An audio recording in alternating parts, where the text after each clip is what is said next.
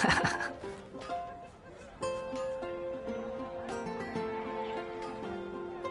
you're high up, everyone can hear your voice.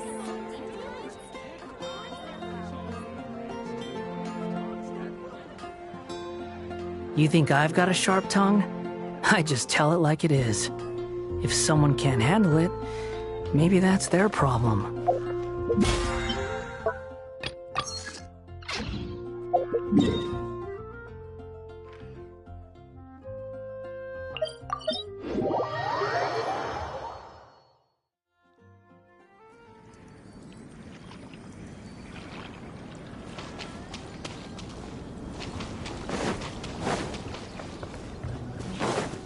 Quit following me. Too slow.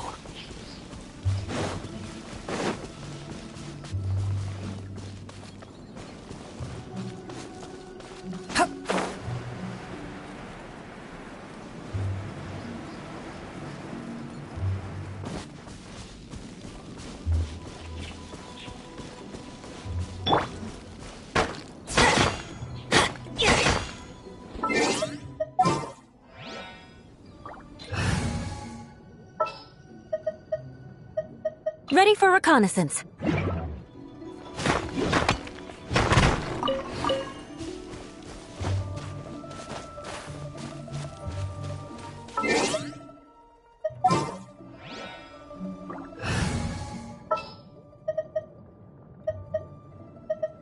I won't hold you back. Much.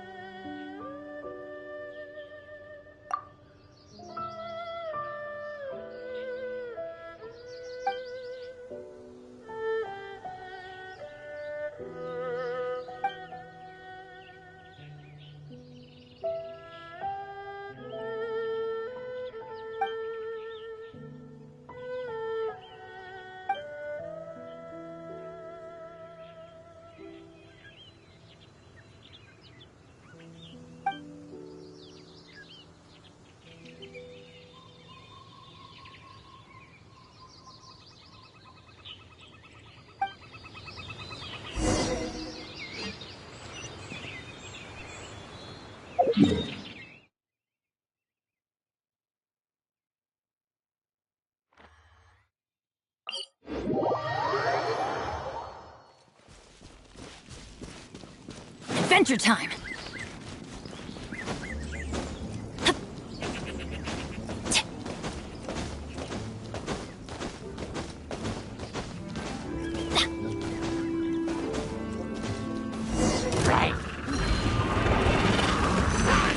I'm going in! Futile! Your sins weigh upon your soul! Guilty!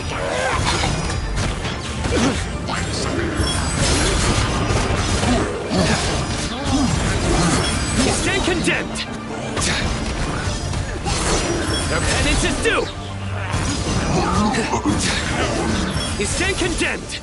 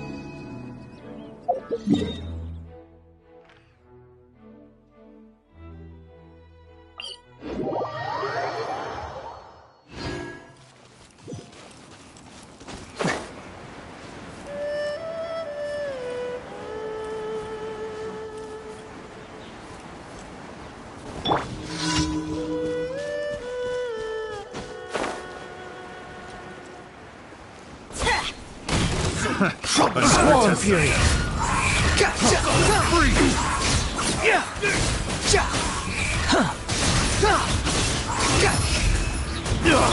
Nowhere to run! Judgment is upon you!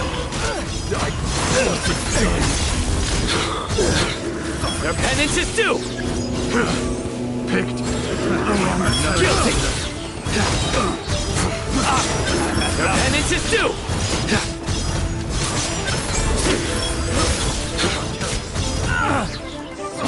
Let's light it up! Teamwork is dreamwork! Surrender!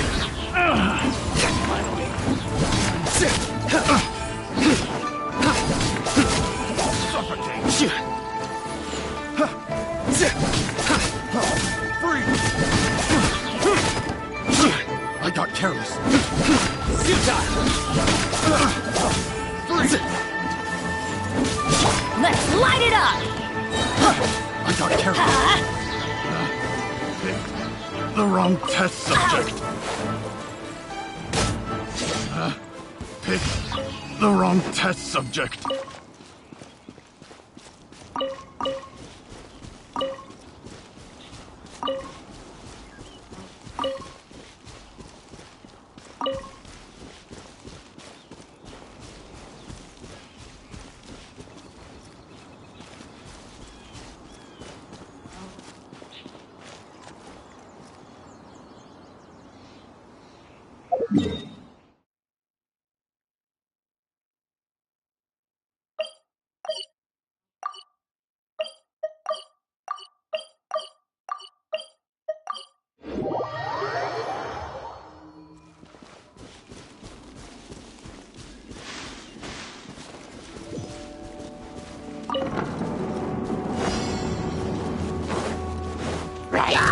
Going in! Let's light it up! Surrender!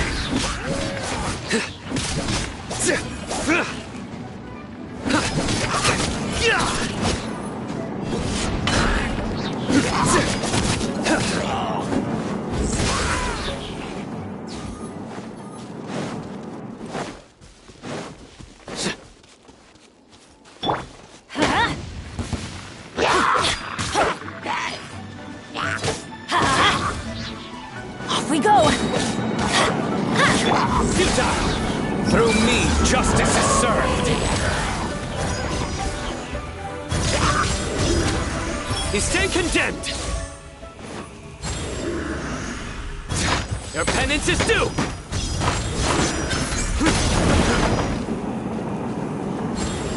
Guilty!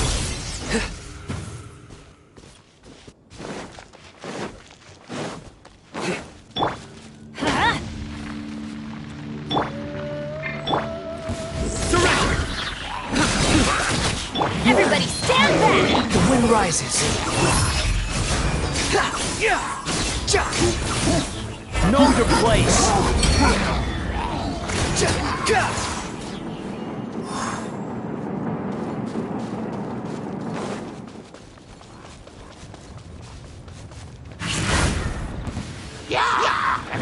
Nowhere to run! Judgment is upon you. You stand condemned! Their penance is due!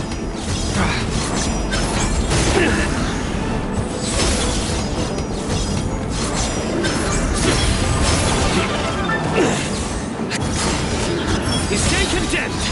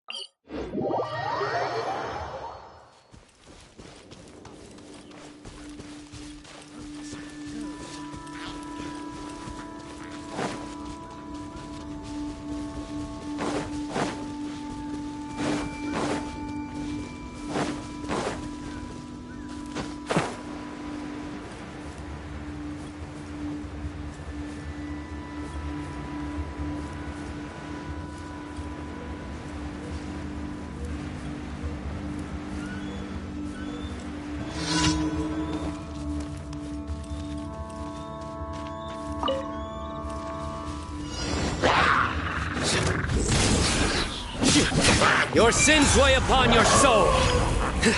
Your penance is due. You stand condemned. Your penance is due. My judgment has failed.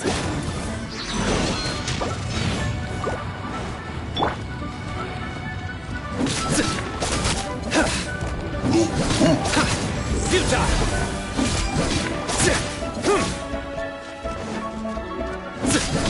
Behold!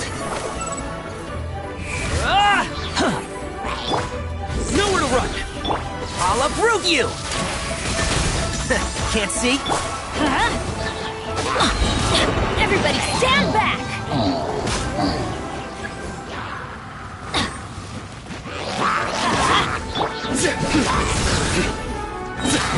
Through me, justice is served. Your penance is due.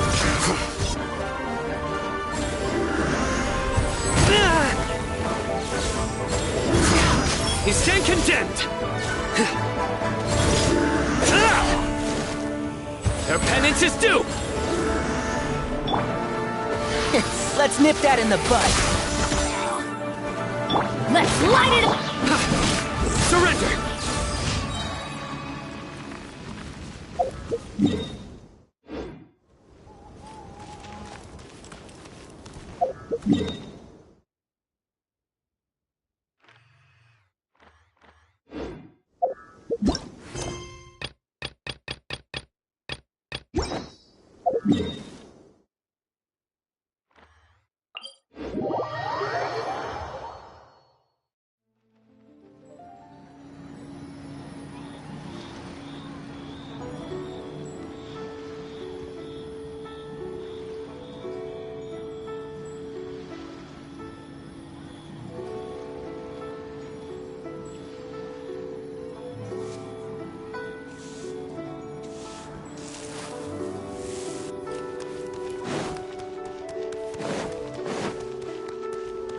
Should I save this money?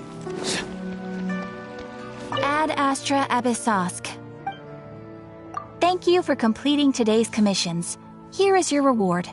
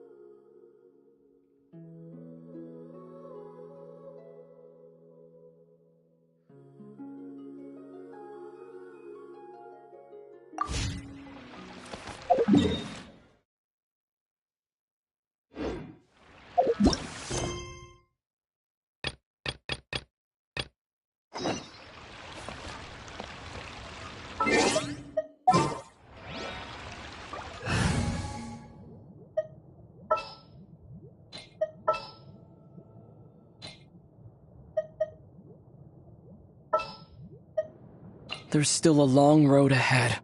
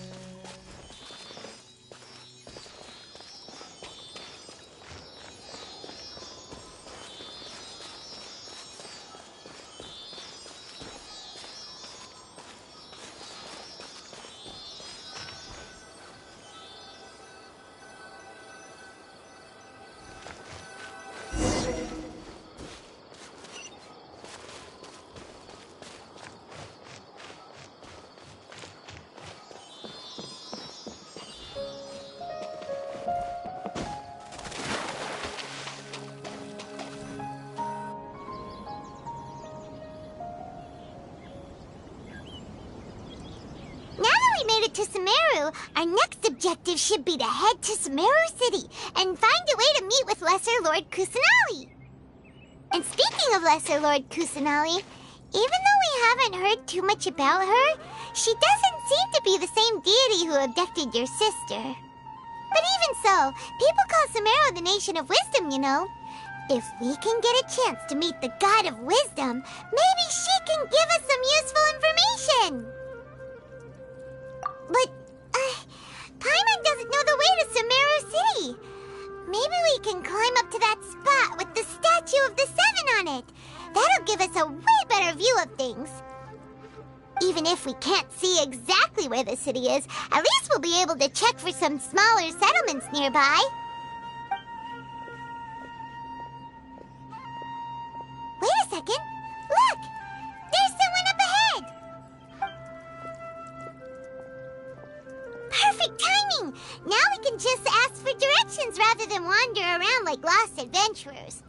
Hey there! We're not from around here and seem to have gotten a little lost. We'd like to ask for some directions. Huh? Did they not hear Paimon? Hey! You over there! Could you give us some directions? Huh?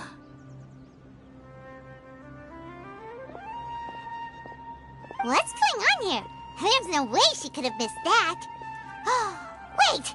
Could she be ignoring us? How dare she?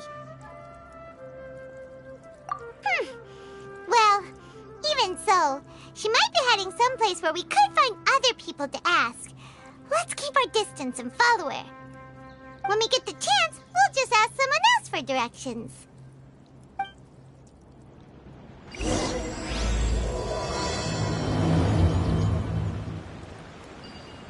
Come on, let's follow her. Just keep quiet. Make sure she doesn't notice us.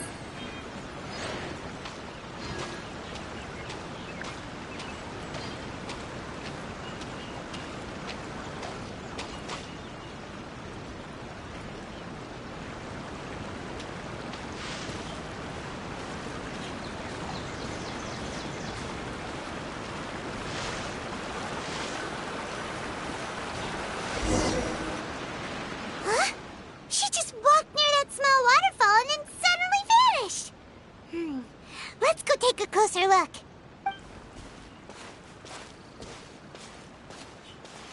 Paimon thought this cave would lead to a village or something, but, it looks like that's not the case. Look, she's sitting over there. Wait, she couldn't possibly be living here, could she? What should we do now? Do we try asking her for directions again? It looks like she's meditating or something. If we bother her now, she probably wouldn't let us off very lightly. Oh! What a lovely smell! It's coming from that sensor over there. This is definitely not your typical place to call home, but at least it smells nice. Maybe living here wouldn't be too bad after all.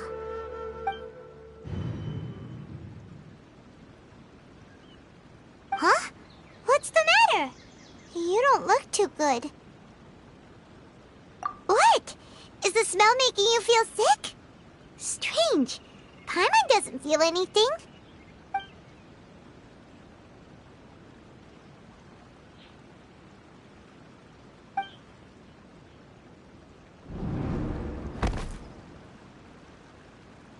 What's happening?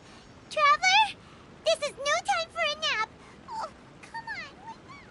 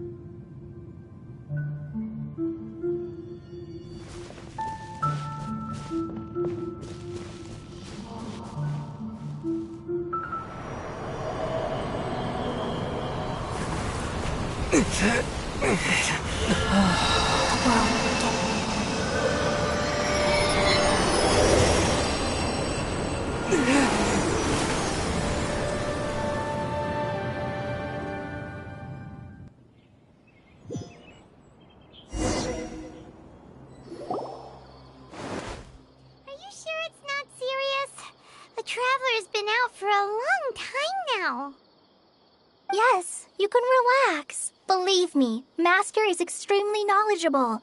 If he says that he's going to be alright, then there's absolutely nothing to worry about. Oh, are you awake now? Oh, thank goodness! Traveler, you're finally awake! Well, we're at... Good question. Where are we? Paimon was in such a panic when you passed out that she even forgot to ask what place this is. This is Gandharvaville. It was originally built by scholars from Sumeru as a place to rest in the rainforest. Now it's mainly used by the forest rangers as a base of operations. My name is Kale. I'm a trainee forest ranger. My master and I found you passed out during our patrol, so we brought you here. Oh, no things are necessary. I didn't do anything, really. By the way, how are you feeling now? Any discomfort? Oh, that's Master's herbal medicine you're tasting. He gave you some while you were unconscious. Before I forget, Master mentioned you should take more medicine once you wake up.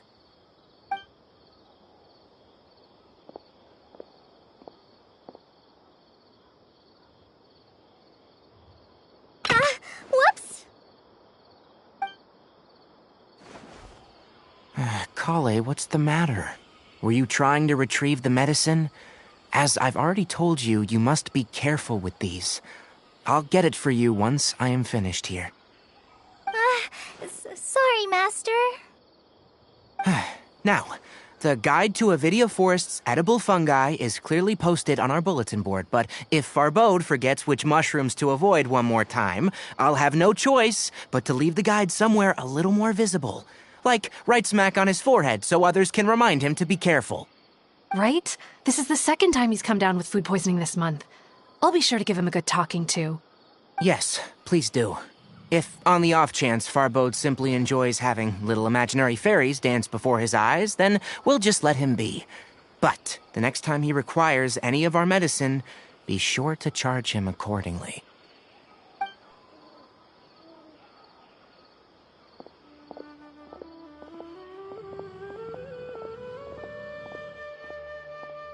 So, how are you doing?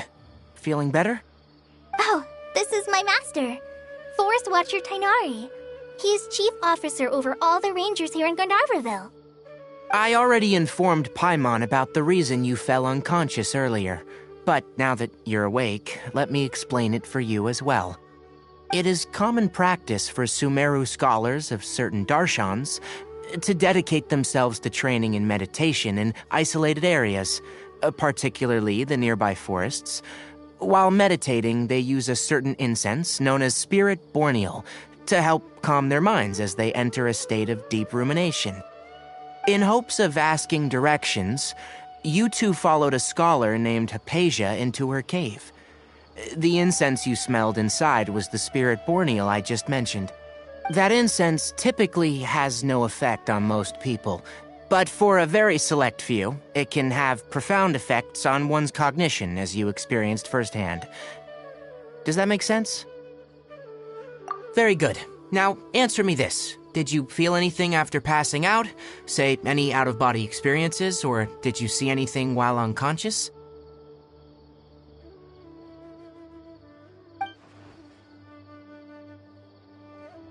Kale, let the others know to stop bringing their patrol logs here for now. Huh? Why? Because these two will be staying here for the next few days. They can have my room and I'll bunk with Amir. Now get a move on and be sure to do as I've said. Yes, Master Tainari.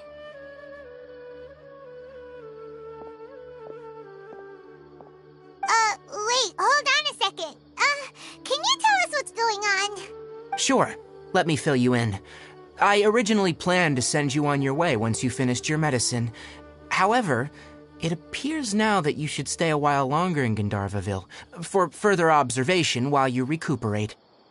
Further observation? No need to be hasty. As long as you have the capacity to judge between right and wrong, I promise that you'll understand the gravity of the situation once I explain everything to you. Based on what you saw after smelling the incense and losing consciousness, we can conclude that you experienced a powerful hallucination, which suggests your mental state is not in the best of shape. If you're skeptical, have a whiff of this. Whoa, are you okay? You're experiencing a similar sensation as when you passed out, aren't you? So even though your condition is stable as of now, if I were to haphazardly let you leave, it's highly likely that you'd suddenly pass out again somewhere else. The rainforest is home to many fierce animals and hazardous areas. If something were to happen to you again, I'm afraid you might not be so lucky. For now, I suggest you continue taking your medicine each day and avoid wandering off on your own, at least until you stop having adverse reactions to this kind of smell. Okay? Good.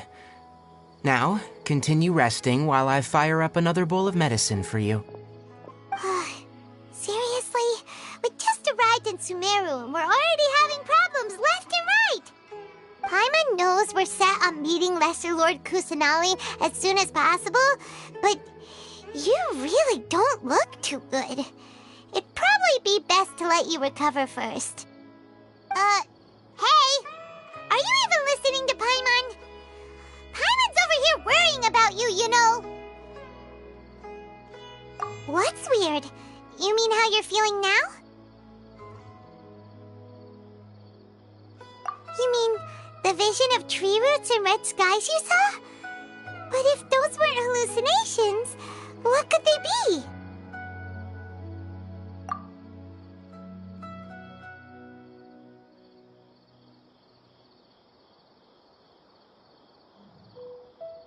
Well, considering how unique you are, Paimon trusts your judgment here. But why didn't you say anything about it to Tainari? If he misjudged your condition, then there's a chance you could get worse, right? Huh? You mean that Tainari already knows that what you saw weren't hallucinations? But if that's the case, why would he try to hide that from us? Oh, Paimon gets it now. That explains why you were so quiet earlier.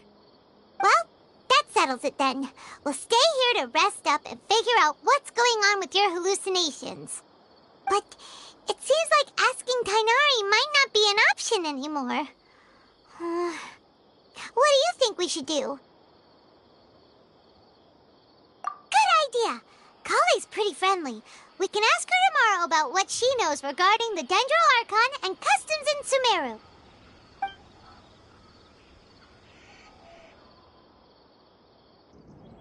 Rise and shine! Come on, it's time to go find Kale!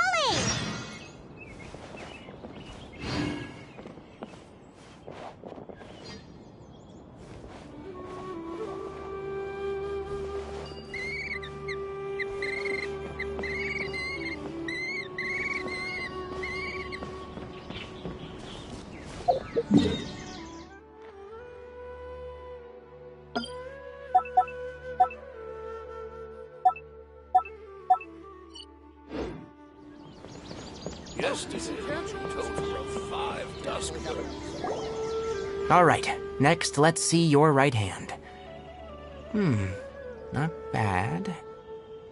But please remember that you still need to be careful, understand? Yes, I will. By the way, Master, I still haven't received the patrol route for today. Look, Kale. Today's patrol will be a long one, so you won't be coming along this time. Besides, there's a chance we may encounter... Well, you understand. But I have a vision too! Am I useless to everyone now? Don't talk like that, Kale. This is not something you need to be worrying about right now. Ah, there you are. Feeling any better? Yeah, since we'll be staying here for now, we thought we might as well try lending a hand around here. Seems you're not the type to sit back and take it easy for a while, huh? In that case, perhaps Kale could take you two for a patrol south of Gandharvaville for the day. And if you're feeling up to it, you can be responsible for cleaning the Statue of the Seven. Tighnari, we're ready to head out. Got it! I'll be right there! Alright, we'll be heading into the forest now. I'll leave any further details to Kale. Yes, you can count on me. So, Kale, what exactly are we going to be doing today?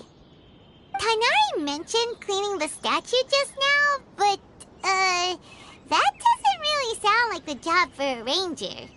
Well, a forest ranger's responsibilities can be pretty diverse. They handle a variety of tasks, like checking the condition of outlying roads, maintaining forest facilities, ensuring fire prevention standards are met, and providing assistance to travelers and locals. As for Master, well, he has to handle more dangerous areas of the rainforest. Today we can perform routine checks on the pathway lamps as we make our way to the Statue of the Seven. Paimon, traveler, this way! You can leave the task of checking the lamps to me. In the meantime, you two can keep an eye out for anything unusual.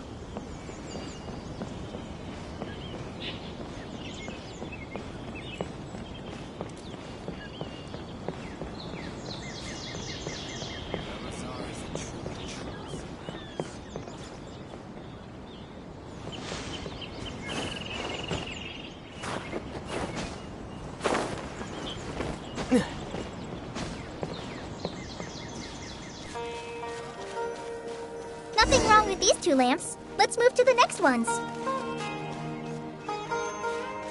Oh, this lamp seems to be getting a little wobbly. Let me make a note of it.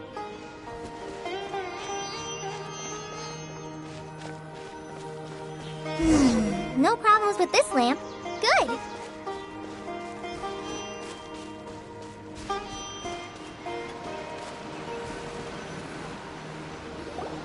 The Statue of the Seven is up on top of that large rock formation.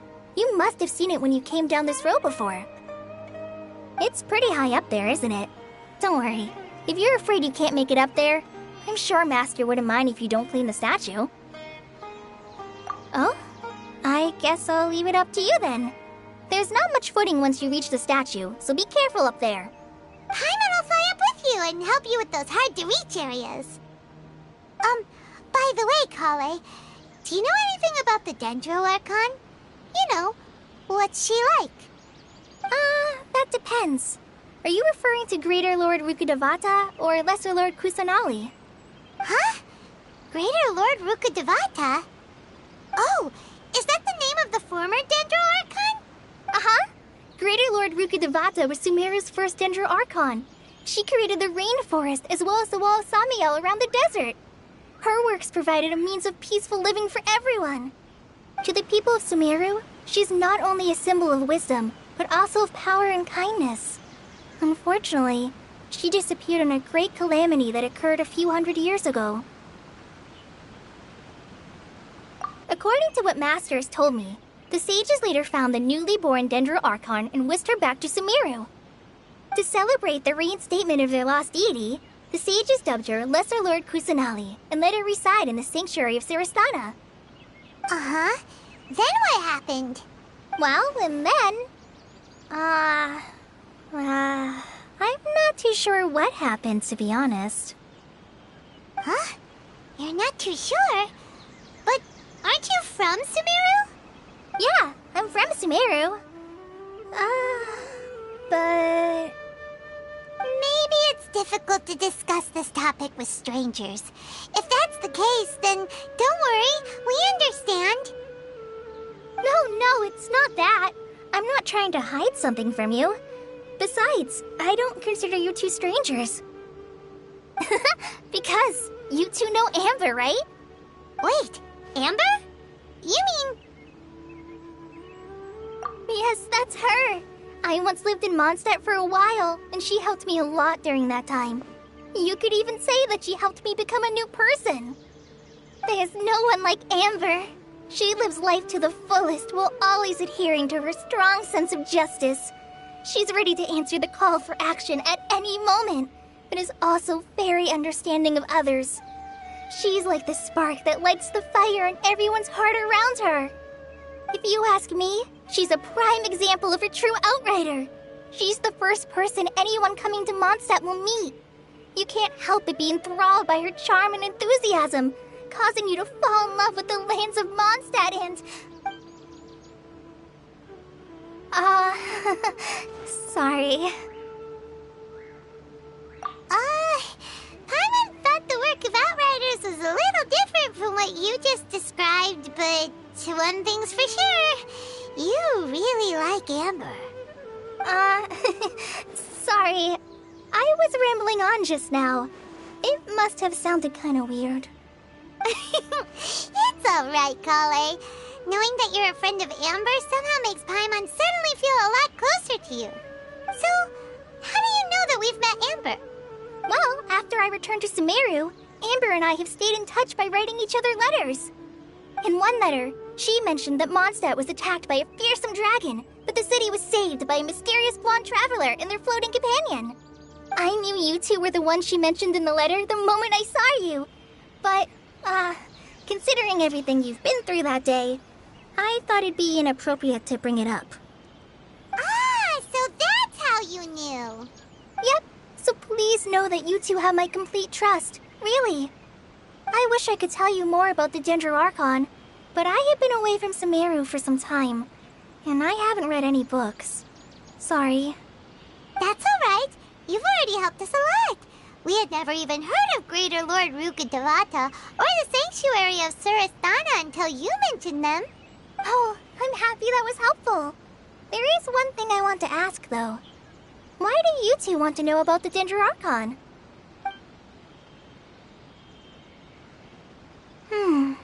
So that's why you're here. Thank you for telling me your story. Don't mention it. We are friends after all, right? Alright, we have a statue to clean. You both have my thanks. While you two are up there cleaning, I'll go ahead and inspect the forest canopy. Let's meet back here shortly. I'm not a very good climber, so I'll just let you handle the statue. I'll go check the facilities up ahead. By the way, once we're done with our work here, would you like to chat some more?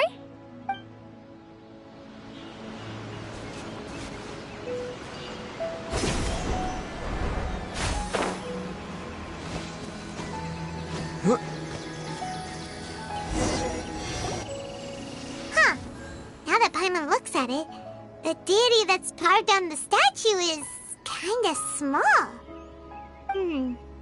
Do you think she's supposed to be Greater Lord Rukkhadevata or Lesser Lord Kusanali? The name does seem to fit the statue somehow. Well, anyway, we'll have to figure that out later. Let's get started on cleaning the statue. Paimon will fly up and take care of the top, and you clean everything below.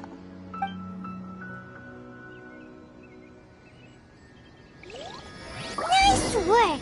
That's one clean statue. Let's head down and meet up with Kale.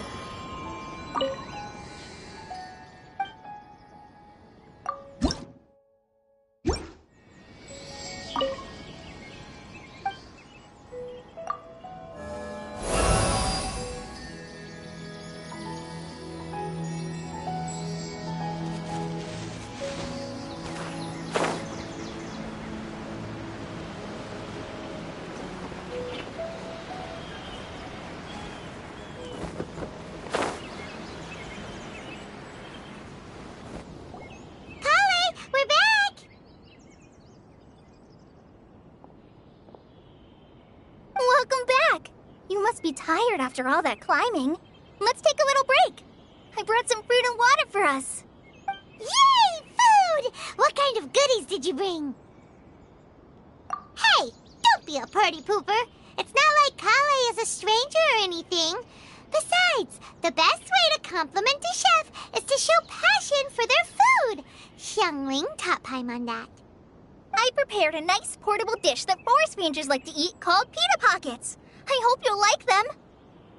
Whoops! Ah, no! You dropped it on the ground! Not to worry. I wrapped a few layers of oiled paper around each pita. They should be fine. Oh, whew. Paimon nearly had a heart attack there.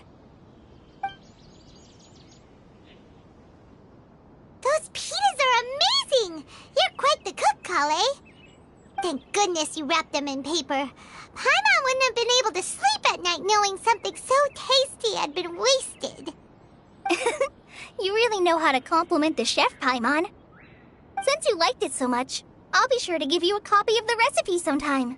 I'll even include all my personal cooking pointers, so you'll be making your own pita pockets in no time. Yay! Thanks, Kale! It's hard to believe someone as diligent as you could have clumsy moments, too. Oh, I guess it happens from time to time. So, Kale, don't you think that Tighnari's a little too strict with you? He won't let you touch anything without his permission. Paimon knocks stuff over all the time flying around the Traveler, but he's never said anything. Everyone has their clumsy moments. No, you've got the wrong idea about Master. Sure, he may seem a bit harsh at first, but with some time, you'll see that he's actually very kind-hearted. I've heard the veteran rangers say that Master is from some ancient and mysterious race that is known for their cunning wit and reclusive nature, but Master is actually very kind at heart. Oh, by the way, you've heard of the Academia, right? Well, there's a group called,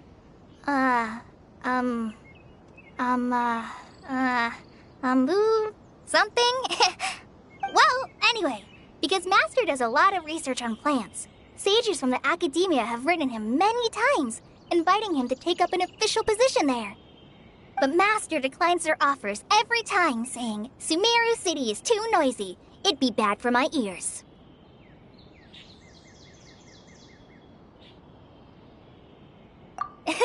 Seems you already know him well.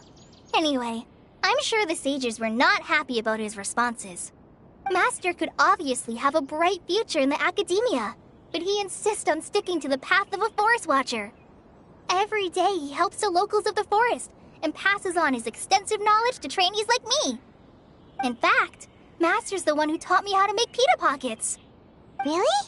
Paimon would have never guessed that. Oh, speaking of Tighnari, he was the one who took care of you after finding you passed out yesterday. He even carried you all the way here. Paimon's still kinda upset, though. He kept scolding Paimon the entire way here. Oh no, I'm sorry. Master might have been overreacting a little. But, it's mostly because Paimon wouldn't stop yelling, Why, oh why, is he going to die? It probably started to get under Master's skin after a while. Hey! Don't laugh! Paimon was genuinely concerned about you.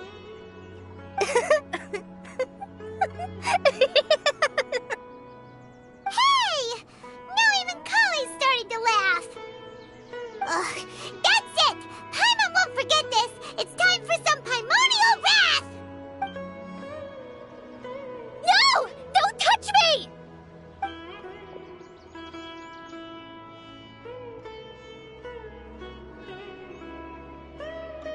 Oh, sorry, Kale. Paimon didn't mean to scare you. No, I just... I didn't mean that. Kale, are you okay? What's the matter? No, I'm fine. I'm sorry. I must have startled you both reacting like that. Oh, well, it's getting late now. Let's hurry back to Gandharville. I think Master and the others should be back by now, too.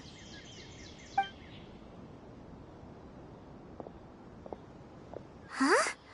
What was up with Kale just now? And why is she in such a hurry all of a sudden? Look, she's practically running back. Paimon can't even see her now.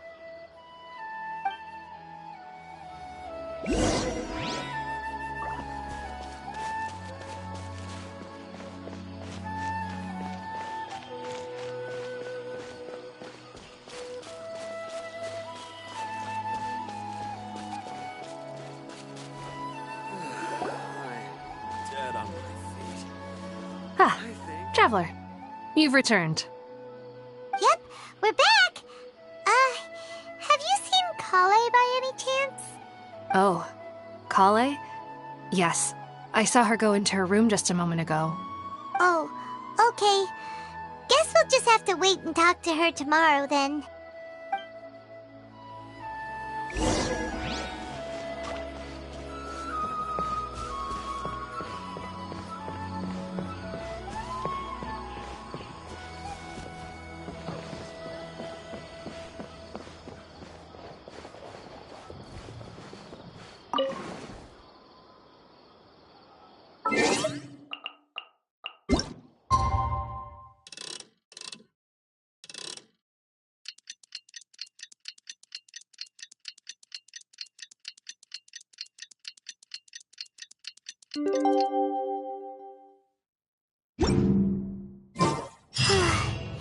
Paimon was thinking all night about what happened with Kale, and still can't figure out what the problem might be. Troublesome illness. Maybe she's in a better mood now. Let's go check on her.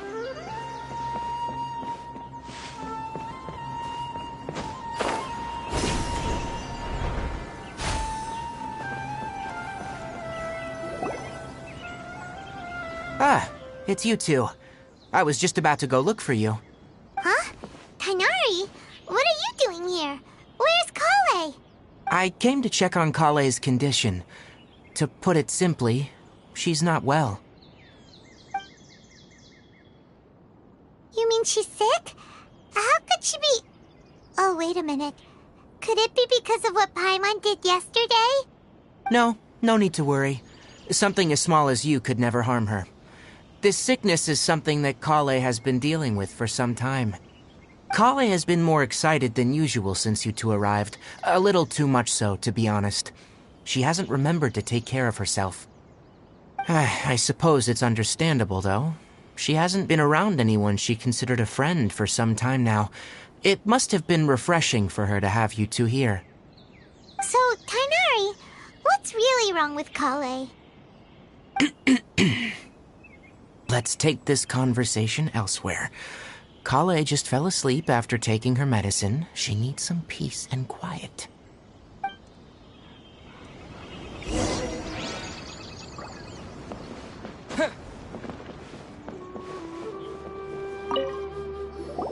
Shh! Kale's asleep. Let's come back once she's feeling better.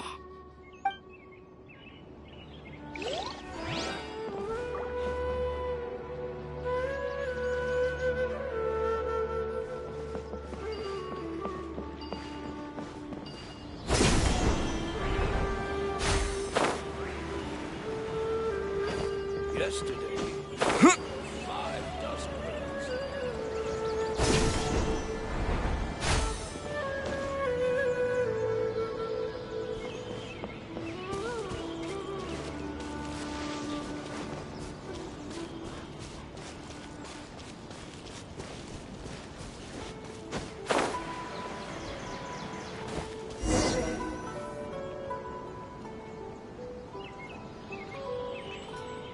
All right, let's continue our conversation here, shall we?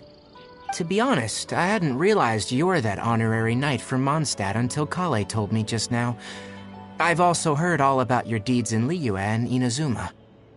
So just to clarify, what I'm about to tell you about Kale is not because of who you are or your past feats. Instead, I am going to tell you because Kale asked me to. And honestly speaking, I was against Kale revealing her past to you. But she insisted, saying you two treated her with sincerity and as a friend. So now she wishes to reciprocate the gesture. So, Tainari, What exactly is wrong with Kale? You said this is something she's been dealing with for some time. Just how serious is it? Right. Ever since she was a child, she's been afflicted with a disease called Elazar. Elazar? Yes. It's a disease unique to the lands of Sumeru. It is characterized by dark and hardened scales that form on the body. At first, the afflicted may only feel mild numbness on affected areas of the skin. However, as the disease progresses, one may begin feeling fatigued and even experience peripheral paresthesia. In its final stages, the disease strips a person of the ability to control their own body, and they effectively become completely immobile. That sounds terrifying. Wait, hold on. So when Kale seemed to be acting a little clumsy earlier, it was because... Correct. That would be the effects of Elazar, which is precisely why I do not want her carrying or holding anything, lest she ends up hurting herself. With appropriate treatment, the disease can be effectively controlled before it progresses to a more serious stage. However, there is unfortunately still no true cure for Elazar. Nevertheless, Kale's mother still hoped that there was something out there. She handed Kale over to an organization known as the Fatui after one of their members lied and said they had a cure. What? The Fatui? Ah, it appears you already are familiar with them. That'll save me some explanation. Anyway, the person who eventually rescued Kale and brought her to me for care said that she had been given to a harbinger known as the Doctor. I have no idea how this doctor managed to do it, but her case of Elazar was completely stable for all the years that Kale was with them. However, Kale's days with the Fatui were anything but pleasant. Kale is a resilient individual and always tries to appear cheerful, but her experience with the Fatui has left deep scars. Even now, she can still feel deathly afraid of someone touching her.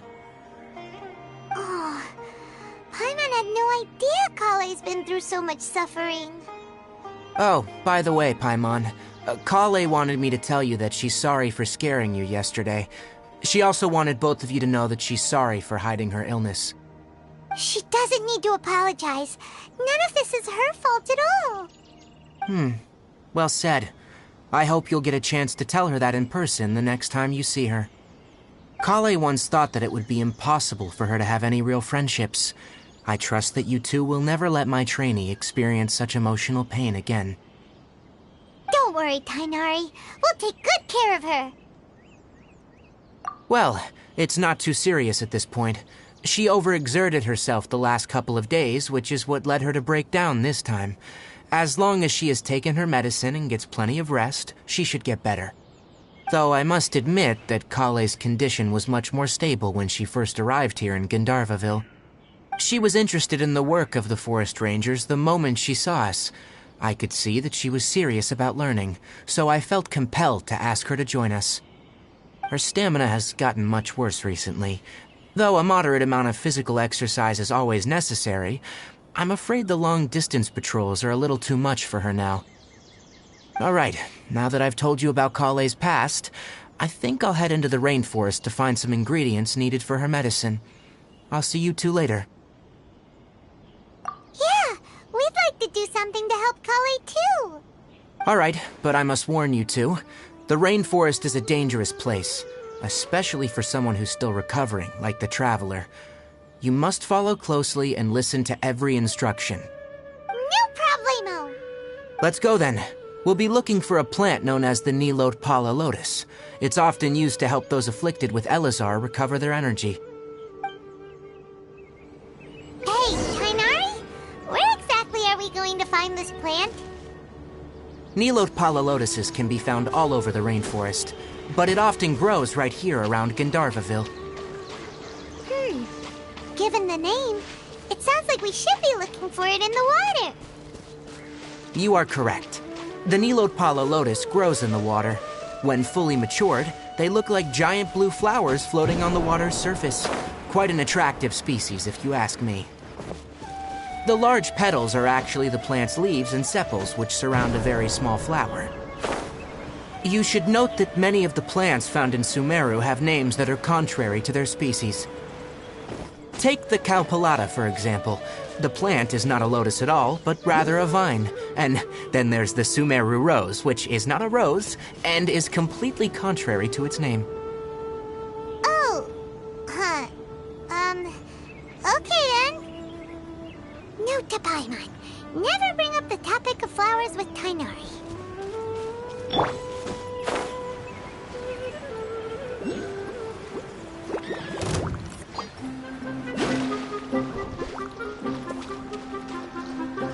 And Shroud!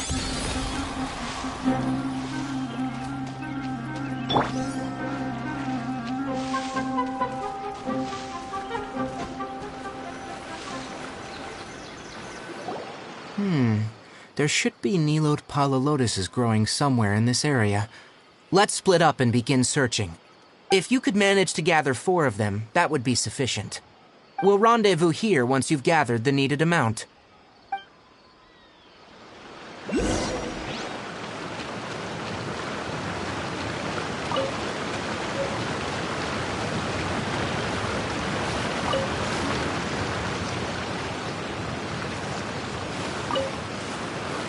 Alright, we've gathered enough Nilode Palalotuses.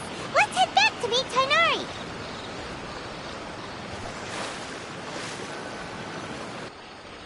Hey Tainari, we found the lotuses you requested. Let me have a look. Good. Very good.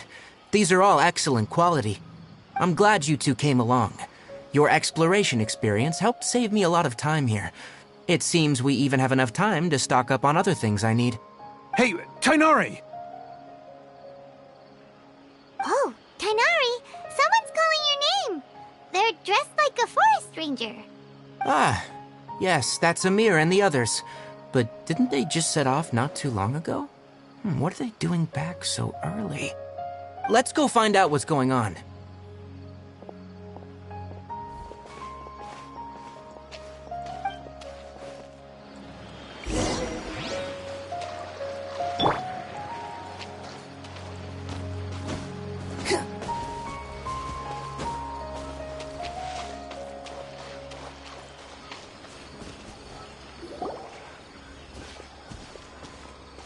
Tainari, thank goodness we found you here. We were just about to head back and find you at Gandharvaville. What's going on? We just discovered a withering zone. The withering is back? But the patrol route you were on should have been already cleared just a week ago. It reappeared so quickly. Can you tell me the exact location? It's up ahead, deep in the river valley. It's appeared in a spot that blocks nearly the entire narrow part of the valley area, so we decided to come find you as quickly as possible. And the radius of the contamination?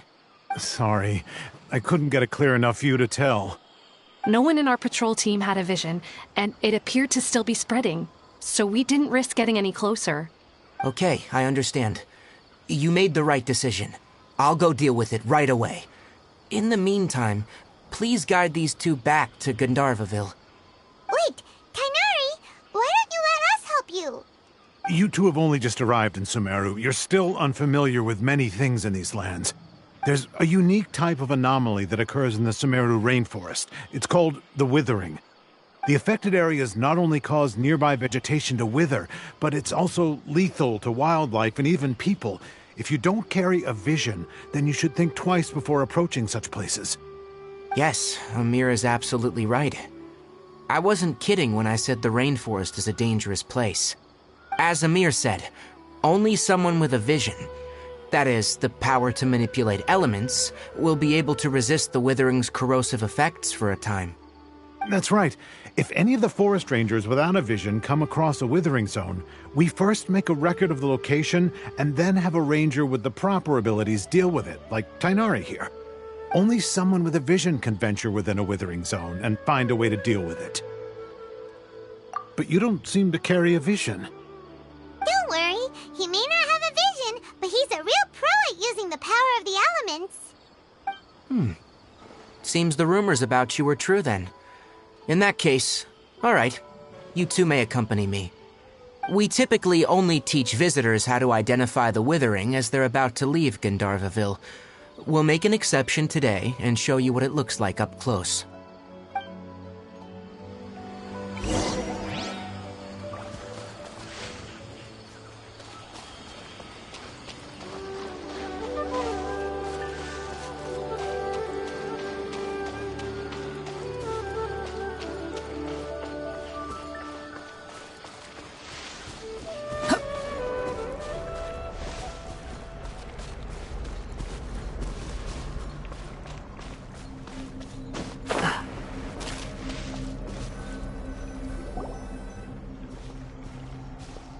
Stop. Don't move any further. Look there, in the distance. Huh? Where? Oh, look! Those plants have withered! That whole area is kinda gloomy. Even the air looks like it's filled with ash. Oh, Paimon doesn't like the look of this. That is the withering. All right, traveler. We're gonna have to enter that withering zone. Once inside, we'll need to look for what we call tumors of the withering. If we eliminate those, then the area will be saved. Thank you. But I must warn you, don't push yourself. This is your first time handling this sort of thing, after all. Even with elemental powers, once you step inside the withering zone, you may experience extreme discomfort. If at any point it becomes too much, return outside the zone and take a breather. It could become a matter of life and death. You ready then? Let's go.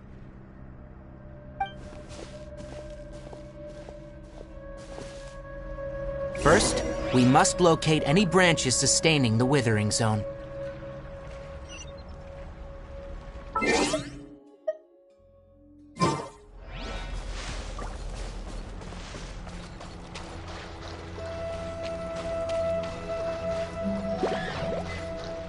Squall Fury!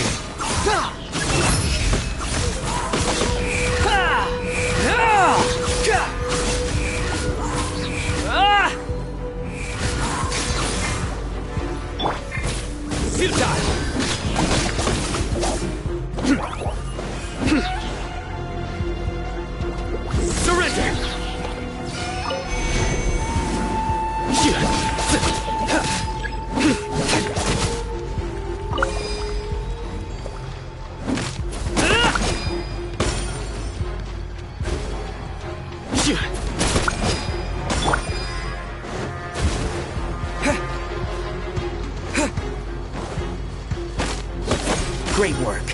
Now that all the branches have been cleared, we'll need to take care of the tumor.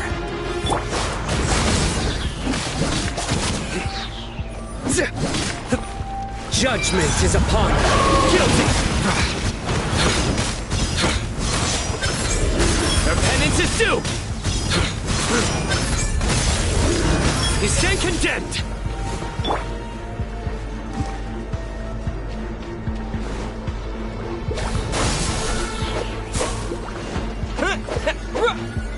Behold!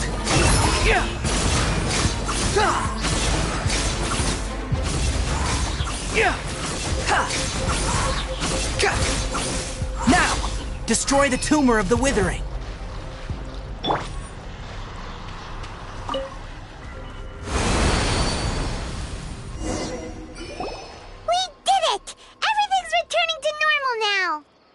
Yes. Thanks to you two, we were able to quickly restore this area back to normal. Tighnari? You make it sound like we did well, but why does Paimon have the feeling you're worried about something? It's that obvious, huh? Alright, it's like this. Recently, the rate at which withering zones appear has been increasing. Even though we were able to quickly clear that withering zone, it won't be long before another one appears. If that simply meant more work for me, then that wouldn't be an issue. But it's far more severe than that. The withering is leaving lasting effects on the rainforest itself. For instance, even though we cleared out the withering zone, many of the plants that were affected will not recover. This presents a crisis for the ecosystem itself. Many plants in the rainforest are already in decline, directly impacting the wildlife that depends on those plants. And most disturbingly, as the appearances of withering zones have started to increase, Kale's case of Elazar has also become more serious. Huh? But why's that? I'm still not sure of the exact reason. However, I've received word from acquaintances at the academia that similar cases are being reported for patients with other conditions.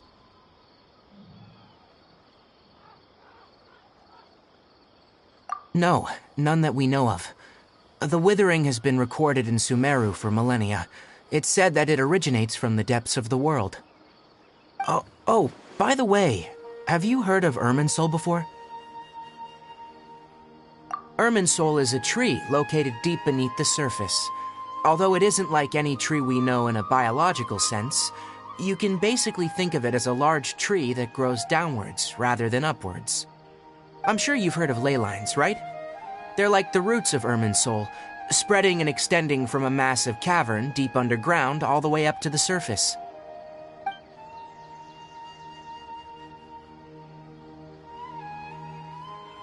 Ley lines continually absorb the memories of this world, which are then funneled into Irminsul, allowing it to collect knowledge and wisdom from ancient times to present day. The Dendro Archon is known as the God of Wisdom because her consciousness is directly connected to it. It is also said that the Dendro Archon's power is a manifestation of Irminsul. And as for the Withering, its emergence is related to a disease that's affecting it. That's right. My ancestors learned of this from Greater Lord Rukkhadevata's familiars a long time ago, but even those mysterious creatures did not know of a cure for Irminsul. I'm afraid we Rangers will be battling the Withering Zones here for a long time, until a cure is found. Alright, that's enough on this topic for the time being. Now that we've taken care of things here, it's time for us to head back to Gandharvaville.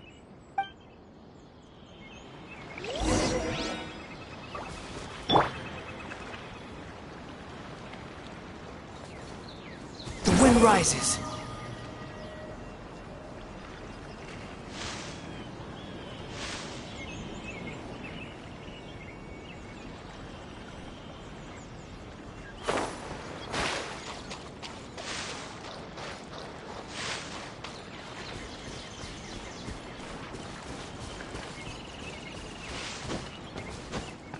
Behold!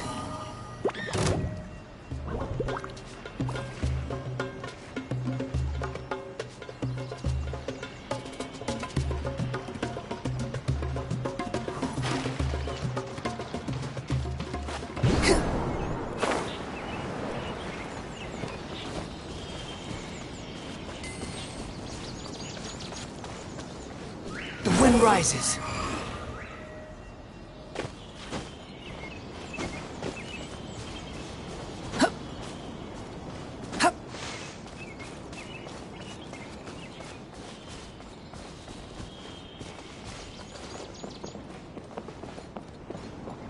Elazar is a truly troublesome.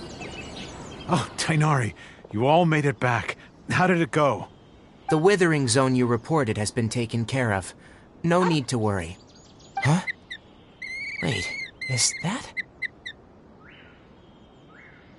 Oh no, Hypatia!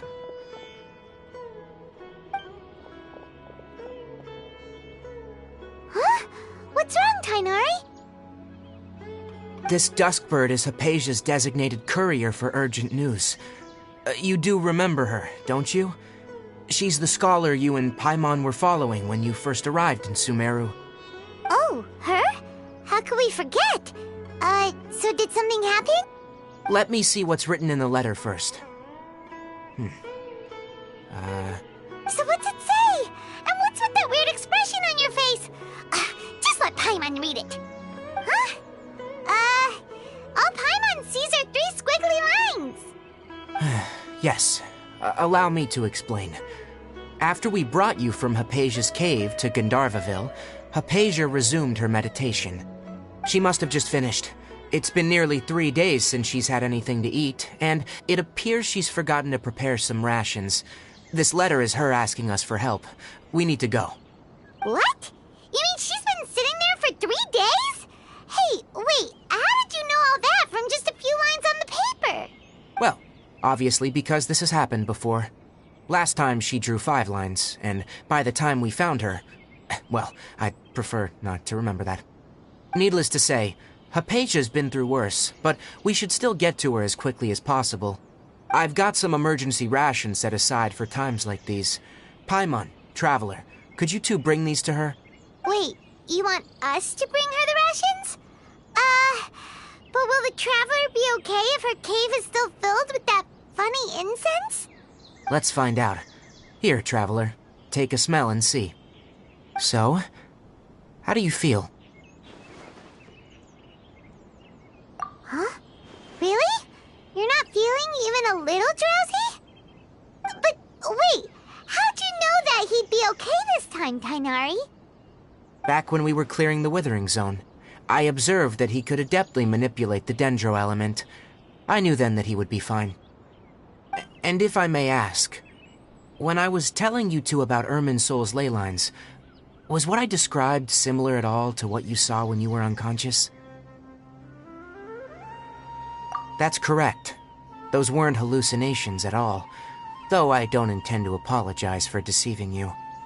Because what you saw is of significant importance, not just for the nation of Sumeru, but the entire world of Teyvat. My forefathers were shown much favor by Greater Lord Ruka Devata. We took an oath to protect this nation together with her. Now that that duty has fallen to me, it was a part of my responsibilities to ascertain whether you could be entrusted with the fate of Sumeru. Now, after seeing you in action with my own eyes, you have earned my confidence, and I no longer feel the need to hide any secrets from you. When you passed out, your consciousness had connected directly with Irminsul. What you witnessed were actually real memories contained within Irminsul itself. I could try to tell you more, but it would be better if you went to ask Hypatia instead. Her focus on meditation and use of Spirit Borneal are aimed at establishing a connection with Irminsul, just as you did. That sounds nice and all, but will she really help us? Seriously, she completely ignored us the last time we tried talking to her. That was because when you ran into her, she was in a special phase of her training. During that time, she must avoid communicating with others. Please, wait here for a moment.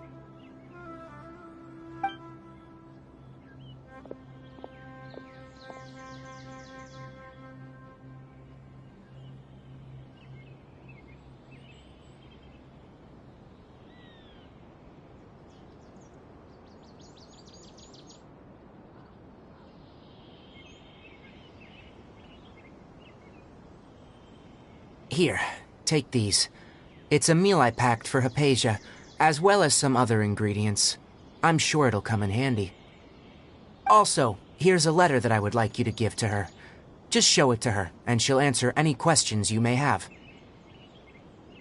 No, I should be the one thanking you. You've both been a great help these last few days.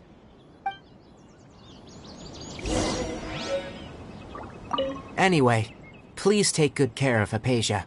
I'll go prepare Kale's medicine now. Using the Nilot Pala lotuses while they are still fresh will significantly boost their effectiveness.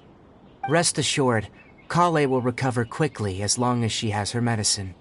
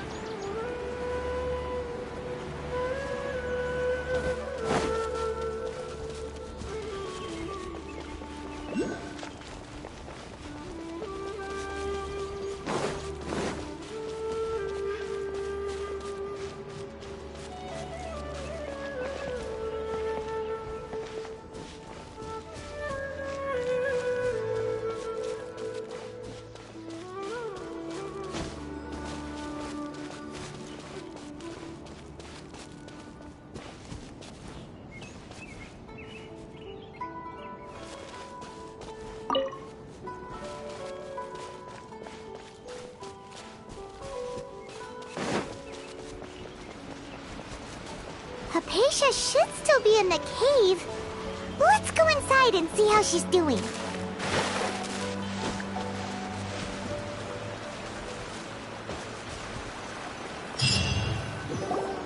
Hello?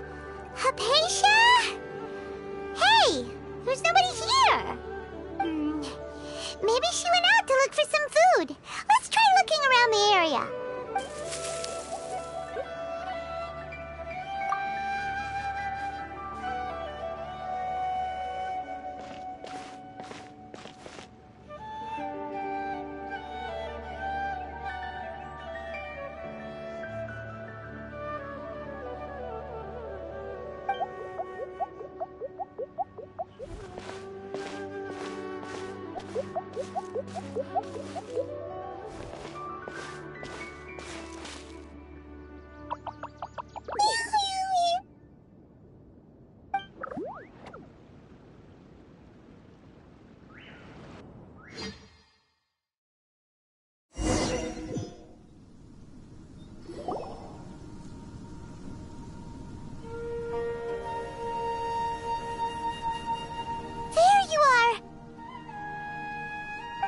Hypatia, are you alright?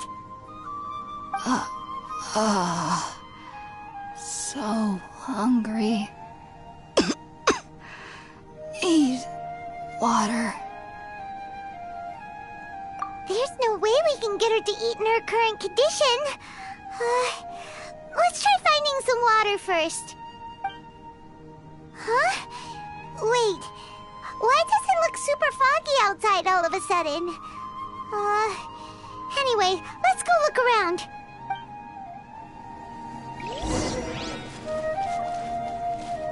So hungry.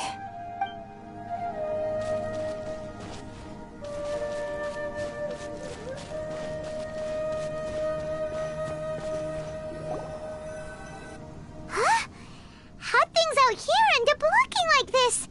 What happened? And where are we? Really? Oh, maybe you're right. Let's go investigate the area.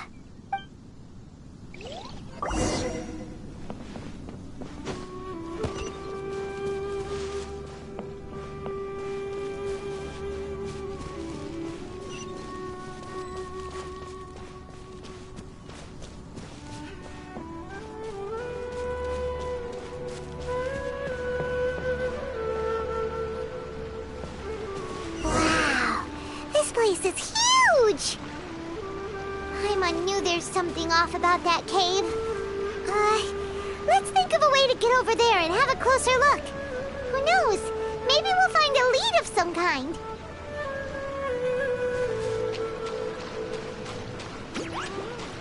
Scatter! Squall Fury! Yeah! Yeah! Yeah!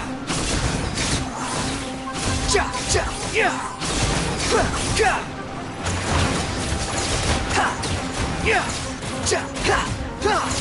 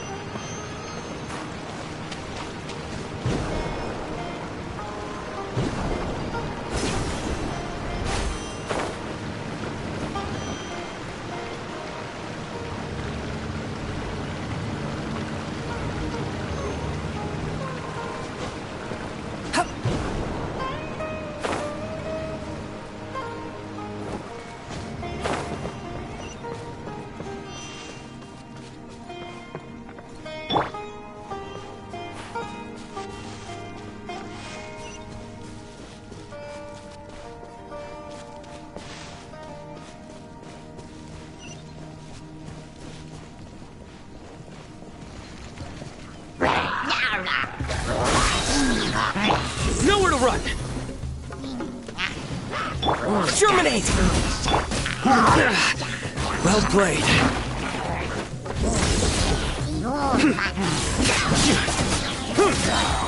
Through me, justice is served. Their penance is due. You stand condemned.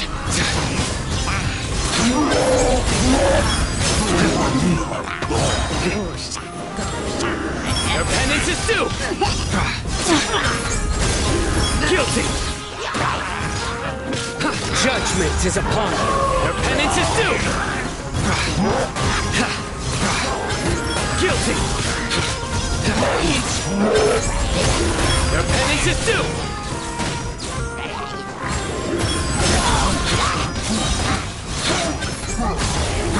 Guilty.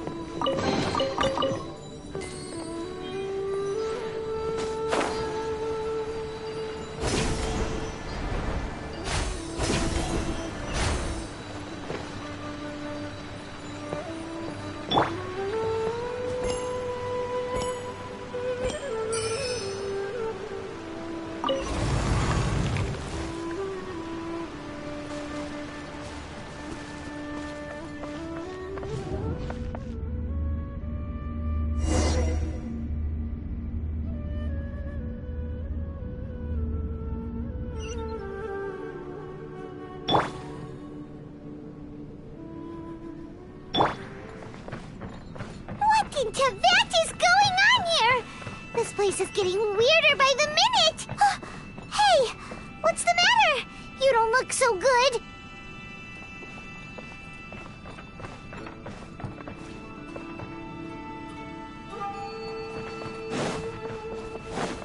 Quit following me.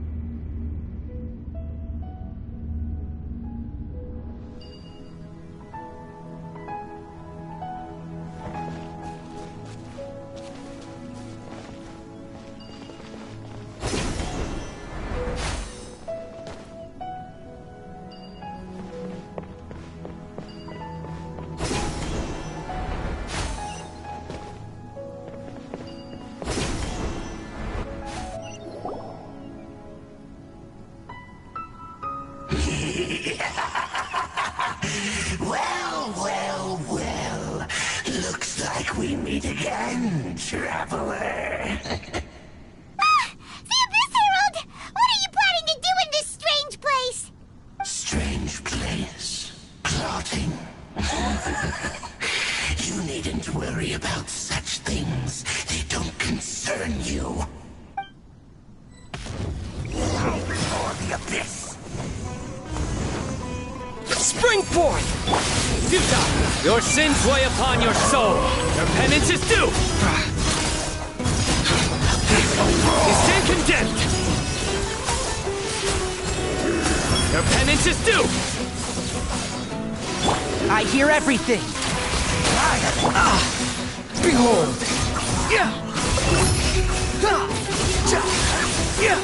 How amusing. You dare to gaze upon me? It's Propagate! Surrender! Through me, justice is served. You stand condemned.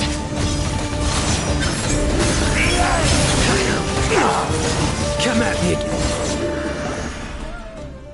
Huh? Why can't we beat this guy? Oh, Paimon doesn't get it! We faced others like him before! What's wrong this time? Traveler, though you may have managed to avert countless crises before, your good fortune was bound to end sooner or later.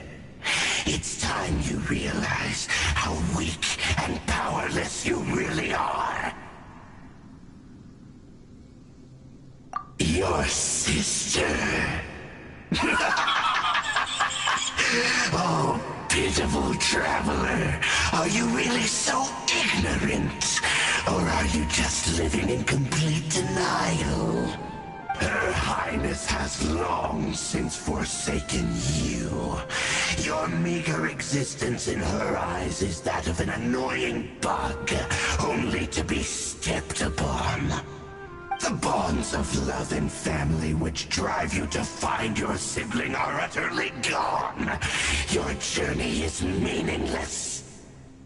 But don't you fret now. Today will be your last. Now die!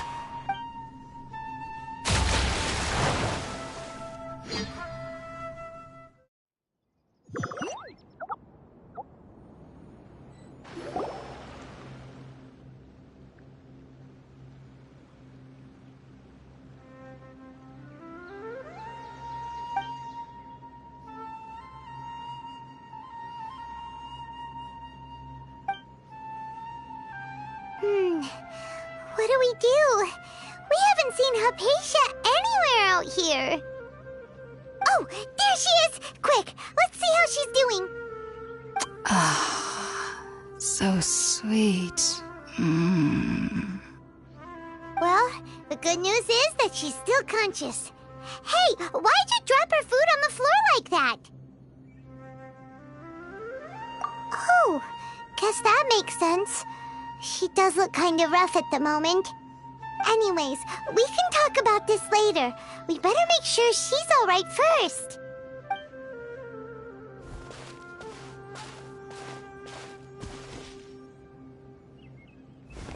Whoa! Wait a sec. Look at all this fruit lying around her. We can put that to good use.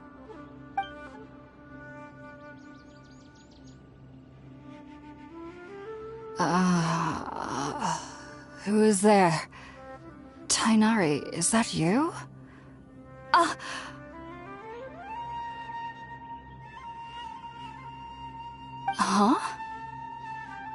It's okay. You can relax, Hypatia. Tainari sent us here to bring you some food and water. Here, we have a letter that he asked us to give you.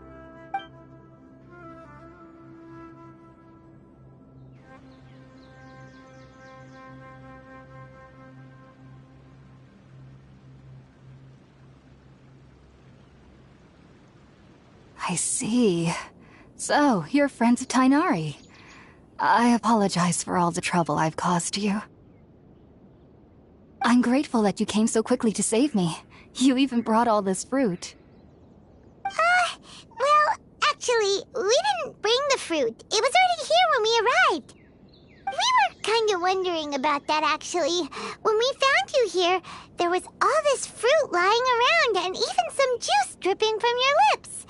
How did you end up like this anyway? Oh, really? I seem to understand now. All the fruit was likely from my, neighbor. Must have come by and saw me like this. Your neighbor? You mean there's someone else living nearby? Oh? So you're able to see them too?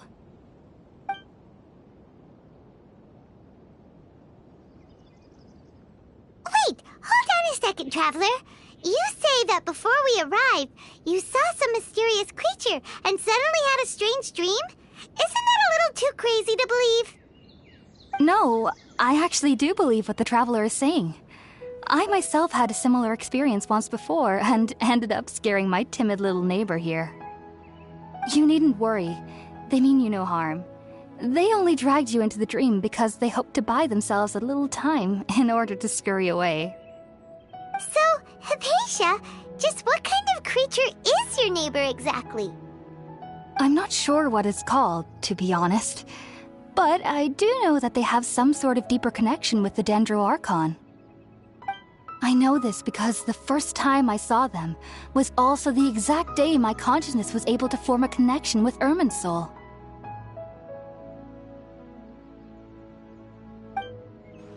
Even after I opened my eyes and stopped meditating, my heart was still pounding, and my mind was racing with all the knowledge that I had touched. And at that very moment, I suddenly noticed a small figure at the opening of the cave. In my curiosity, I began to walk over to the creature. They must have already been used to me living in the cave, because they didn't seem to mind me approaching them. They just kept doing whatever they were up to. It wasn't until I crouched down next to them that they suddenly realized that I could see them. Oh! And then? And then I had a dream. By the time I came to, they were nowhere to be seen. I was convinced they'd never show up again. But sure enough, I saw them nearby a few days later. And they weren't alone. I feel like they aren't as afraid of me as the first time I approached them. But I never would have expected them to save me. Yes, no doubt about that. By the way, Tighnari mentioned in his letter that you had questions for me regarding Irminsul.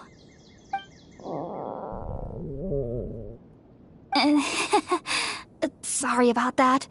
Sounds like just drinking juice still isn't quite enough for my stomach.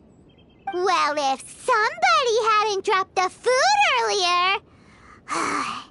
Anyway, looks like we'll need to prepare something ourselves. Besides, Paimon's getting hungry too. Let's eat first and talk about Irminsul later. All right, we're up, Traveler. Today's menu will feature sweet madame and a radish veggie soup. You'll love them, Hypatia. They're our specialties after all. Sounds good. I've never tried any dishes from other nations before. I certainly look forward to it. It's been so long since I've had a decent meal, too. To be honest, the last time had to be when Tighnari came to visit.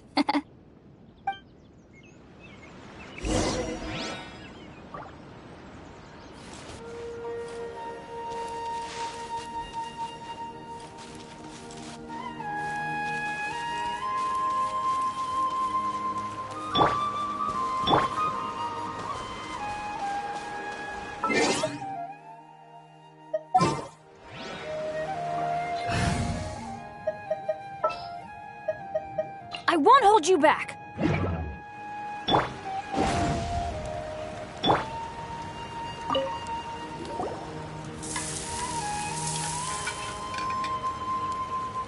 All done! Let's use the empty box that Tighnari gave us since we already washed it.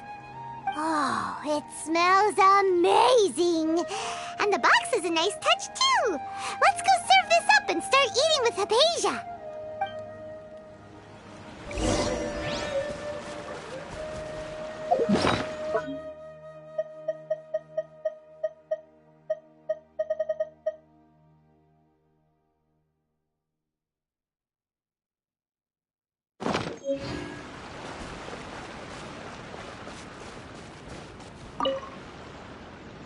Are you already finished cooking? Mmm, smells delectable. I'm truly thankful whenever I can enjoy a proper meal like this. Cooking really isn't my forte.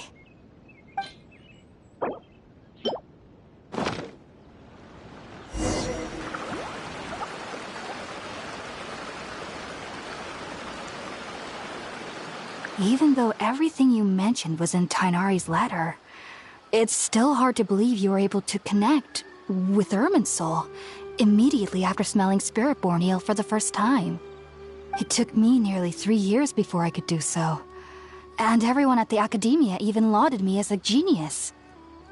You should know that some researchers spent their entire lives without ever successfully connecting with Irminsul as you have. So why does this incense allow people to connect to Irminsul? The ingredients used to make Spiritborn Ale primarily consist of plants created by Greater Lord Rukkhadevata. These special ingredients are conducive to heightening our senses to the Dendro Archon's power. Since the root of the Dendro Archon's power lies within Irminsul, we can occasionally tap into her powers to peer into the depths of the earth. Naturally, anyone who can establish a connection with Irminsul in their first ever attempt must be a person of great understanding. Makes sense. But Paimon's got a question. Why was he sensitive to the smell of those plants for such a long time? That was primarily due to his body's unique constitution. Stimulated by the incense, he could perceive the Dendro Archon's power and experienced a sensory overload, hence the adverse reactions. Taking in any scent similar to the ingredients of Spiritborn Ale would cause adverse effects. Not to worry, though. It appears you've already fully recovered. Technically, your body should still be sensitive to the powers of the Dendro Archon, but unless you're using intentional meditation techniques, the scent of Spiritborn Ale should no longer trigger such reactions. Whew. Well, that's a relief. I must admit, I am quite envious of your abilities. Even if it meant suffering from pounding headaches for the rest of my life, I'd consider it worthwhile so long as I could connect with Irminsul at will. Whoa, you're really serious about this whole thing, aren't you? I am a researcher after all. As a member of the Ritaoist Darshan at the Academia, my main area of research is the stars and their connection to the fate of living beings. But there is still so much we don't know, especially regarding the mysteries that lie in the starry skies.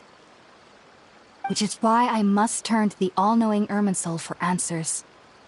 If only my perception wasn't so limited. Unfortunately, I cannot guarantee that my every attempt to attune with Irminsul will be successful, or that doing so will leave my consciousness intact. I am currently in the stage of training known as Satyavada life. Many researchers in Sumeru have lost their minds while seeking to attune with Irminsul during this stage. Sages have said that Irminsul contains divine knowledge, and touching such knowledge without the proper preparations and abilities will only lead to one's mind caving in on itself. That's why we meditate alone. We need to ensure that our minds will be calm while minimizing the possibility of involving anyone else. Whoa, so knowledge from Irminsul can be super dangerous. Don't you ever feel afraid of the risk, Hypatia? Of course I do. Especially during nights that are pitch black with no moonlight, and dead silent without even the sound of insects. However, I've been feeling better as of late. I don't get as scared anymore knowing that I have a little neighbor living nearby. I believe that being able to see them is a sort of blessing from the Dendro Archon.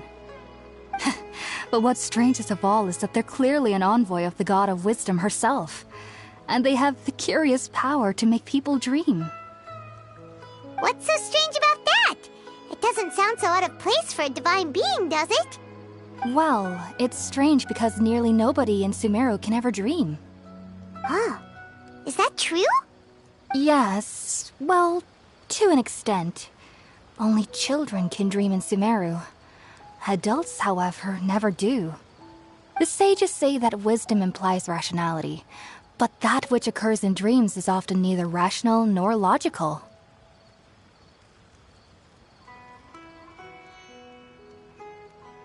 Yes, if one struggles with anxieties, those emotions could influence their dreams. The fact that the people of Sumeru do not have dreams is seen as a blessing by the sages. They believe that Greater Lord Rukkhadevata, the god of wisdom, is keeping us away from the foolish delusions you encounter in your sleep.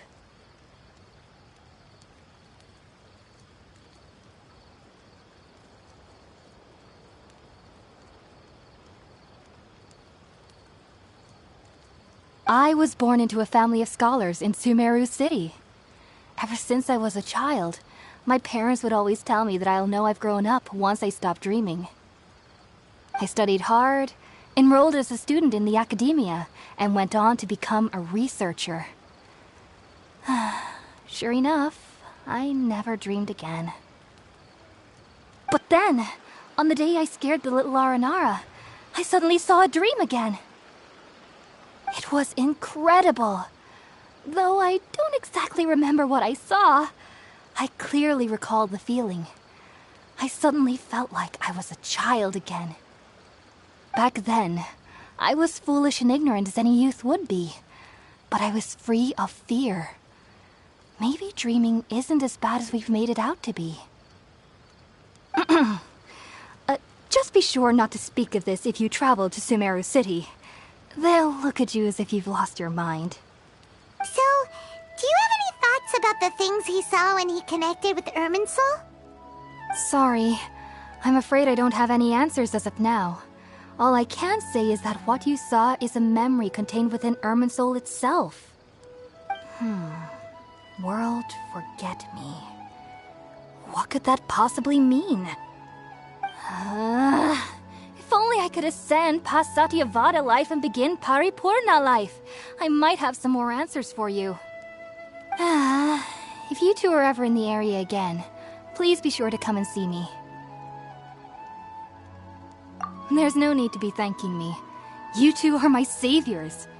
Besides, I'm already looking forward to tasting some more of your cooking.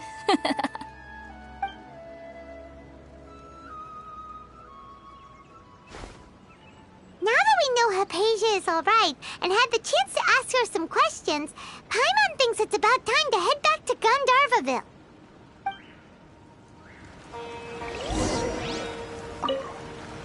Heading out, I see? If there's anything else you'd ever like to ask about, you know where to find me. Even though that little neighbor of mine was able to induce a state of dreaming, I doubt they were able to control the actual contents of the dream. The end of your dream seemed quite terrifying. Perhaps there's something that's troubling you deep inside? Not to worry, though. I'm sure you'll be able to handle whatever comes your way in the real world. As someone from Sumeru who cannot dream, I needn't ever worry about nightmares. But lately, I've started to feel that I'm somehow missing something without dreams. It's a little hard to explain. Heading out, I see? If there's anything else you'd ever like to ask about, you know where to find me. Sumeru researchers use Spirit-Born Ale to assist them in connecting with Irminsul to extract knowledge from it. Though the process can be risky, we believe that the knowledge gained is worth it. Unfortunately, I cannot help you understand your dream. At least not yet. I'm still learning how to attune to the depths of Irminsul myself. I hope that I'll be able to ascend past Satyavada life and gain deeper insights. Heading out, I see? If there's anything else you'd ever like to ask about, you know where to find me. I've heard local children here in the rainforest speaking of fairy-like creatures. But I'm from Sumeru City, and have never heard of such things when I was a child. Perhaps this is because I had a very strict upbringing. My parents would seldom allow me to play with other children. I doubt they'd ever believe me if I told them about my little neighbor out here. And speaking of my little neighbor, I think they can somehow sense when Tighnari is coming to visit me.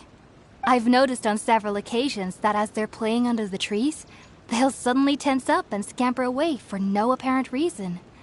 Shortly after they do this, Tighnari always shows up here.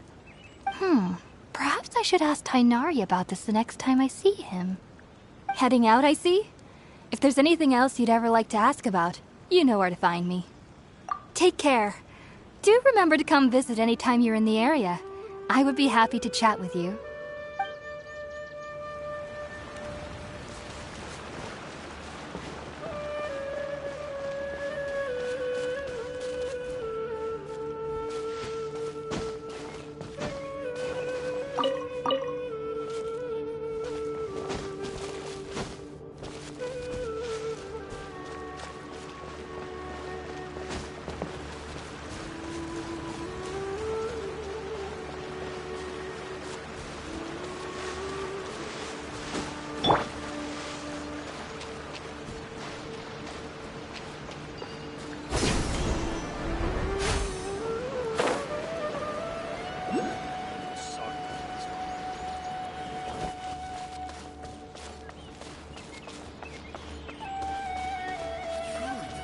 This is so much fun.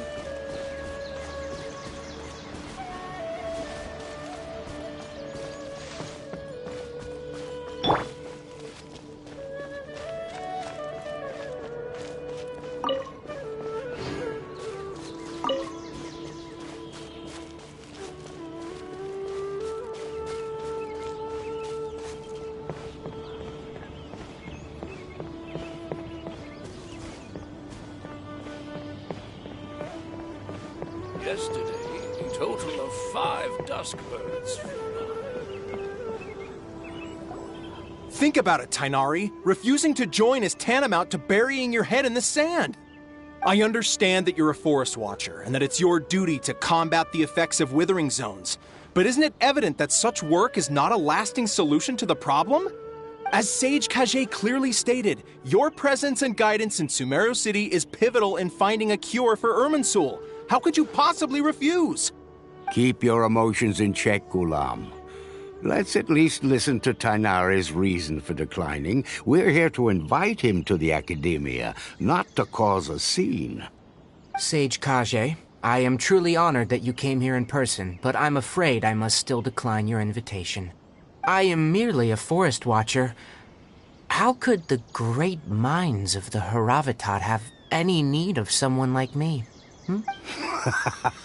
Well, it turns out that your refusal letter had some implications on your master's reputation.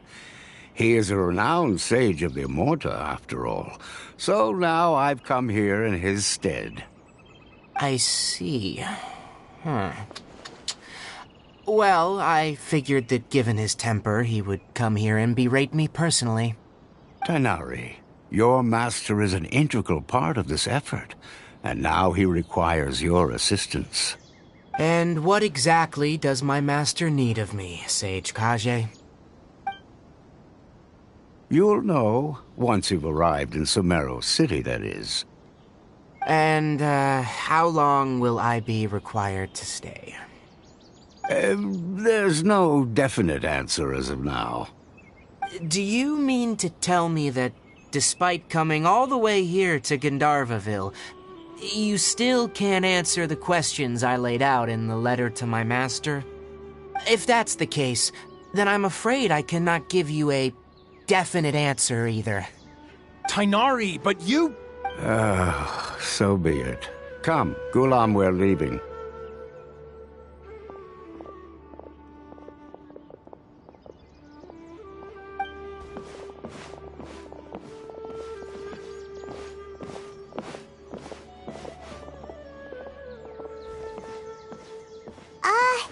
Tainari, what was that all about? It's nothing. Some people from the Academia wanted me to go to Sumeru City to assist them with a project, but I had to refuse on account of all my responsibilities here. But all that can wait. How did things go with Hypatia? It was quite the eventful trip, but the main thing is that she's safe and sound. She answered a bunch of questions for us, too. Very good. Now that the Traveler has made a full recovery, there shouldn't be any reason for you to tarry here longer. I assume you will be heading to Sumeru City, correct? That's right! We want to meet Lesser Lord Kusanali and ask her for advice. Do you have any idea on how we can find her? Sorry, I'm afraid I don't have any advice for you there. Well, do you at least know anyone we can try asking in Sumeru City? Let me think.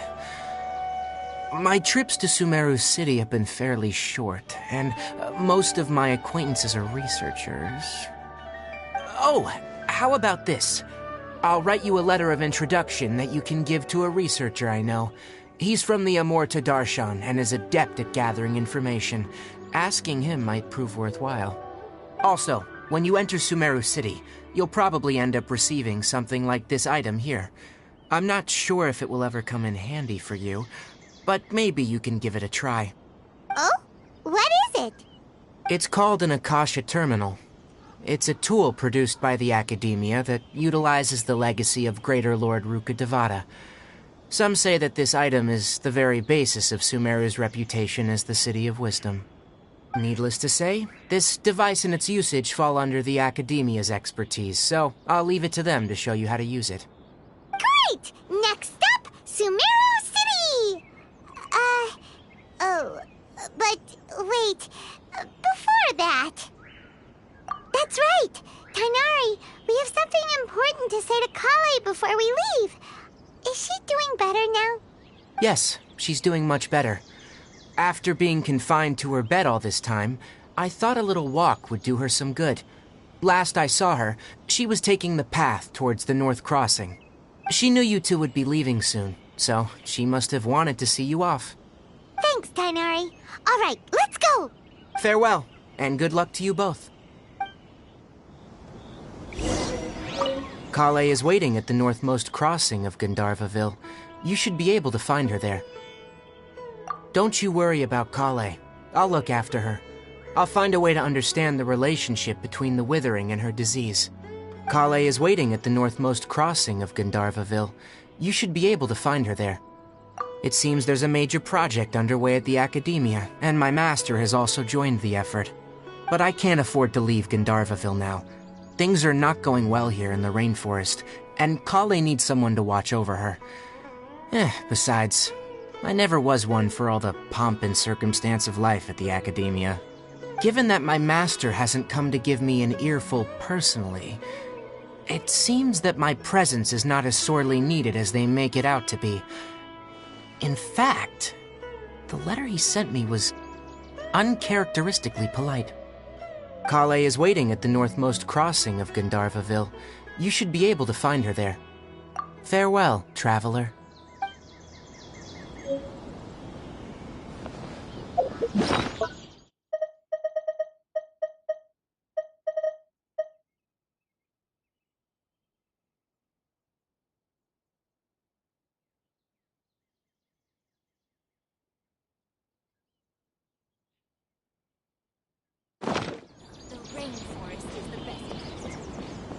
I'll have to grab a drink with Flame Maid when I'm back in the city.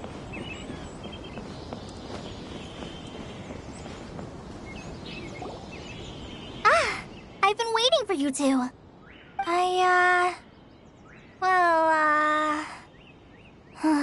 Never mind. I guess I should just wish you two a safe and successful journey. Thanks for waiting here just to see us off, Kale. We're headed to Sumeru City. Don't worry about me. I can take care of myself. My condition won't be getting in the way of my duties. I want to be a forest ranger after all. It's up to me and the others to protect the rainforest here. And, I'm sorry. I should have told you both about my condition when we first met. I just wanted you two to treat me as a normal friend, not some girl that needs your sympathy. But I guess now I understand that the most important thing is for friends to be genuine with one another. There's no need to apologize, Kale. We should be thanking you for trusting us enough to be your friends and sharing your past with us. We're probably still gonna worry about your condition, but that's because we're friends and we care about you. Thank you. That means a lot. Before you leave, I have something for you. Oh? What is it? It's my recipe for pita pockets. I told you that I'd give you a copy, remember? My handwriting is a little, messy, so please don't laugh. Yay! Thanks, Kale. Now we can eat those scrumptious little pitas whenever and wherever we like. I hope that whenever you eat them, you'll both remember your time here in Gandharvaville. Well then, I, trainee Forest Ranger Kale, bid you both farewell. Please visit Gandharvaville again. The Rangers will always be ready to assist you here.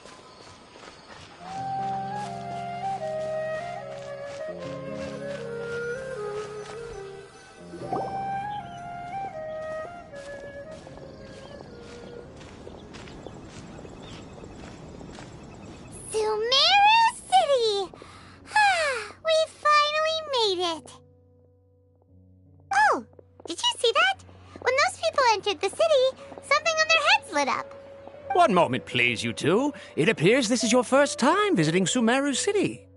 Oh, yeah, that's right. But how did you know that?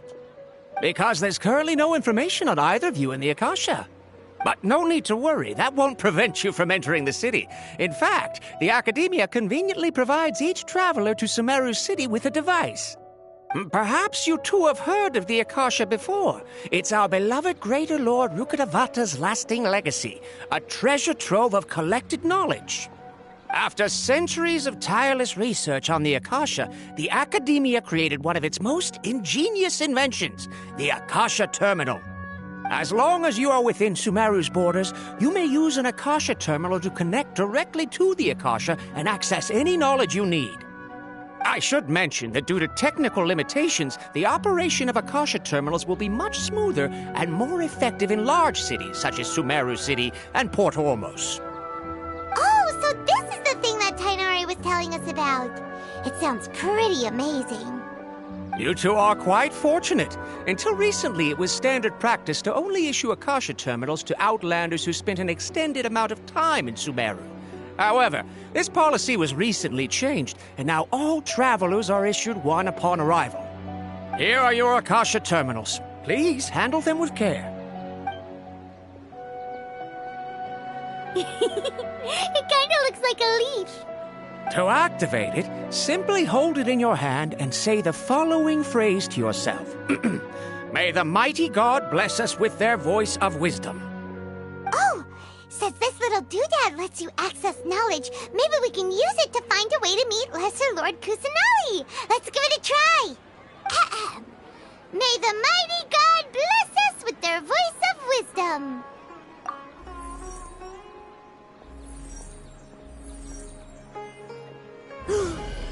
Whoa! Just now, something clicked, and Paimon suddenly knew how to use this thing. It seems all we need to do is concentrate on what we want to know, and bam! You get it. Oh, that'll come in real handy. Exactly. That is the power of the Akasha. And with that, let me officially welcome you both to Sumeru City. May the wisdom of the Dendro Archon always be your guide.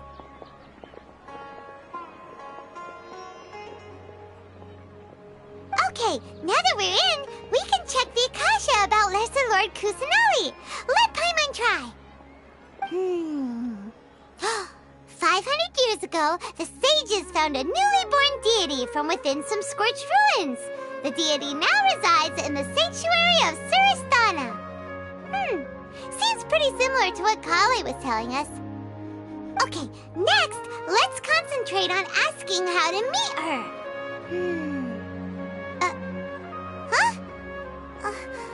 Paimon doesn't sense anything. The Akasha didn't respond to Paimon's question. Oh, come on! Ugh. Focusing on this question feels like when you have something you're trying to remember and it's on the tip of your tongue, but you just can't think of it. Ugh. Paimon's brain is exhausted. Oh, smart idea! But what are you going to ask it?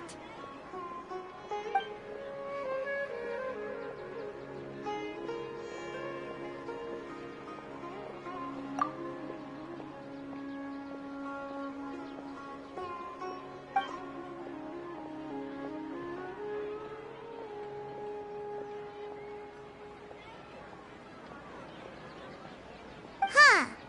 Could it be because we're Outlanders and we've only just arrived in Sumeru? You know, maybe we're not qualified to receive an answer to this sort of question or something.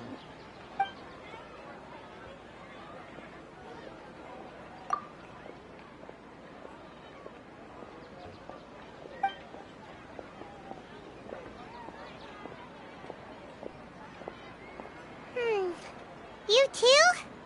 Well, glad it's not just Paimon.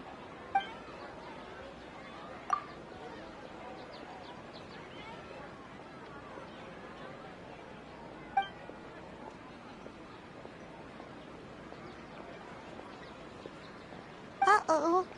Paimon's getting all teary-eyed all of a sudden. It feels like the people of Sumeru really missed their Archon. Well, seems no matter which way we try, we can't find anything that'll lead us to Lesser Lord Kusanali. Guess our only choice now is to try meeting with the researcher that Tainari recommended. He's from Sumeru and even has a position in the Academia. Maybe he'll be able to access more info from the Akasha. Let's see. Tainari wrote an address on the letter's envelope. Oh, it's not far from the city's gate. Let's head over and have a look. Hopefully he's at home. Watch out for pickpockets. Hello, are you Rohawi? Yes, that's me. Can I help you? Great! You see, Tainari sent us here and... What? Tainari? Please, there's no need to say anything, really. Sure, I admit that the article I published last month wasn't my best work, and maybe the data didn't produce the most convincing results, but... Here! This is a letter from Tainari! Oh, let me see... Ah! Ooh, what a relief. You two nearly scared the life out of me. So you two just have some questions for me? Seems even Tainari acknowledges my innate ability for procuring information. So, what is it you two would like to know? We want to meet with Lesser Lord Kusanali. Do you know a way we can do that? You mean you want to meet the Dendro Archon herself? This isn't exactly my area of expertise, but let me see what I can find in the Akasha.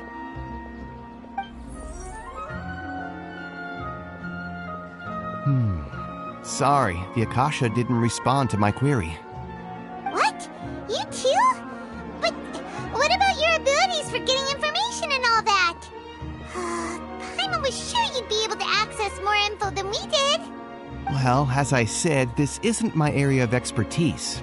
I am but a lowly researcher, so the Akasha doesn't see a need for me to know more about the Dendro Archon. All I know is that ever since Lesser Lord Kusanali returned to Sumeru, she's never left the Sanctuary of Sorasthana or made a public appearance. Huh. Didn't expect her to be such a mysterious figure. The Dendro Archon is somewhat of a recluse. Perhaps she just doesn't want to entertain visitors, which would explain the lack of information in the Akasha. But then what can we do? No need to worry just yet. I'm only hypothesizing here. You could certainly try asking around and see if anyone else has ideas. And besides, you two should consider the bright side of things. Not being able to see Lesser Lord Kusanali may not be a bad thing. In this world, there will always be information you cannot obtain from the Akasha and things you can never accomplish. Knowing when to yield is a form of wisdom. Take me, for example. It's a miracle if my brain cells can spit out one paper every 3 years. But Tainari? That guy can publish 3 papers in just a single year. Okay. Thanks for your advice. Don't mention it. If you two ever want information about things like who's been promoted within the Academia or relations between the 6 great sages, come find me. Hey, come on. This is a survival skill at the Academia. Oh, Paimon's expectations were pretty low, but this is so low, it's like digging holes in the dirt. So what do we do now? Even if we want to talk to someone, we don't know anybody here. Huh? Like who? Oh, you're right! Catherine! The Adventurers Guild has its own intel network. Let's hurry and find her. Anything else you'd like to ask about? Sage is the highest rank for an academia researcher. Since the institution's founding, each of the 6 great sages represent the finest mind and leader of their respective darshan. One grand sage is chosen from among the 6 sages to serve as the head of the academia. The current one is Sage Azar of the Rotawahist Darshan. Since ancient times, the sages have contributed immensely to Sumeru. The widespread usage of the Akasha is thanks to their hard work. Anything else you'd like to ask about? I just knew you'd be curious about that. Although the 6 Darshans conduct research in different disciplines, their sages frequently interact with one another when managing academia affairs. In the Immorta, our leader is Sage Nafis. His temper is legendary. We researchers are terrified of him, and even the Grand Sage gives him some leeway. He hasn't shown his face lately, though. Rumor has it that he's currently involved with some major project. Thankfully, he's been so busy that I was able to publish a paper. Anything else you'd like to ask about? See ya. Take a page out of my book and learn to look on the bright side of things.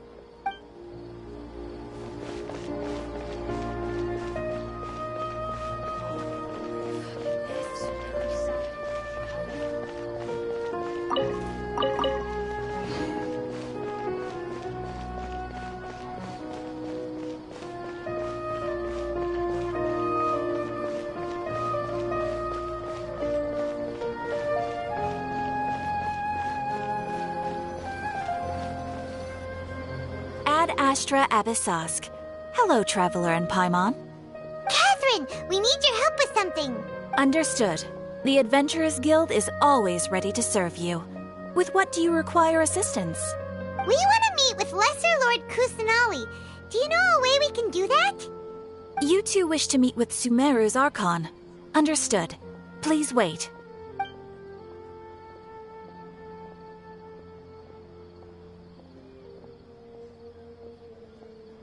I apologize, but I am unable to call up any relevant information in the Akasha. I'm also unable to locate any pertinent information in my personal memory. Aww, another dead end.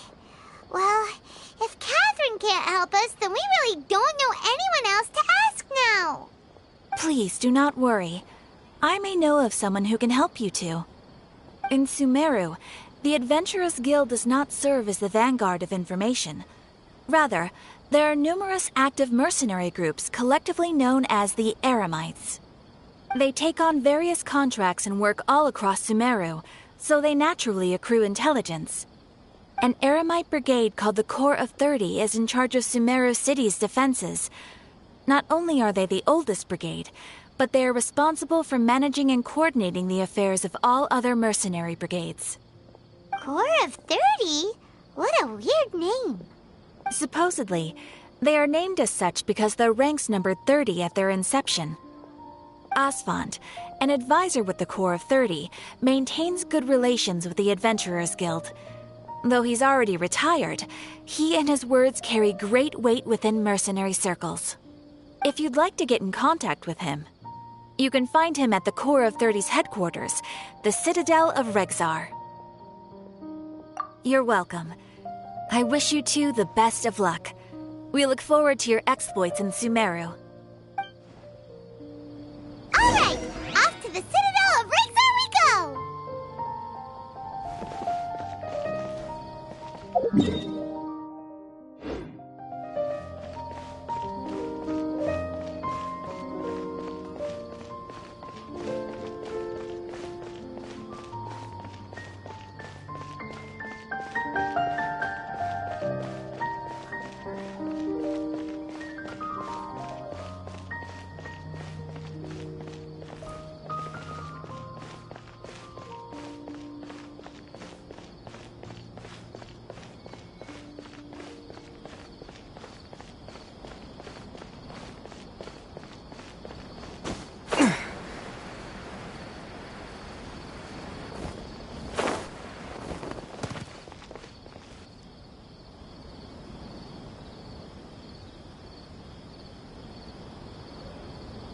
Welcome. The Adventurers Guild told me to expect you two. It's nice to meet you, Asfand. We'd like to ask you about something.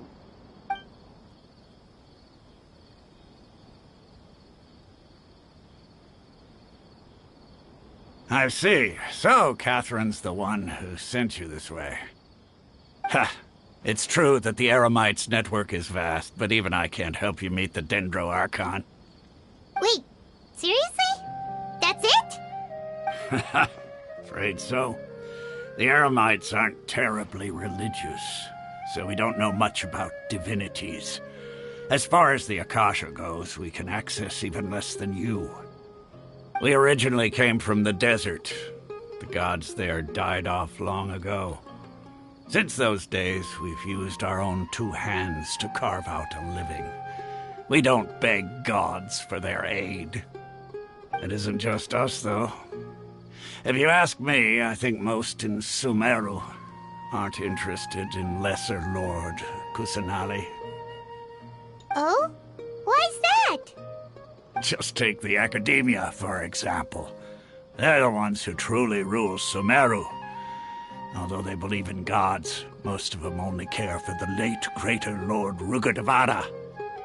In their eyes, she was the one who founded Sumeru and gifted us with the Akasha. Lesser Lord Kusanali just happened to inherit her legacy. Because of the Academia's influence, most citizens are more familiar with Greater Lord Rugadavada and hold her in greater esteem. Not to mention that Lesser Lord Kusanali never makes an appearance, and the Academia never announces anything about her. As far as the people of Sumeru are concerned, she's just a god that exists. And that's all. Really? Aw. After hearing all of that, Paimon sort of feels bad for Lesser Lord Kusanali. Ha! But who knows? We're all just guessing when it comes down to it. Besides, I'm sure the God of Wisdom doesn't worry about her reputation among people like us. All right. Well, thanks for the info, Osfond. No problem. Always happy to help out the Adventurers Guild.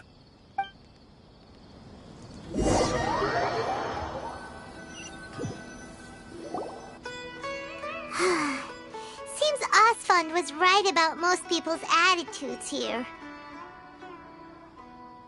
Not only are they not interested in the Dendro Archon, they even say stuff like, if the Akasha doesn't think I should know, then I don't need to know about it. We've been asking for information non-stop ever since we got to Sumeru, but the harder we try, the more helpless everything seems. Isn't there at least one person in this entire city who cares about Lesser Lord Kusanali? Oh, you two are interested in Lesser Lord Kusanali? Huh? Who are you? From the sound of it, you two are Outlanders who recently arrived here. You've been asking around for information on Lesser Lord Kusanali, right? Oh, I'm sorry. I forgot to introduce myself. I'm Dunyarzad, one of Lesser Lord Kusanali's faithful followers. Whoa, really? Then do you know how we can meet with her? I'm afraid I can't help you with that. But your conversation earlier did happen to remind me of a legend about the Dendro Archon. Sure. It goes like this. Long, long ago, there was a man who heard a prophecy. It predicted that a great calamity was about to befall him. Panicked by what he heard, the man sought out the Dendro Archon in hopes that she would bless him with the wisdom to help him escape his predicament. The man journeyed across deserts and through rainforests and experienced tribulations of every kind. However, he still couldn't find any trace of the Dendro Archon. In despair, he thought, alas, the Archon has abandoned me. He then had no choice but to sorrowfully resign to his fate. Okay, and then what happened? And then, the calamity came. But to his own surprise, the man felt somehow emboldened by the trials of his journey. By relying on his own strength, he managed to overcome the adversity. At that moment, a bird perched upon his shoulder. This bird was, in fact, an avatar of the Dendro Archon. She said, "O Archon Seeker, do you now understand? She and her wisdom have long been found by you. Along your journey, we were in every flower and blade of grass, every ray of sparkling sun, and every breath of dancing wind. So long as you continue to think and ponder, we'll be wherever you go." Yeah, thanks for the story! Paimon feels all warm and fuzzy inside after that. In a way. It seems like this story is also one of the Dendro Archon's avatars. Dunyarzad, since you worship Lesser Lord Kusanali, can you tell us anything else about her? Of course. So did you two know that, I'm terribly sorry, but it seems something's come up now. Let's chat another day.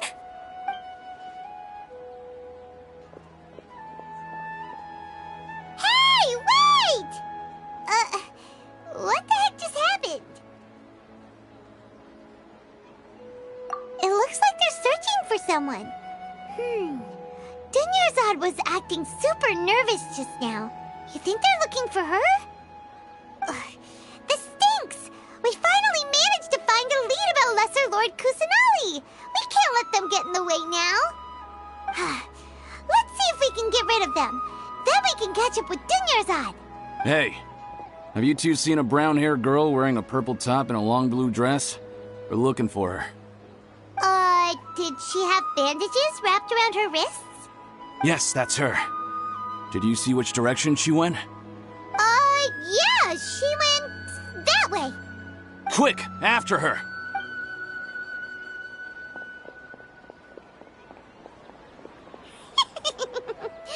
That should keep him busy for a while. Let's hurry and find Dunyarzad.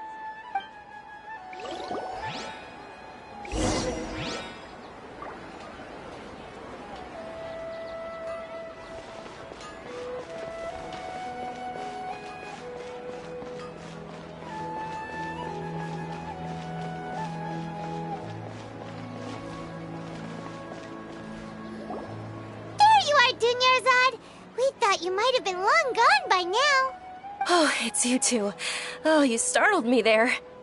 You can relax now. We threw those people looking for you off the trail. Really? Thank you so much. Unfortunately, I believe there's still more of them out there looking for me. Uh-oh, looks like there are some coming this way. Huh? More of them? Then what are we standing here for? Run! No, wait, my body isn't in the best shape. It's difficult for me to run. Okay, sounds good. There's a tavern on the other side of the port we can go to. They probably wouldn't expect me to hide in a place like that. All right, let's move out. Stay behind us. We'll keep an eye out for anyone looking for you.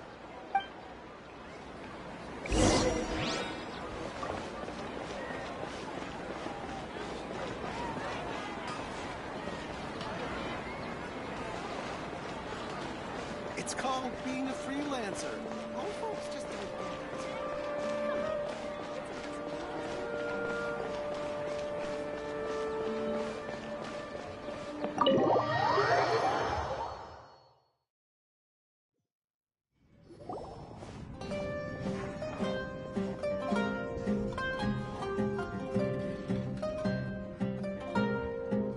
We made it. Oh, they shouldn't be able to find us now. Wait! Stand down, Dia!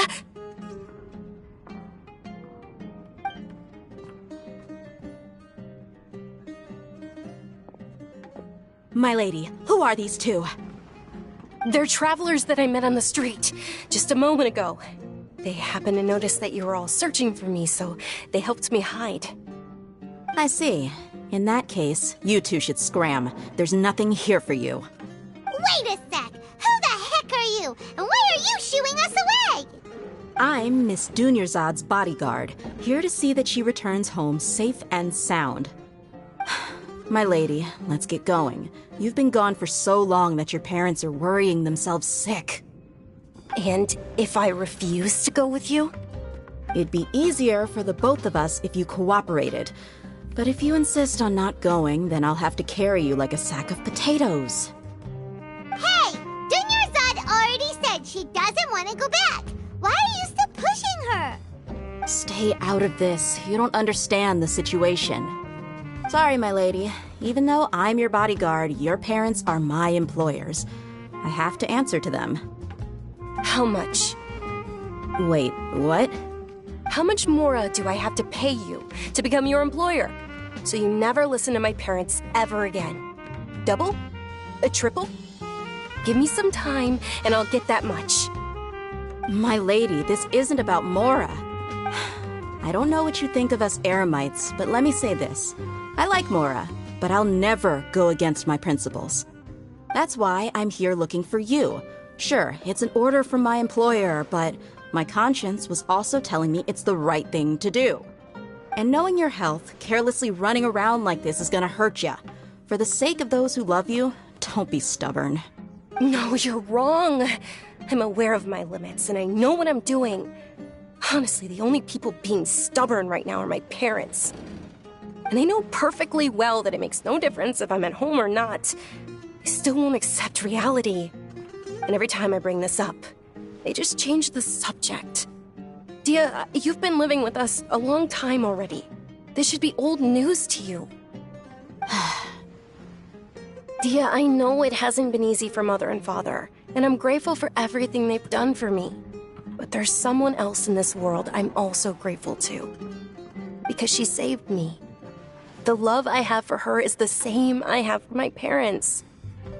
This is my life and my last chance. So I want to do something meaningful. My lady, are you sure what you're doing now is meaningful? Yes, I'm sure. At least, it is to me. Fine, I won't ask you to return home anymore. But let me make something very clear. I'm only doing this because I respect your determination, not because I agree with you. Thank you, Dia. Sorry for being so rude just now. My nerves were acting up. And I even brought up your payment in such an offensive way. Don't worry about it, my lady. I did say that I like Mora. Besides, that's our next topic of conversation. Today's little excursion caused such a ruckus that every single bodyguard at the estate was deployed. It wouldn't be easy to hide things from your old man. Since this definitely won't be your last escapade, here's a little tip. You should at least make it look like your room and things are still in order when you leave. Also, you'll need someone to cover you for when you're out and about. So, I'll let you hire me, my lady. This way, everyone wins.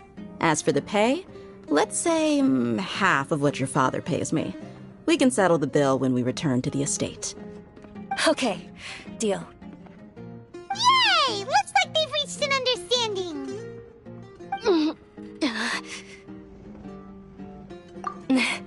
I'm fine, really. I just feel a little tired now that things have calmed down. My lady, stop trying to look tough. We're already in a tavern, so let's rest up and grab some grub. I'm sorry for worrying you two. If you don't mind, I'd like for you to join us. Sure! After you rest up, we want to hear more about Lesser Lord Kusanali.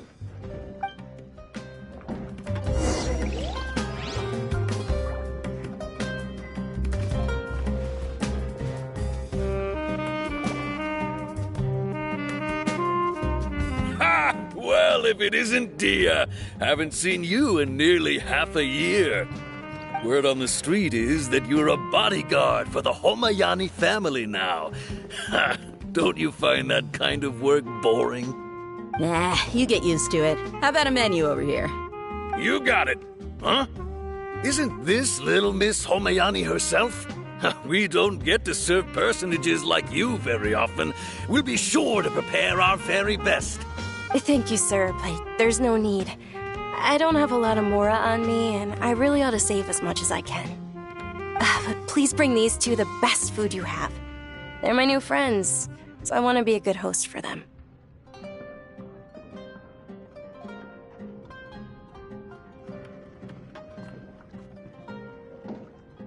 Wait, we're paying for ourselves now? Aw, Paimon kinda wanted to try something fancy, but we aren't exactly loaded. Guess Paimon will settle for something ordinary. How about our charcoal-baked agelenach cakes? They're our signature snack, and they run cheap. Look, other customers over there are eating some now. They look kind of burnt and dry. Paimon will pass.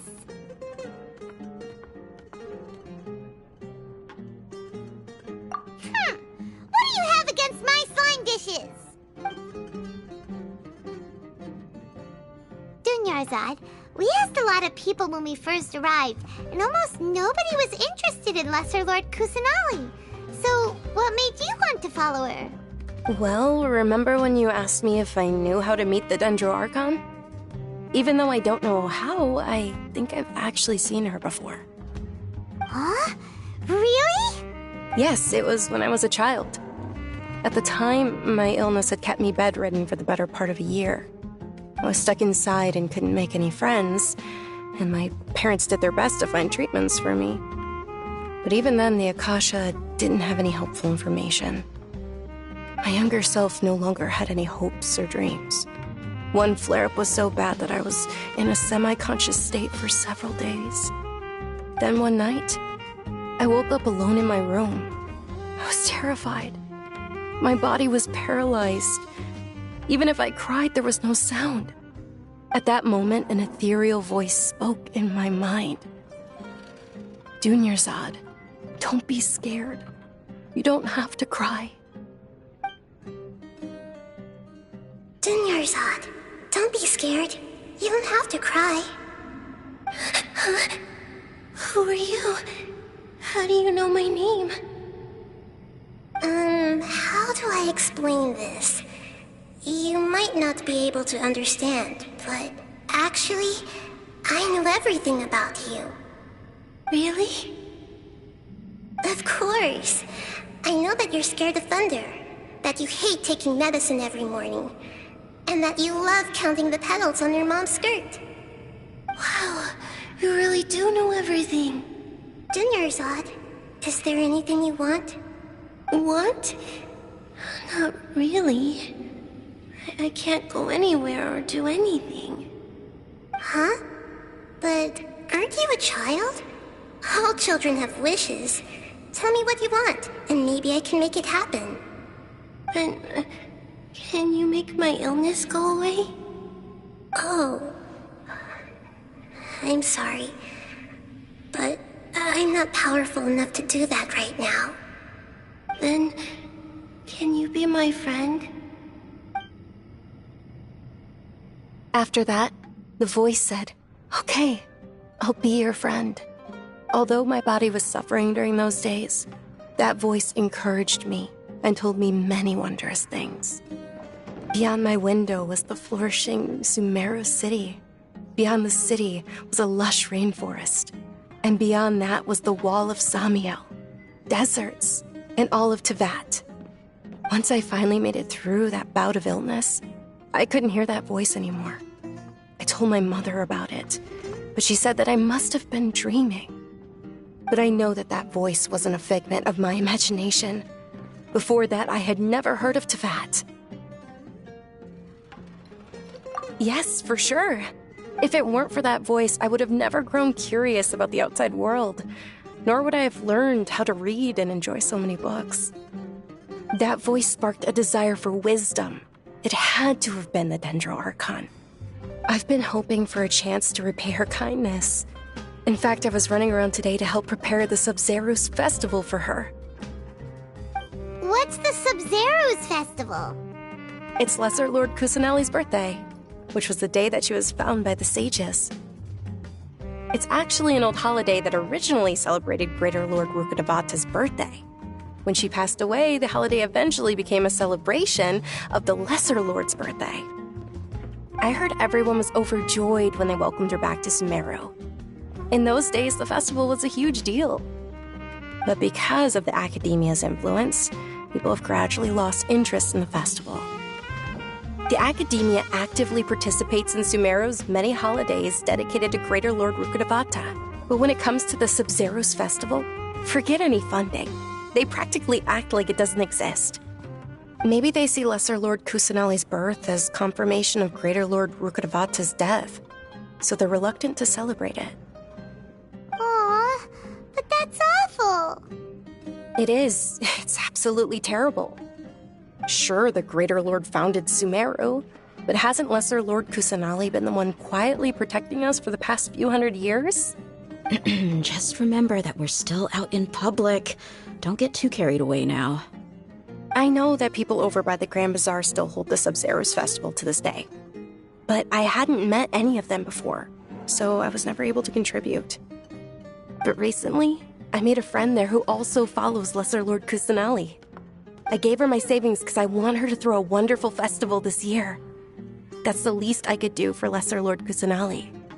Hold on, my lady. Does this friend happen to be Nilu, the one who sends flowers to the estate?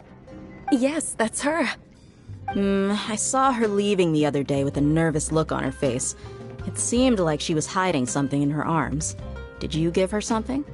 Yes. Initially, I didn't have much Mora prepared, so I had Nilu sell one of my skirts.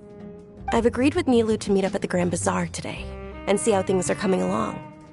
Dia, would you accompany me? Sure. That's quite the trip, though. I'll carry you. No, that would be too much, even for you.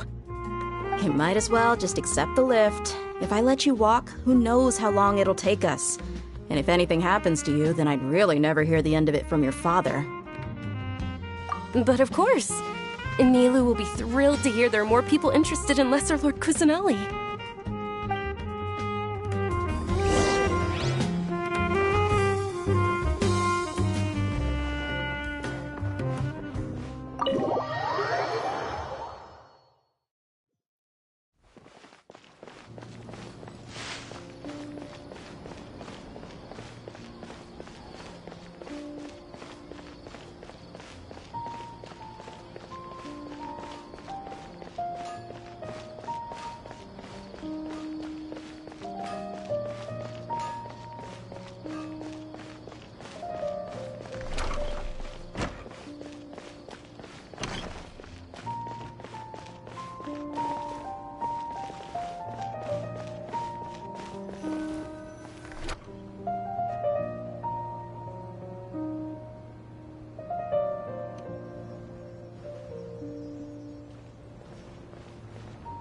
Sorry I'm late, Nilu. Oh, Dunyarzad. It was taking you so long that I assumed you got trapped at home, but you made it in the end. Uh-oh. But if Dia's here, that means you got caught, right? You could say that, but everything worked out. She's on our side now. Not completely. Oh, and who are these two? Oh, meet the Traveler and Paimon, my two newest friends. They're visitors who just arrived at Sumeru City and are looking for information on Lesser Lord Kusanali. So you're followers from another land? Oh, really? Well, that's okay. You're still invited to the Sabzeruz Festival. By the way, Dunyarzad, we've already started decorating the Grand Bazaar. It looks spectacular. Thanks to your generous contribution. You're very welcome. It's the only thing I could do. Do you still have enough Mora? Probably? But don't sweat it. We've already finished renovating the stage. Come on, I'll show you.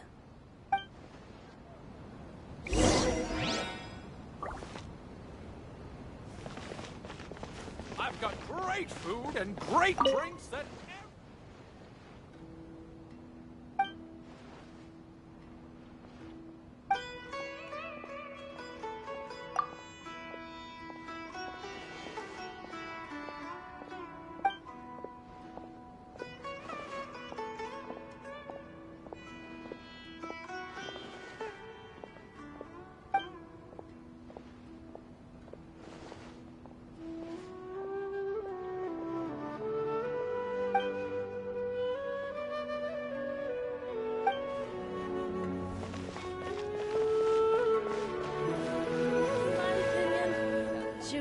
Wow!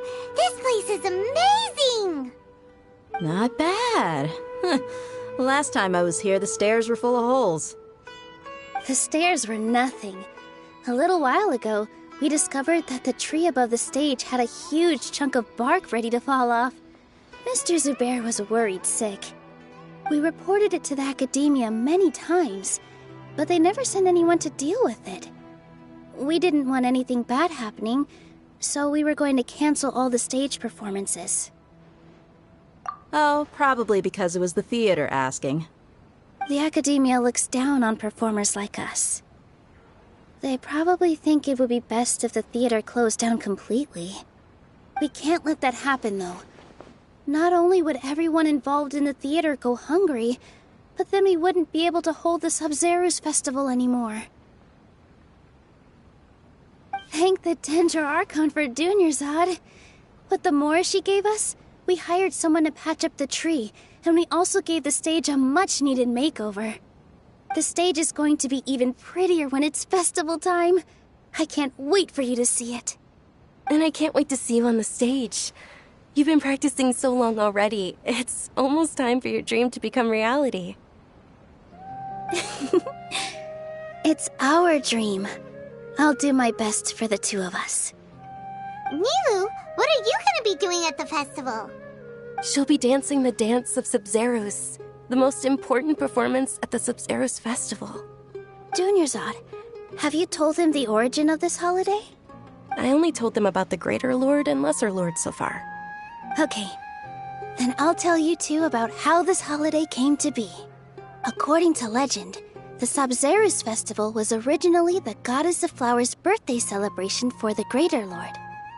A long, long time ago, on one of Greater Lord Rukkhadevata's birthdays, her friends threw her a celebratory banquet.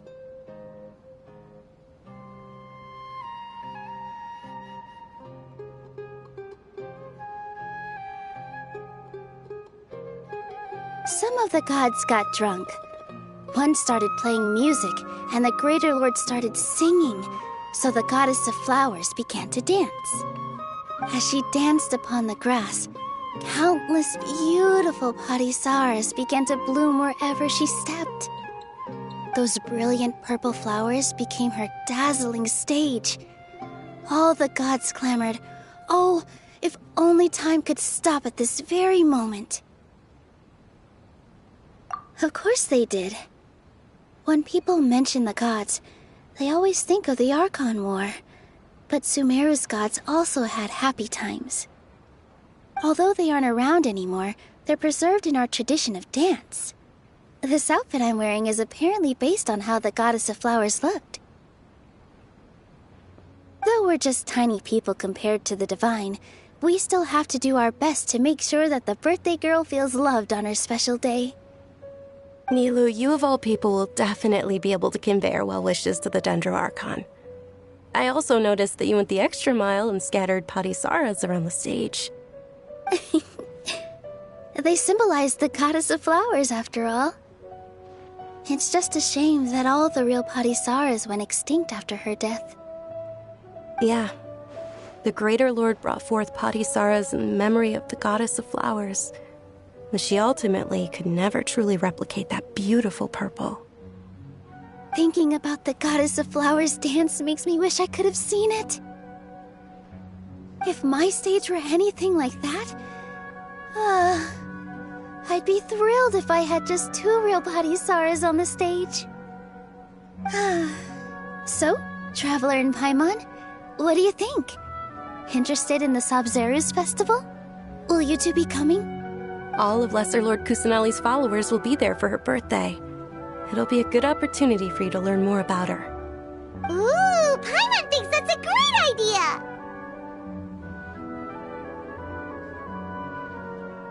Hey, come on! There's nothing wrong with enjoying a festival. Besides, it's Lesser Lord Kusanali's birthday. She'll be happy to have more people who are celebrating it. So how about we all attend the Sub-Zeros festival together? Dunyarzad, let me show you which stage decorations we've picked out so far. Traveler and Paimon, if that doesn't sound interesting to you, then feel free to explore the area. Everyone at the Grand Bazaar loves Lesser Lord Kusanali, and we're all looking forward to the Sub-Zeros festival. In that case, we'll take a look around.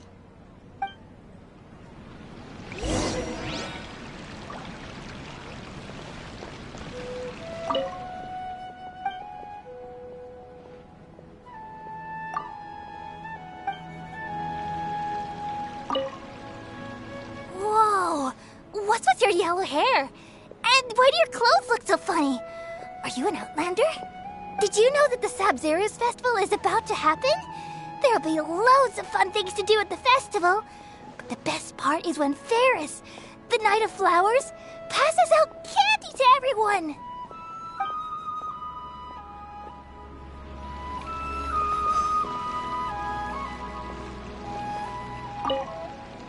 Huh. Revamping the stage for the festival couldn't have been easy, that's for sure. I bet this year's festival will be one to remember. I don't know much about the Grand Bazaar, but I do know that the residents here have a penchant for song and dance. Two things that the academia doesn't particularly approve of. Oh, and the perfume sold around here is a lot better than what you'll find elsewhere. The fragrances are longer lasting and they're gentler on your skin and... I mean, that's what I've heard at least.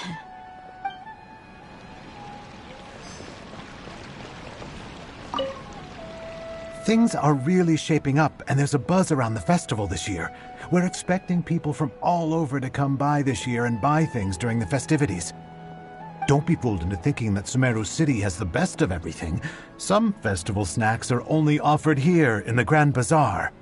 And when it comes to musicians, dancers, or singers, the Grand Bazaar's got the best of the best. Sure, those folks at the academia might not like it, but what's a festival without song and dance?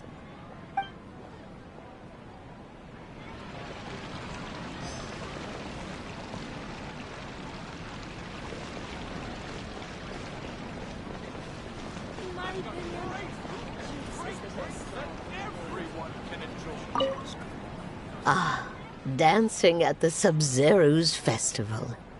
You know, I also danced when I was younger.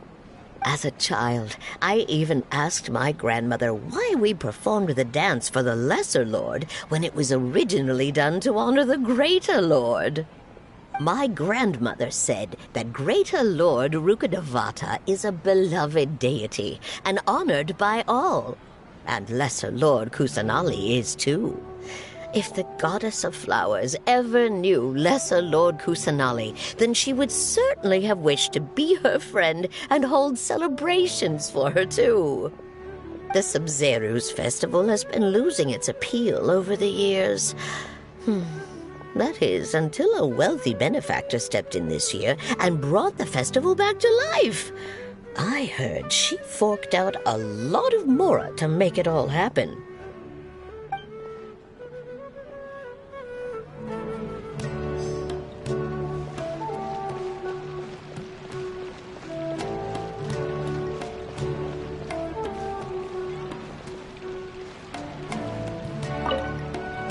Nilu, your outfit looks amazing.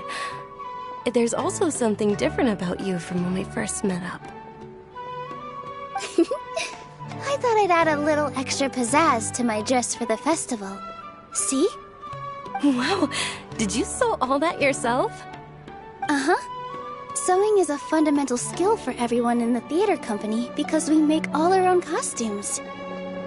Did you know that Mr. Zubair not only can make costumes, but props too?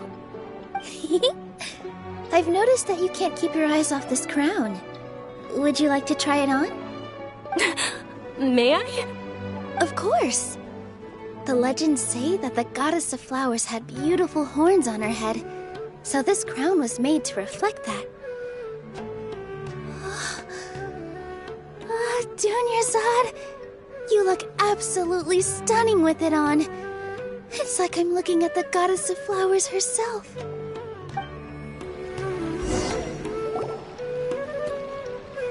Hey! Is that who Paimon thinks it is? It looks like Catherine.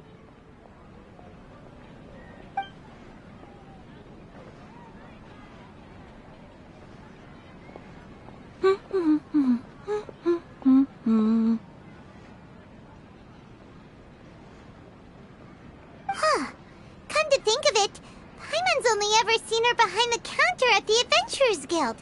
This is the first time we've ever seen her taking a break. Hey, Catherine! Hmm? Oh, hey! It's the Traveler and Paimon! What's shaken? Whoa. Break time Catherine sure sounds a lot less formal than usual. Paimon was still waiting for her to say Ad Astra Abyssosque. Sure. Standing behind the counter at the Adventurers Guild doesn't require any complicated functions. But saying and doing the same old things over and over again can get pretty monotonous.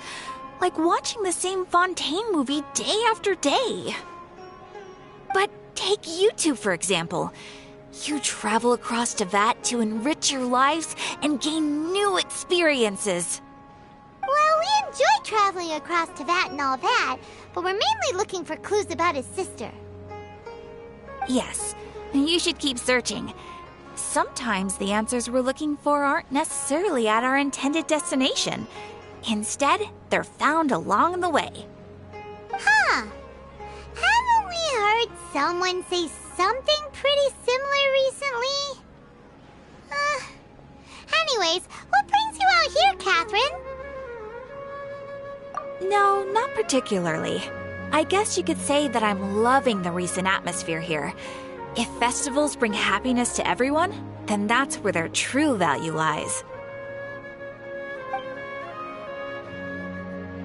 Oh, it looks like it's about time for me to be heading back now. Alright, we'll see you next time at the Adventurers Guild. Oh, by the way, thanks for connecting us with the Eremites. We've already made some great friends in Sumeru City thanks to you. I'm sure you two will get along well with the people here. You've already been blessed by the element of Dendro after all. See you around.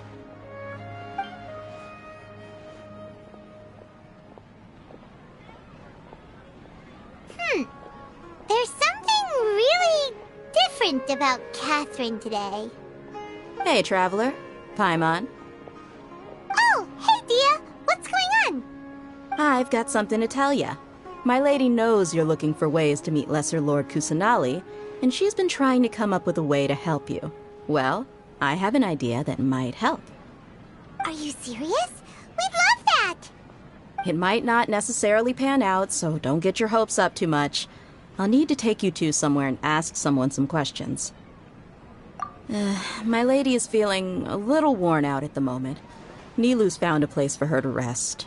After I take my lady home, let's meet in front of the Citadel of Regzar. Sounds like a plan! Let's head over to the Citadel of Regzar and wait for Dia! Spices here. We've got all kinds.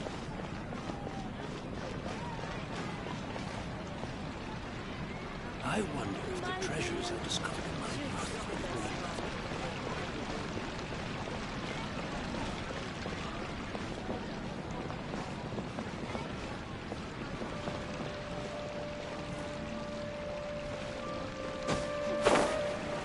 Dad, let me learn to dance.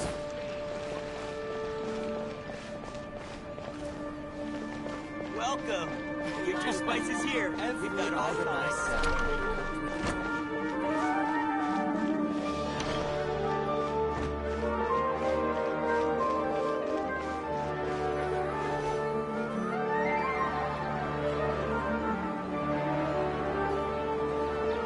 Sorry, I'm late. It took some convincing for the master and mistress to believe that Miss Dunyarzad was only sitting in the port for a while because she was in a bad mood. Anyway, I guess I should be thanking you. I haven't seen Miss Dunyarzad that happy in a long time. If it wasn't for you two, she probably would have been caught and dragged back much earlier. You sure sound a whole lot nicer than when we first met, Dia. Who would have thought you had such a soft spot for Dunyarzad? It's called being a professional. I'm a bodyguard, and I work for whoever's paying. Look, Dia's blushing. Listen, you two. I don't expect to be working for Miss Dunyarzad very long, but I hope to finish things on a positive note if possible. Let's cut the chit-chat and head into the Citadel. We'll see if the person I know has a way for you two to meet with the Lesser Lord.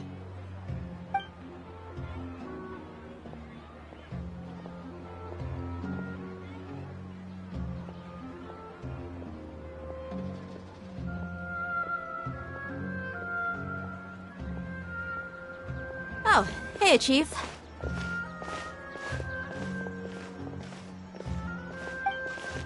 Ha, Dia! What are you doing here? And well, didn't expect to see you three together. I take it you all know each other already? Mm-hmm. We met this morning after the Adventurers Guild pointed us to Ozfon for more info. No kidding. Huh. So, where's Ruksha? I thought I'd help these two out by asking about the theft. Anything you can tell him? Ruksha's gone over to the Academia. The Grand Sage recently ordered Sumeru City to begin bolstering its defenses, so people from all over have been called back to the city. Since you've already mentioned the theft, I suppose I might as well tell him what we know. Appreciate it, Chief. Theft? Sorry, what the heck are you guys talking about? Just recently, the Academia lost something, and there's a chance the item is connected with the Dendro Archon. This case might just somehow help you in meeting her. I suppose that's one way to look at it. But if you ask me, the case is more about the Academia than anything else. Let me fill you in. The Academia recently sent a convoy to pick up an important package from Aru village. Word got out, and the convoy was robbed on its way back. The Grand Sage took the whole matter very seriously. Not only did he dispatch the Matra, but also enlisted our help in the search for leads. All we know so far is that whatever was stolen is currently in Port Ormos. You two have heard of Port Ormos, haven't you? It's the largest commercial port in all of Sumeru. You can travel there by leaving Sumeru City and heading south along the river. The Academia's grip isn't long enough to reach all the way to Port Ormos, so the city's a little more laid back, meaning the population's also a mixed bag. You never know who you'll meet there. Apparently what was lost has a great deal to do with the Akasha, knowledge, and even the gods. I'm afraid I don't have any other details for you, though. If you're interested, maybe you could head to Port Ormos and ask around yourselves. If you want my advice, try introducing yourselves as students of the Academia once you're there. Are you serious, Chief? All the Academia students are in Sumeru City, you know. Why should they pretend to be students in Port Ormos? If you're also interested, just go there and see what happens. Count me out. I've got plenty of work to do here for the Homayani family. And take it from me, if you two really do decide to visit Port Ormos, you'd best watch your backs. Let's just say that the Eremites there aren't nearly as friendly as those here in Sumeru City. There are even some extremists who go around shouting slogans like, "Retake Sumeru for King Deshret." Word is that more and more are joining their movement. They're becoming a real headache for Chief and the others. You bet they are. King Deshret's been dead for thousands of years. Now they start spreading rumors of his return. Ridiculous. Not everyone's like you, Chief. Even the desert natives who abandoned their homes in the wilderness still wish to have a god of their own. Well, Traveler, that's about all the information we have for you. Thanks, Dia! And you too, Osfond! Since we've gathered all we could for the moment in Sumeru City, let's head to Port Ormos and see what we can find next. Miss Dunyarzad is looking forward to seeing you both at the Sub-Zeru's festival, so be sure to get yourselves back here in time for that. Good. Then we'll see you both at the Sub-Zeru's festival.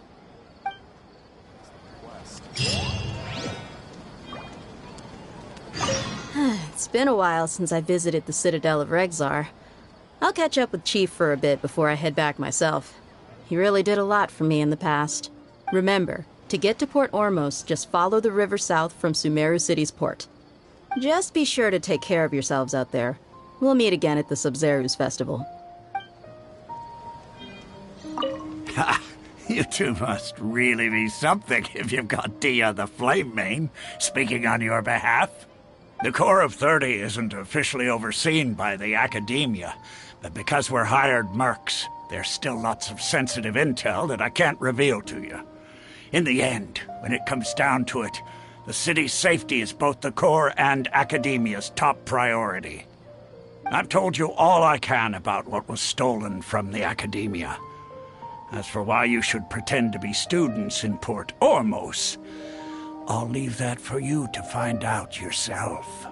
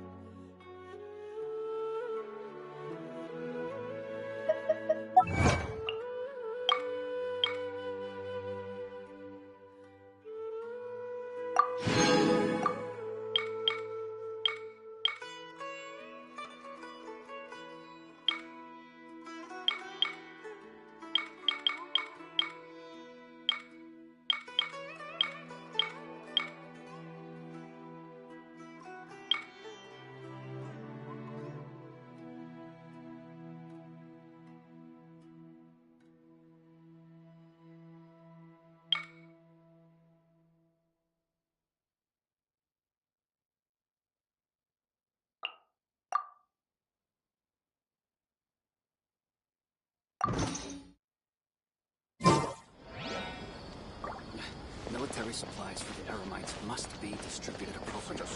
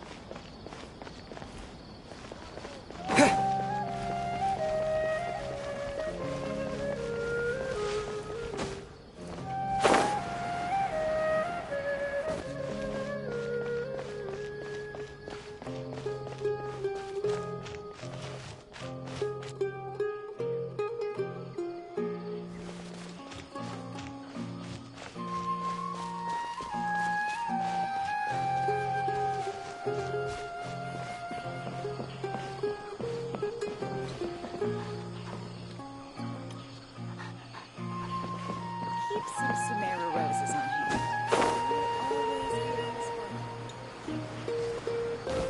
All my goods come directly from the palace of Alcazar's arena.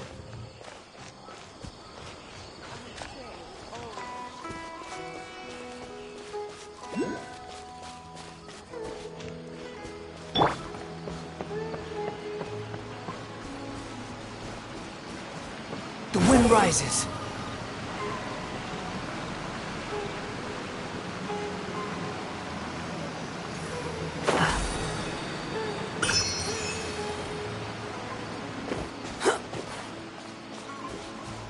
Squall Fury. I'll find a solution. I know I will.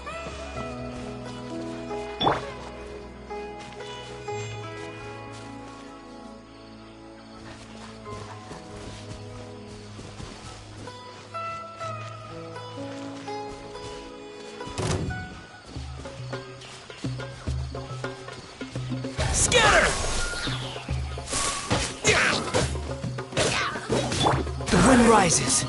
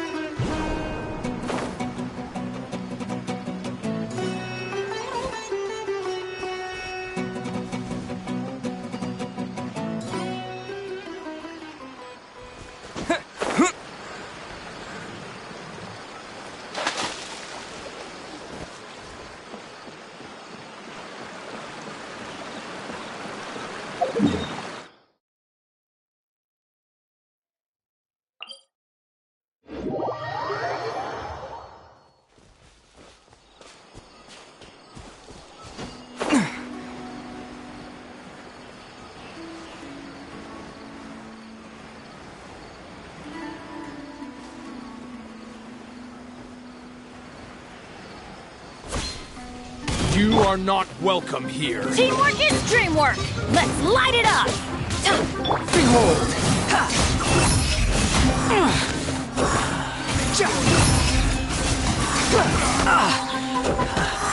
Need.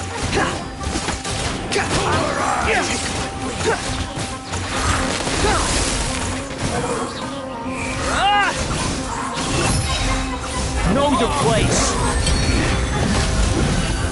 I'll uproot you. Can't.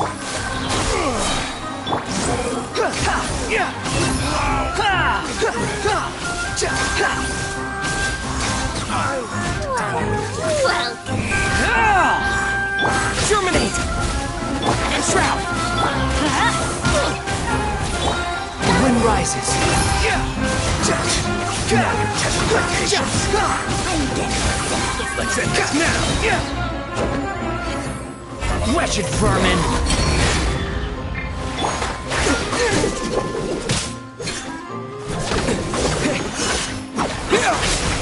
Maybe I wasn't meant for this world.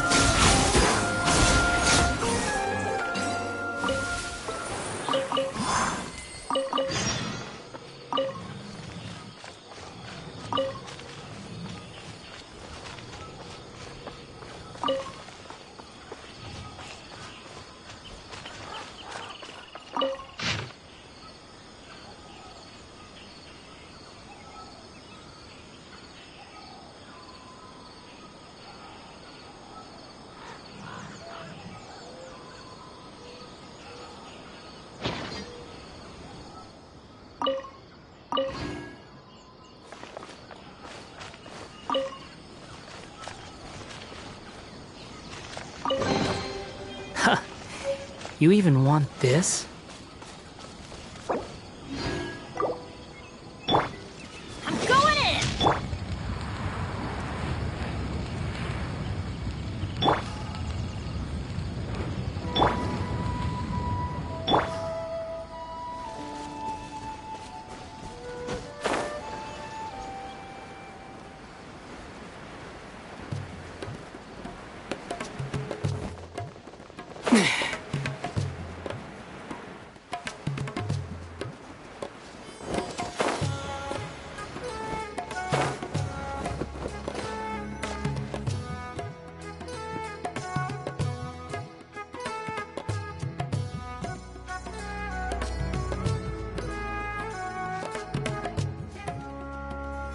Come and have a good look yourself. Traditional spices of the highest quality, made with pride and experience. You've got a deal. I can't thank you enough for always looking after my business. Believe me, I'm not making this up. Several Eremite mercenary groups are nearly in open conflict, but does the core of 30 care? And that's not all. Did you know that... Wow! Talk about hurly-burly! This place is busy! Guess that's only to be expected for the largest port in Sumeru. Maybe it's because of what Dia told us earlier, but Paimon can't seem to shake the feeling that there's also danger lurking in these crowds. Ooh. Let's get our bearings so we can start looking for leads. We know that whatever the Academia lost is related to the gods. But other than that, we don't have much else to go on. Osfun told us to try posing as Academia students while asking around. Paimon checked the Akasha on the way here, and the Academia doesn't seem to have any research facilities in Port Ormos. Paimon doesn't get it. Won't we look even more suspicious going around saying we're Academia students and asking about the stolen item?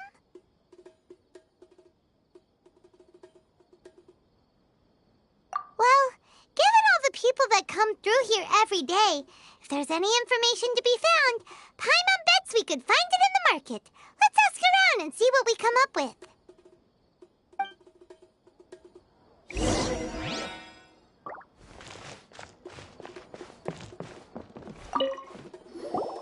Welcome. Welcome. How can I help you two? Hi there. We would like to ask you a question. Do students from the Academia ever come to Port Ormos? Of course. Especially around this time of year. Students from Sumeru City that are about to graduate often come to Port Ormos to cut loose a little. Many people often talk about how hard it is to get accepted into the Academia, let alone graduate. But those who finish their studies and go on to become full-time researchers at the academia have it even harder.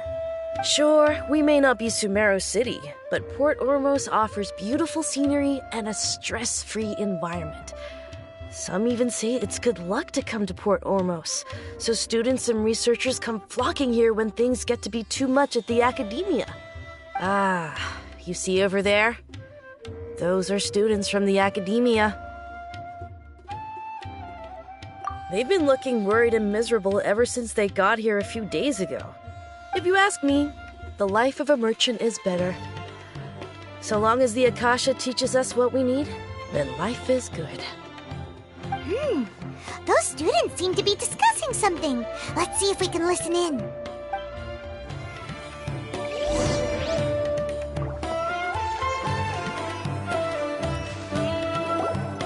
It's no good. I've tried asking around, but I haven't been able to learn anything useful. Not to mention that a bunch of scary-looking Eremite mercenaries have been posted along the streets now. There's been a lot of fighting between the different Eremite factions in Port Ormos. If we choose to move on our own, then it would be wise to steer clear of them. Especially the group that's constantly shouting some stuff about King Deshret and some resurrection. I've even heard that the Citadel of Regzar is starting to get fed up with them. What was that group called again? Ein something or other? They're called Ein El Ahmar. Today, I heard that the thing we're after might be in their possession at the moment. Wait, come again? Don't you see? Many of the Eremites in Port Ormos deal with trading this kind of thing. They're usually pretty wary of outsiders, but not so with students of the academia.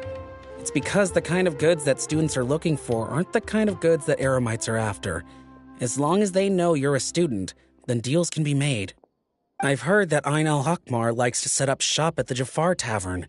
Supposedly, if you're willing to part with 500,000 Mora, they'll give you info on anything.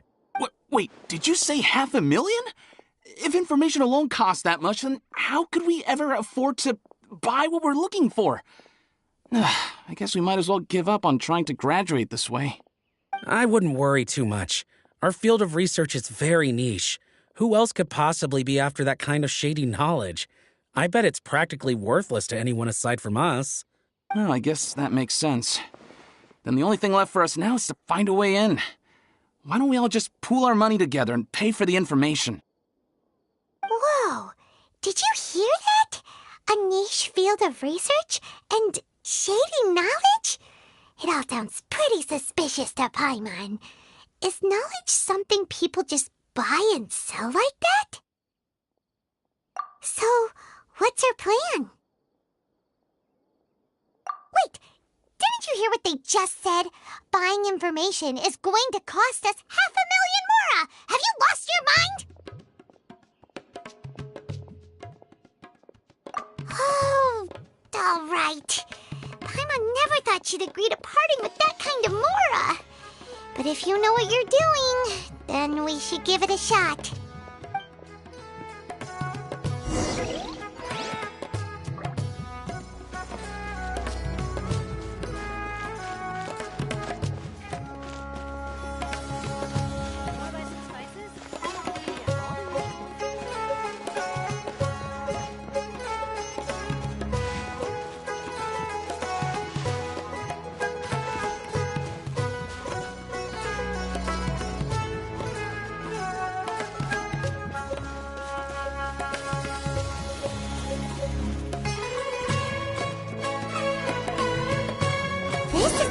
We heard those students talking about. Let's find a seat somewhere and see if we can spot the group they mentioned.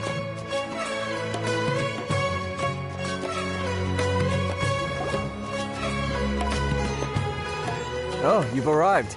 Please, take a seat. So, they think that they can go toe-to-toe with the boss? Huh! Once we reclaim the power of King Deshret, they'll be the first that the boss punishes. They're nothing to be afraid of. Our main rival now is the Caracal Battalion. They've also amassed a significant amount of Mora this time, so we mustn't underestimate them. How can the Caracal Battalion compete with the boss when they're nothing but a bunch of money-grubbing opportunists out for a quick Mora? Yeah, with boss's fervent devotion, he'll be able to use this power to bring our god back this time. Huh. All these guys talk about is King Deshret, so they're probably the ones we're looking for. Greater Lord Ruka Devata. That traitor and her followers must not be spared. The day will come when King Deshret exacts vengeance on Sumeru, and all of them shall be punished. Yeah, Paimon was wondering what they meant too. We should ask about that if we get the chance later.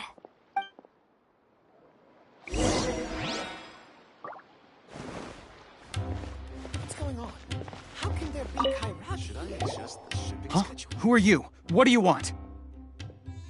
A student? What's a student from Sumeru City doing in Port Ormos?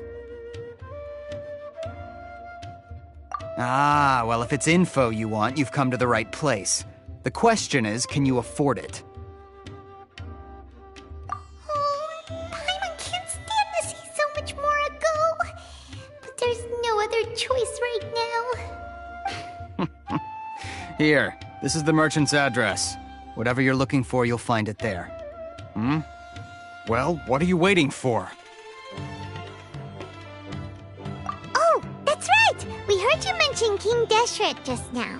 We're actually interested to know more because we're, archaeology students! Fine. Since you've already handed over the Mora, I guess I can throw in a little extra info. As you can see, members of Ain al-Ahmar are devout believers of King Deshret. Years ago, King Deshret founded the great desert nation that was our homeland. It was an advanced civilization, far beyond anything you'll see in present-day Sumeru. King Deshret was the rightful god of wisdom, but he was betrayed by a companion he trusted. She even stripped him of his title, God of Wisdom. So, you mean the traitor was... Greater Lord Ruka Devata, yes. That shameless wretch destroyed King Deshret's civilization, and our ancestors were forced to flee to this land where we were made to suffer the tyranny of our enemies. Furthermore, she conspired with the Academia to cover up the truth of her actions, and create the merciful and benevolent facade for which she is now known. Ugh, just thinking about it sickens me. But the story doesn't end there, oh no. King Deshret isn't truly dead. The voice of the Oracle has been heard in the desert, prophesying his resurrection. Mark my words, our god shall return. And when that day comes, all followers of the traitor and all the desert dwellers who have forgotten their true god will suffer retribution together. If what I'm saying makes you shiver with fear, it might not be too late for you to become a believer of King Deshret. I don't have anything to say to you Academia people about that. I think this conversation has reached its end. Not just yet. This man is a fraud. Huh? You again? Deranged Academia lunatic. Yes, it's me again.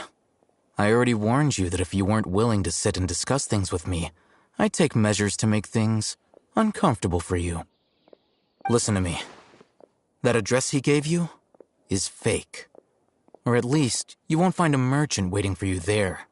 This group has been boasting all around that they can provide information on a certain item as a means of luring people into their territory.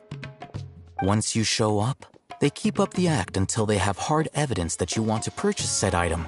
Then they use that to squeeze you for all the Mora you're worth. Hey! Shut it all, Hatham! What are you playing at, trying to ruin our business like this, I told you the other day. I wish to discuss my terms with your boss. Ha! The boss made it perfectly clear that he won't negotiate with you. Yes, and in no uncertain terms. But that was then. It does not preclude him from changing his mind in the future. I'm warning you. Don't push us, or this could get ugly. We don't usually get rough with people from the Academia because it just complicates things. For a lunatic like you, though, we might just have to make an exception. If you're suggesting that we escalate this from a verbal exchange to a physical one, I accept.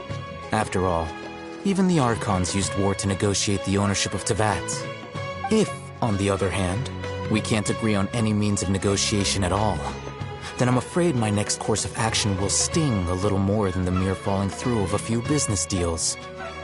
I will jeopardize the Eremite's reputation, which I know you value above all else.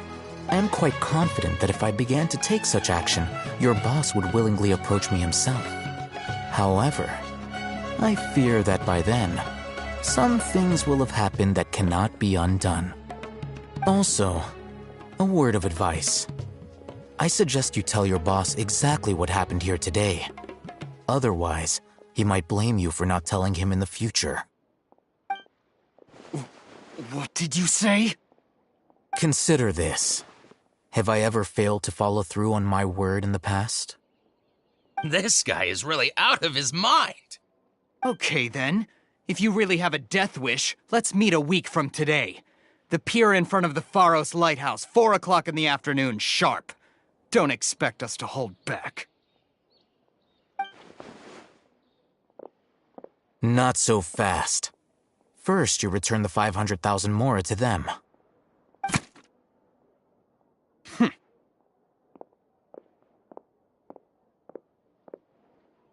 Please, I beg you, don't provoke them. We can't afford any trouble with this crowd. They haven't even paid for their food yet. Ah, Mr. Iman. There appears to be fewer staff in the restaurant recently. This wouldn't happen to be because they're all busy spreading the word to the students, would it? Well... Someone who chooses to do business with a group like that really can't afford to get so flustered the instant someone confronts them about it. Consider the meal compensation for our silence. I'd say you're getting an excellent deal. Whoa, did you see that? He not only got us our Mora back, but sent the Amorites running too! Plus, he seems to know a lot about what's going on around here. Let's catch up with him and ask some questions! He went that way! After him! Please, just leave. Forget the cost of the meal. Just, pretend nothing happened today.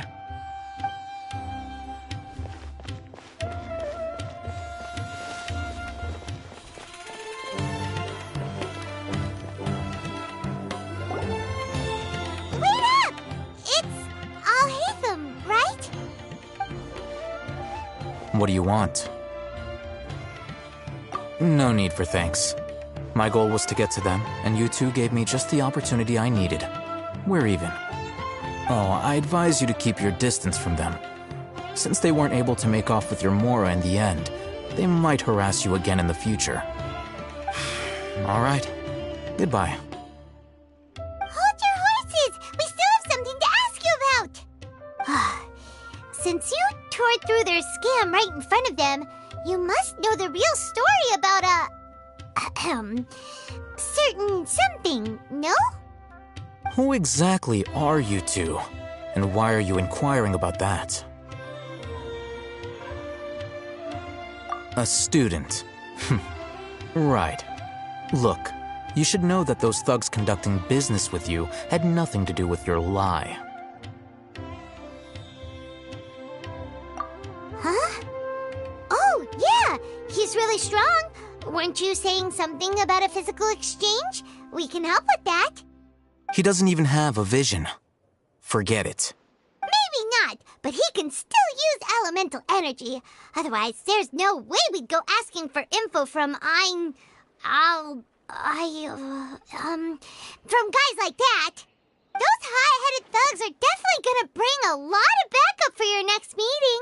Even if you don't go alone, you won't regret taking us with you.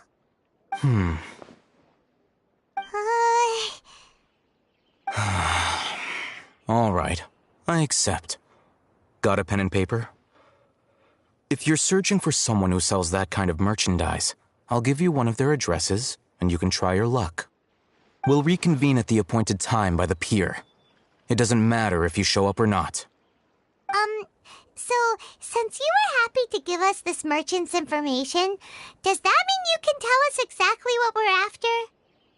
You were willing to part with 500,000 mora for something and you didn't even know what it was? Okay. Well, if you truly are as skilled as you claim, then you can beat the answer out of them when they become hostile. Look, if you've been making inquiries, then you have to know something by now. Tell me what you know so far, so I don't waste time repeating information. We know it's connected to the academia somehow, and that not only do the Eremites deal in it, but some students want to get a hold of it too. What else? You know almost everything there is to know, but you're unable to compile this information because you've never seen the object before. This is what you've been looking for. Huh? Paimon can't tell what it is. It looks like some kind of ornament. This is a knowledge capsule. To put it simply, it's a vessel that can store a fixed quantity of canned knowledge. It's like a miniature Akasha. Anyone who links it to their personal Akasha terminal instantly becomes privy to its contents. Correct. Anyone. Unlike the Akasha, which heavily regulates who can access what information, knowledge capsules confer their contents without any requisites. That's amazing! It's essentially a convenient and harmless vestibule for knowledge. Unfortunately, it's illegal in Sumeru to privately possess or trade them. They were created as a means for scholars to transfer knowledge gained from Irminsul into the Akasha, and are intended to be destroyed immediately after use. But despite strict regulations, some of these knowledge capsules will always escape destruction. After all, there will always be those in this world who are dissatisfied with life as designed for them by the Akasha and wish to change their fate. Over the past century, a wide variety of canned knowledge has been leaked from the academia. Now, in Port Ormos, the valuable ones are a means to Mora for the Eremites. Meanwhile, those which the Eremites deem to be useless to them occasionally prove useful to the common citizens and hapless academia students. Well, I think that about sums it up.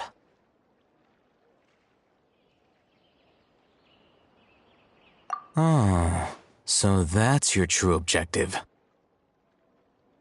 With our current arrangement, I don't believe I can offer an answer. You're still resolved. Fine. Let's talk somewhere with fewer people.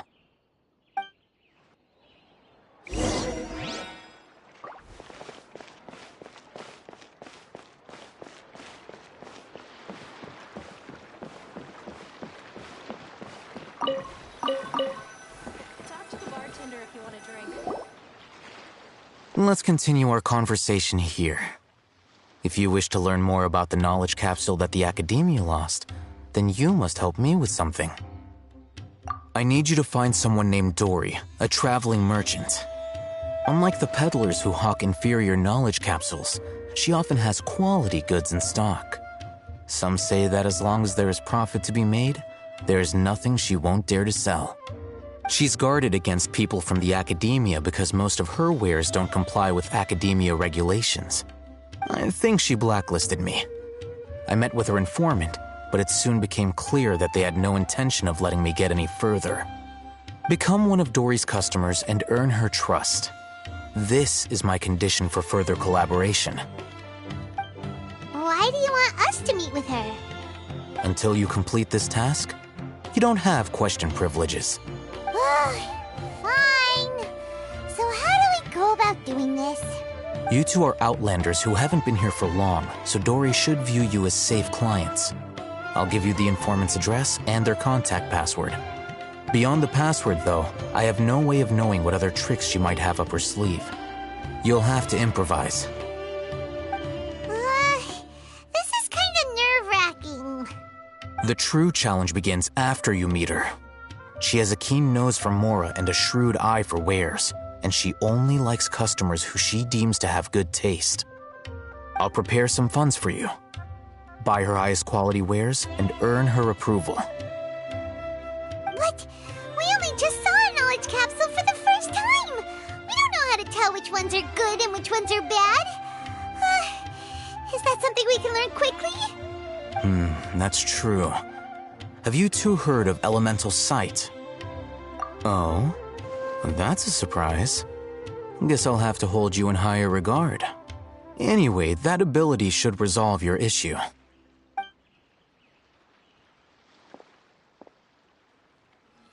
Here are 2 knowledge capsules. Tell me, can you detect any difference in their quality?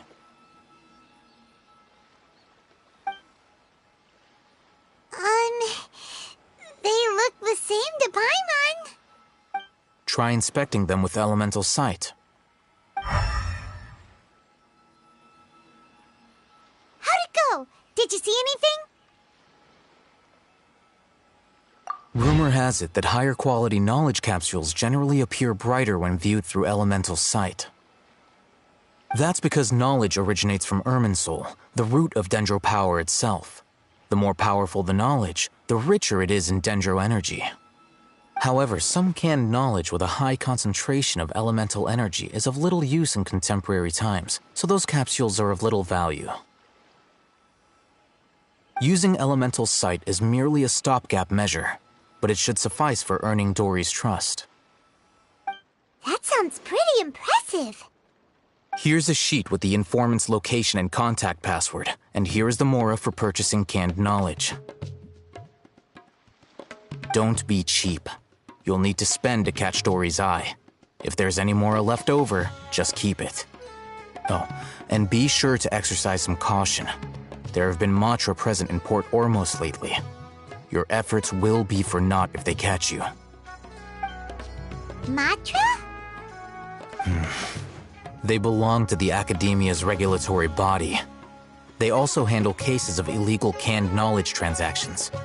Like I said, the Academia has banned both their trade and possession. The Matra are razor sharp. You're in for nothing good if they lock their sights onto you. If you two want to back out, now's the time. Okay, then we have a deal. If you succeed in your dealings with Dory, come find me at the Wikela Funduk. We'll have an open discussion then. Looking at what Al-Haytham wrote, Dory's informant is a trader near Old Ormos. Let's follow these instructions and try to get in contact with him.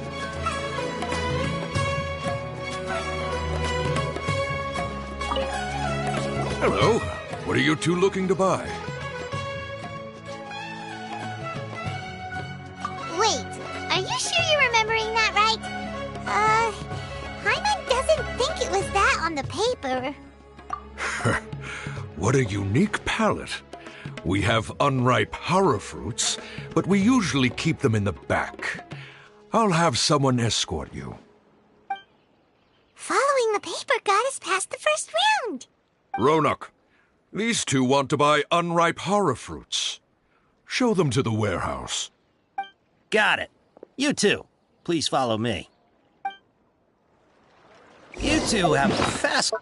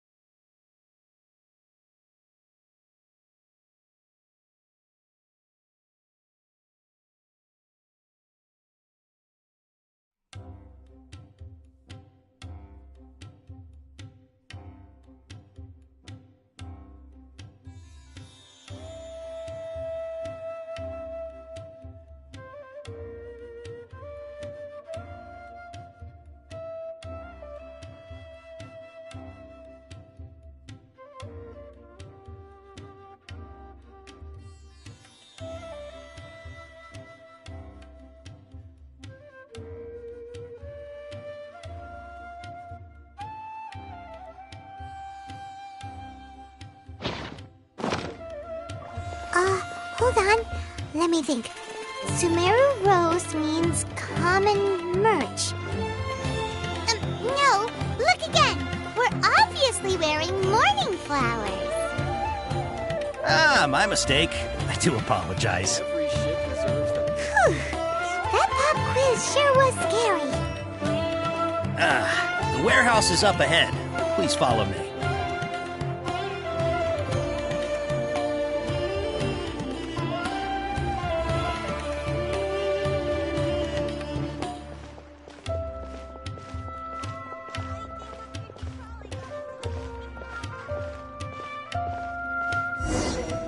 Before I retrieve your products, I need to confirm a few things. Please forgive me, but we may not have sufficient stock for you today. Earlier, many of our hara fruits were taken by mice.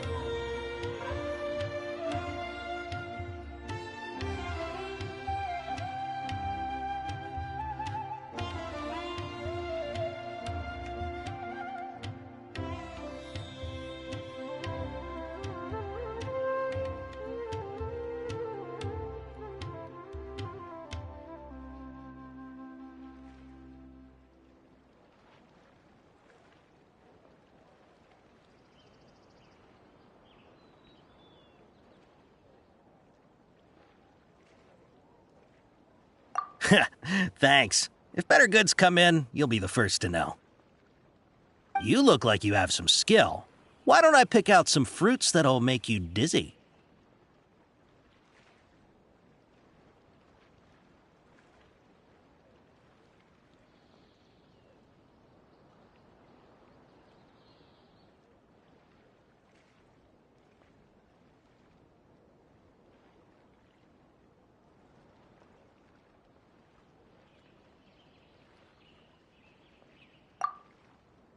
No, that's not it.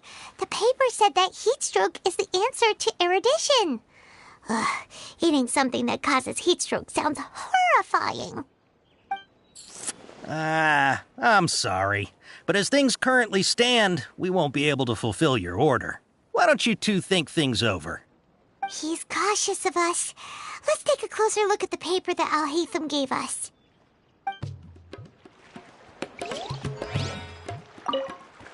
Before I retrieve your products, I need to confirm a few things. Please forgive me, but we may not have sufficient stock for you today. Earlier, many of our hara fruits were taken by mice. Thanks. If better goods come in, you'll be the first to know. You look like you have some skill. Why don't I pick out some fruits that'll make you dizzy? Yep, that's the right answer. But eating hara fruit that makes your head and ears ring sounds like a bad life decision. Would you like your hara fruits to be packaged in the Sumeru City or Port Ormos style?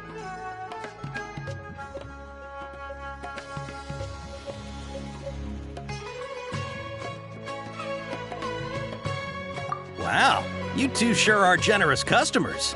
We'll be sure to package your products beautifully.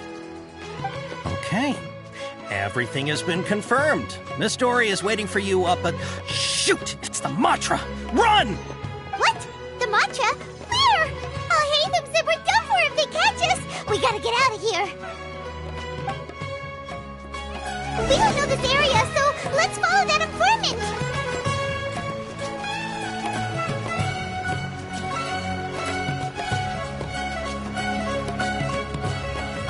He ran that way.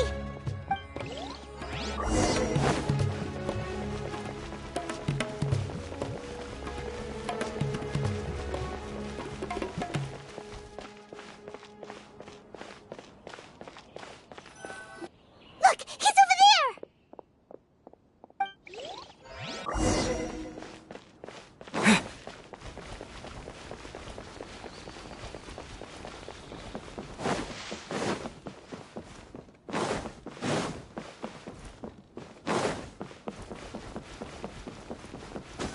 Hey! If you're hiding from the Rishbaland tiger, come this way! Another password! Huh? Oh, that voice came from behind... Here, over here. You can stop running now.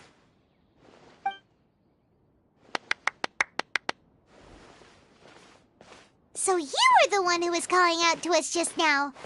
But, are we definitely gonna be safe here? These two good customers wish to buy some hara fruit, Miss Dory. And if there's nothing else, I'll just excuse myself.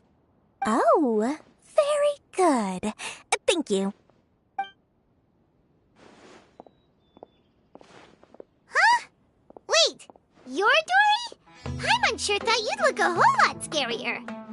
Hey, what are you trying to say, Princess P-Brain? I can be scary enough when I need to be, believe you me. If you don't watch what you say, then you can forget about doing any business. But it seems you two have actually done pretty well so far. Not only did you manage to find the informant, your reactions were also pretty sharp. You don't really look like criminals or anything, but I bet my Mora that you've been involved in some shady dealings, haven't you? Paimon's not sure if that's supposed to be a compliment, but we'll take it. I can't risk doing business with people who start huffing and puffing after just a few paces, no matter how much Mora they might have. Not only will they get caught by the Matra, but they'll also get us into trouble. As decent folks trying to run an honest business, we don't need any of that. Wouldn't you agree? So that's why I prefer to have customers like you. It's your first time here, but don't worry, I won't ask too many questions. Even if you wish to buy enough knowledge capsules to decorate your house with, please, knock yourself out. As long as you have lots of round, shiny Mora, then we're all good. Ah, yes, of course, of course. Go ahead, help yourselves. Voila! Wow, she has a trove of canned knowledge. Whew. She'd probably be in serious trouble if the Matra caught her with all this. What kind of products do you seek, my dear customers? Don't worry, I'm not interested in your reasons for buying. I can, however, offer some suggestions. Take this one, for example. An analysis of the sociological ideology and dialectics of the Hilichurls. Only 3 people in all of Teyvat have ever studied it, making it extremely rare. It's on sale now for 350,000 Mora. Yeesh, who would want to be an expert in that topic? Or how about the architectural styles and construction methods of Teyvat in the early Archon War period? With this one, you can become an expert in historic architecture preservation and find an excellent, well-paying job in nearly any nation. Ooh, now this sounds like it could be useful. 2 million Mora, and it's yours. No discounts. Whoa! That's a lot of Mora! Of course, you are free to pick whatever your heart's desire. The contents and price of each knowledge capsule are indicated in small text on the body of each one, down at the bottom. Alright, let's try the method that Alhaitham mentioned.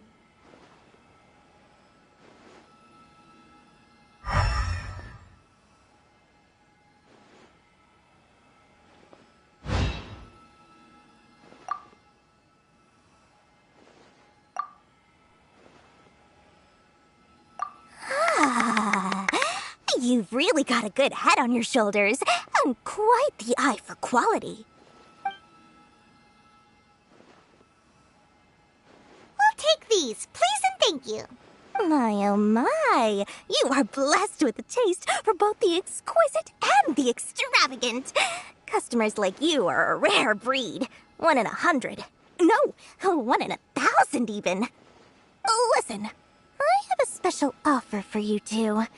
If you spend just 100,000 Mora more, you can pick any knowledge capsule of your choice up to a value of 1 million Mora. Say what now? Hey, did you hear that? Spend another 100K and we get a capsule worth a whole million! But all the canned knowledge we just bought is easily worth 500,000 Mora. If we spend just a little more, we can get something worth 1 million Mora. Isn't that a fantastic deal? Think about it. We've gone to all this trouble to get this canned knowledge. And so far, everything we bought belongs to Alhaitham.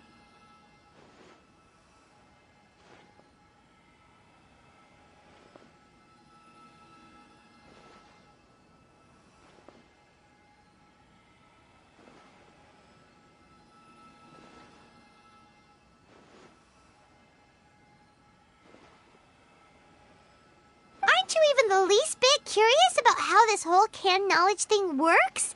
We're talking instant knowledge here. Don't you want to try it yourself?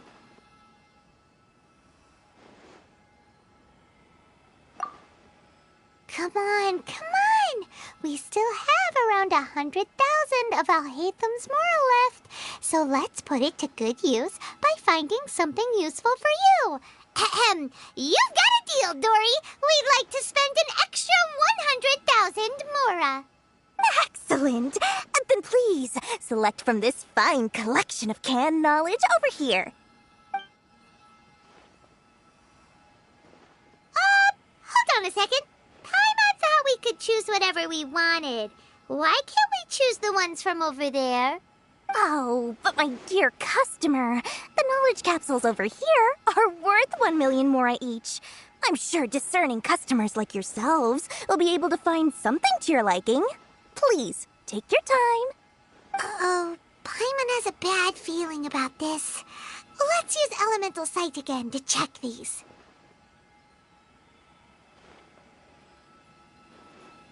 Huh? Why?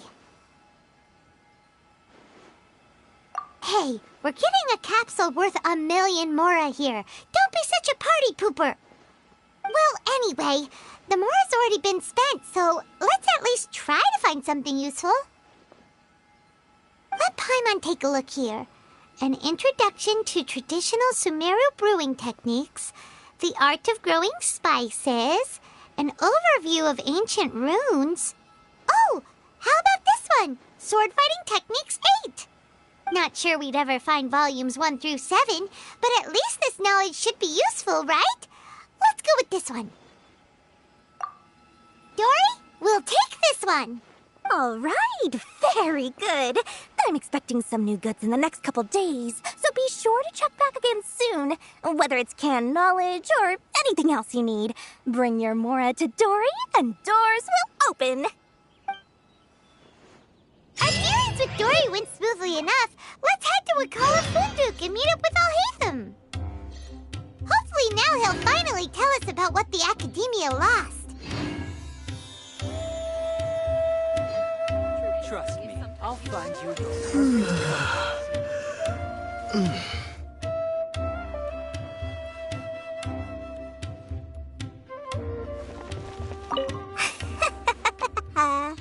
Mora, Mora, shiny Mora. Oh, please, come back anytime you need something.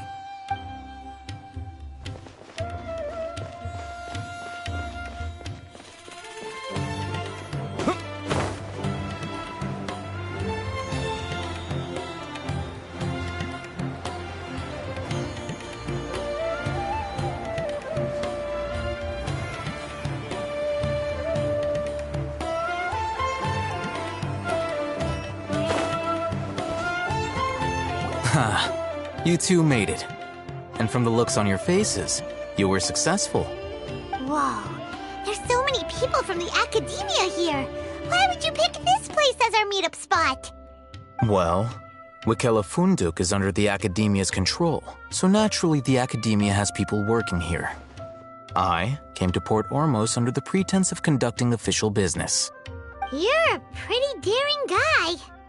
Relax. No one here is interested in anything we say, and the Matcha won't come here. Okay now, tell me how your encounter with Dory went. Okay, we did what you asked. So, can you tell us about the knowledge capsule that the Academia lost now? Before that, I have to ask, why are you two so intent on tracking it down? You don't have to answer, of course. Yeah, he just wants to meet the God of Wisdom and ask her about something important.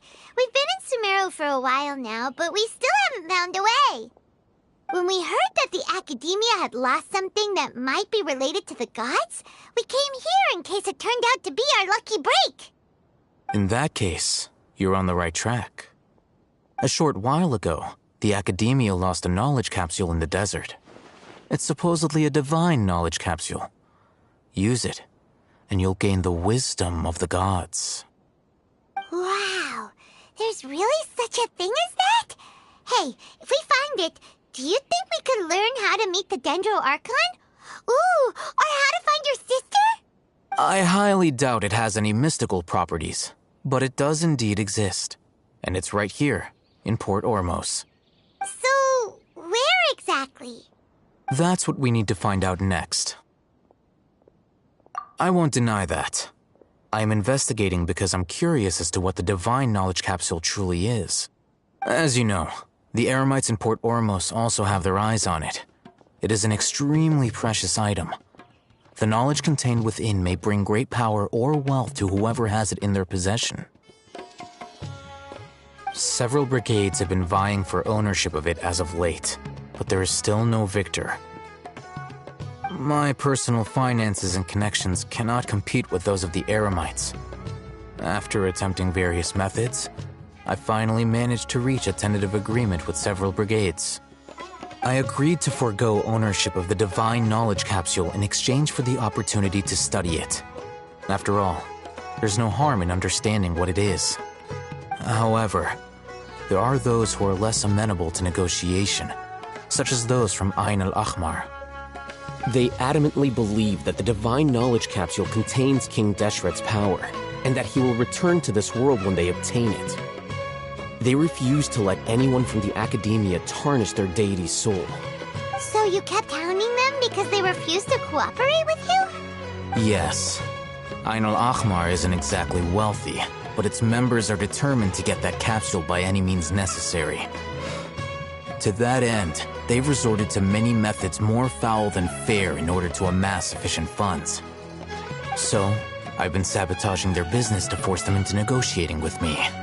The Divine Knowledge Capsule should be up for a secret auction within the next few days.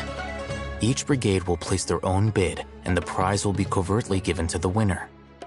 To ensure the capsule's security and to evade the Matra's notice, the winning brigade will not publicly disclose their victory. Unless I know whose hands the Divine Knowledge Capsule ends up in, my agreements with them will fall through. Dory is the most reliable source of information, but that avenue was previously closed to me.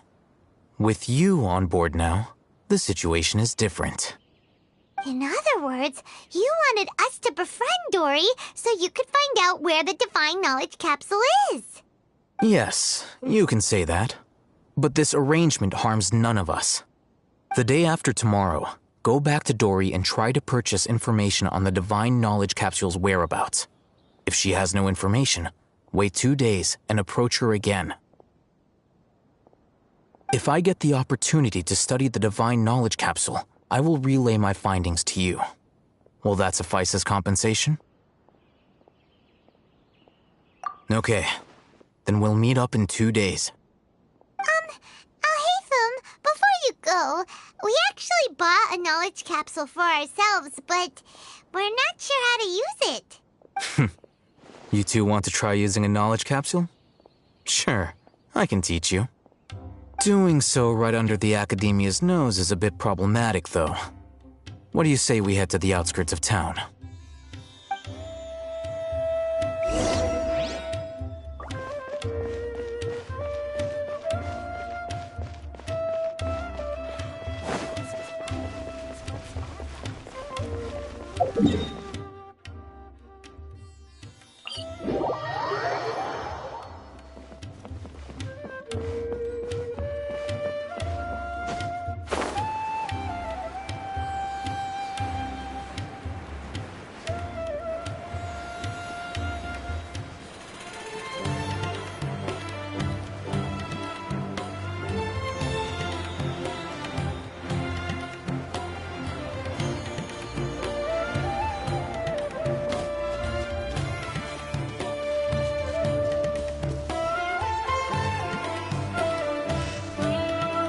All right, this place works.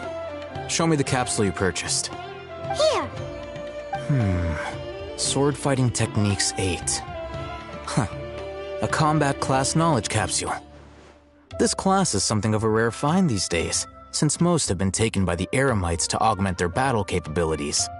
Really? Aw, yeah, what a great buy! If you want to determine the efficacy of this capsule, I can evaluate your combat ability. However, effects will likely be minimal if you already possess a high amount of strength. We can conduct a controlled experiment where you fight 2 battles, one before using this knowledge capsule and one after. While you fight, we can use an Akasha terminal to monitor your various physical parameters. There may be variances in your physical strength between the 2 tests, as well as a disparity in your opponent's abilities. But don't worry, I'll run statistical analyses afterward to mitigate any confounding effects. Wow! Ahitham!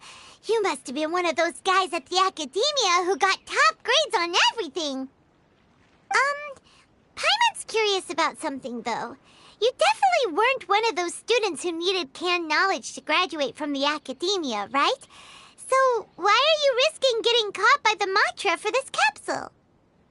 When you are unable to understand a researcher's actions, most cases can be attributed to curiosity. This is but one theory. Sounds like you're trying to avoid the question. All right, let's begin the test. Just fight as you normally do.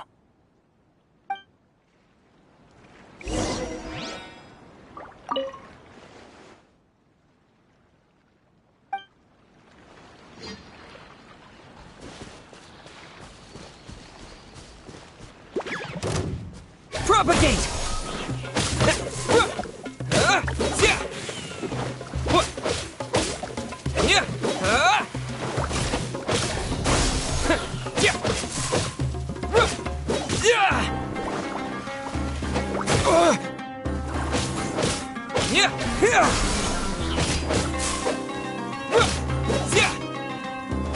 The wind rises.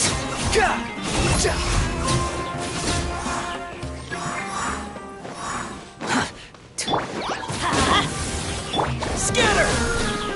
Behold!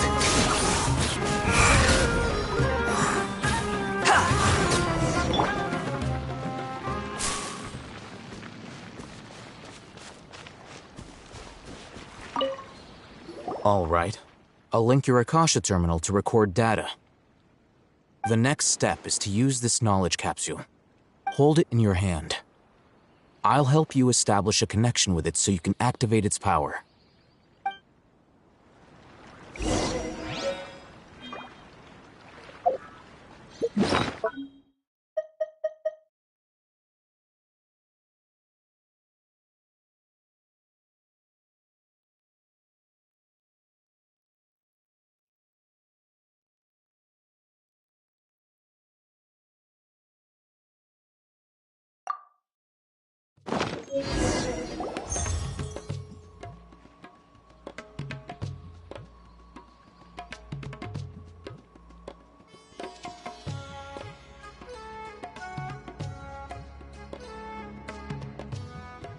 Hey, how are you feeling? You mean that it worked? All right. Time for round 2.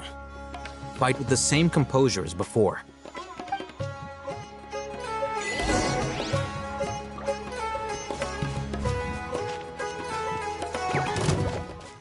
Propagate!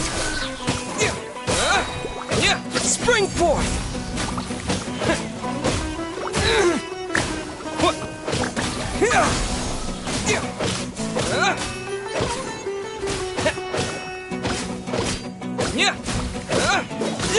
Scatter!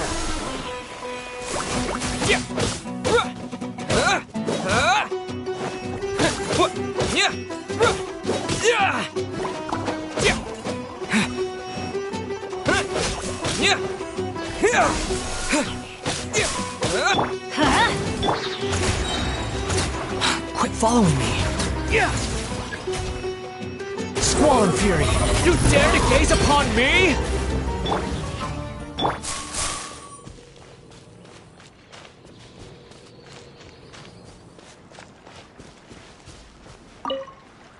Now, I'll start recording data again.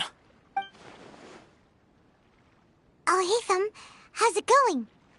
Well, the knowledge capsule you purchased did improve his combat capability. During the second fight, his overall fighting performance increased by 0.073%. Wait, how much?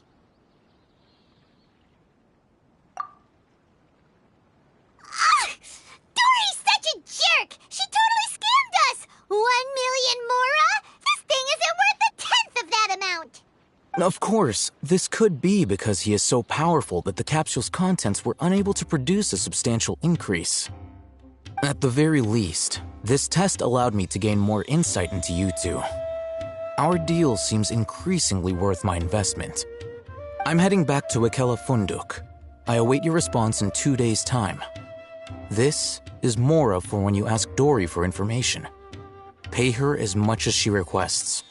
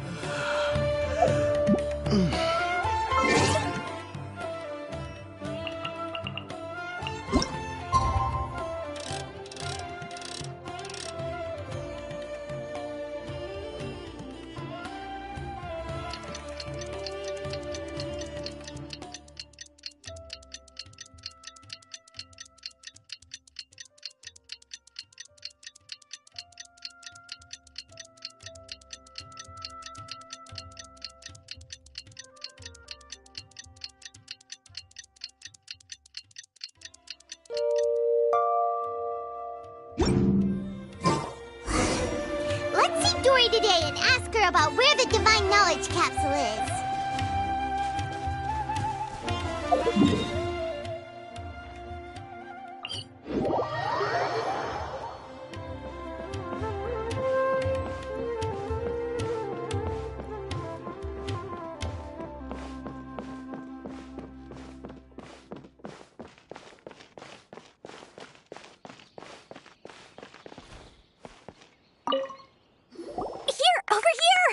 Welcome back, my loyal patrons.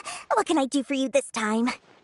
You name it. Canned knowledge, supplies, or anything else you need. I'll find a way to get it. Where there's a waterfall of Mora, there's a way. Can you really get us anything we want? Anything at all? Aha.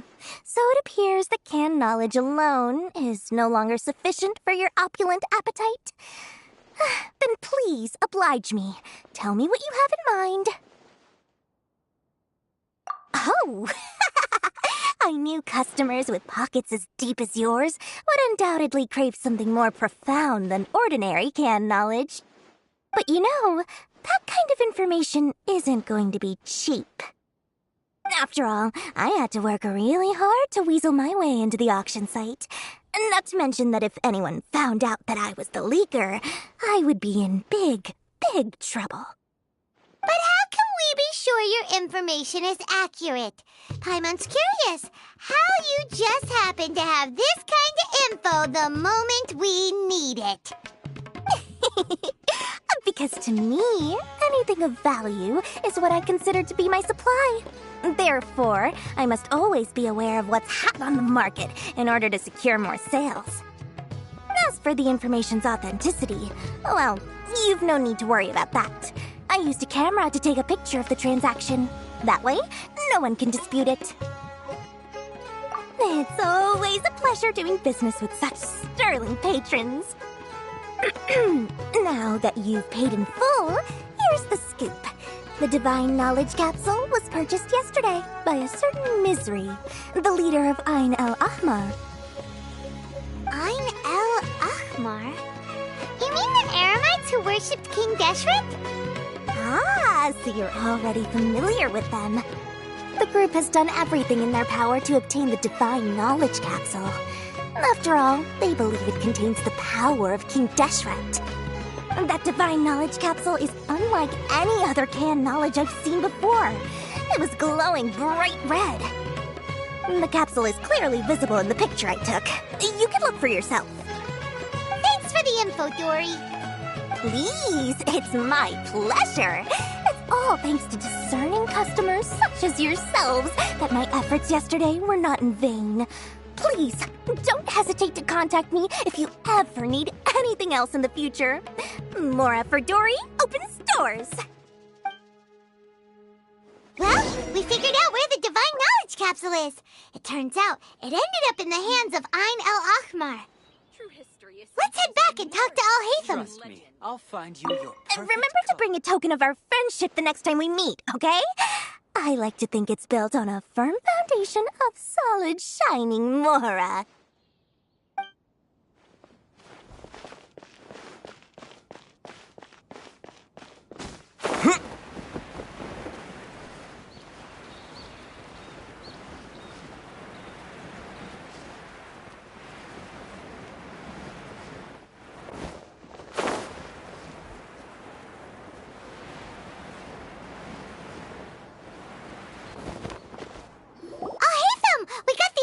Wanted. Really? All right. Let's hear it.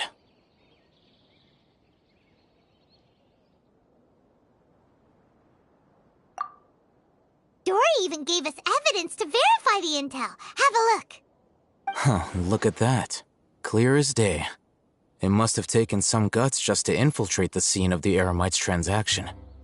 But then to get close enough to take a picture like this. Bold move, Dory. Very bold move. All right. The person in this picture is indeed Misery, the leader of Ain el-Ahmar. And the glowing red capsule he's holding appears to be the Divine Knowledge Capsule. In which case, if we play our cards right, when we confront them next week, we should be able to force them to show their hand. At first, Paimon didn't get why you were provoking these Ain el-Ahmar guys. But now, it sort of makes sense. Everything's playing right into your hands.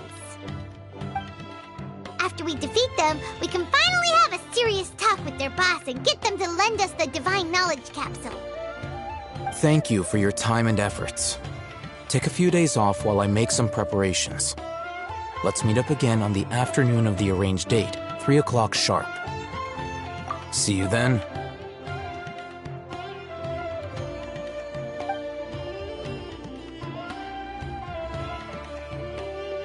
Al-Haytham sure is taking his time.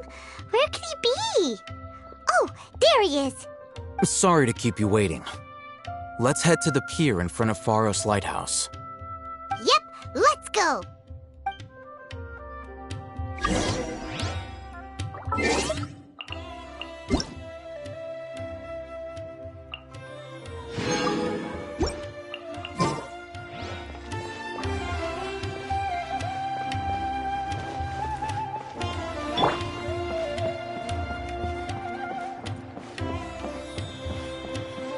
The wind rises.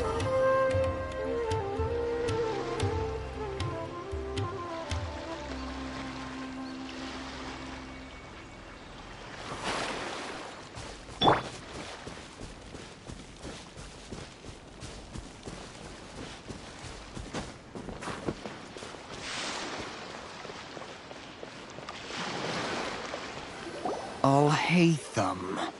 I knew you were crazy, but I didn't know you were crazy enough to actually show up. It was I who demanded that these negotiations take place. I was more worried that you might go back on your promise. But to your credit, it appears that you're sticking to your word. This is turning into quite an occasion.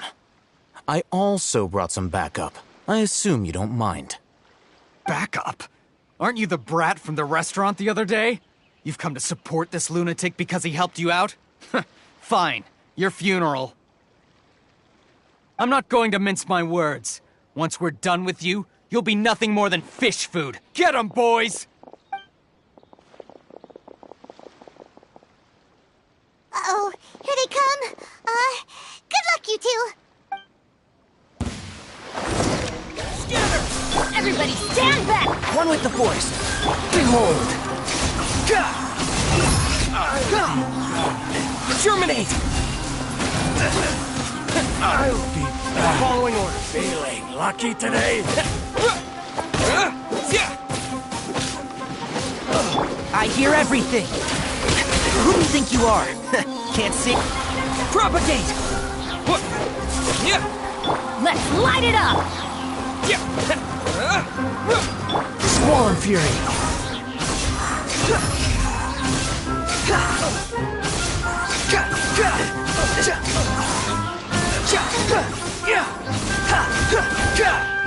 Cry louder!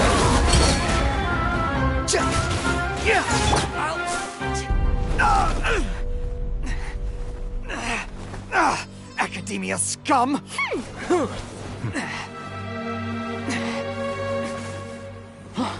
Boss! Finally! Did you use it? Great! Now we can...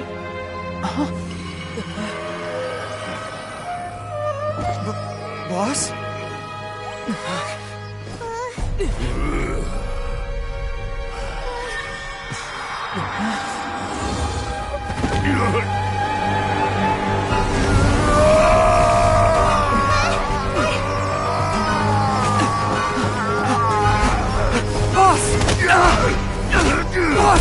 What's wrong? What happened to him? We have to cut his Akasha connection, now.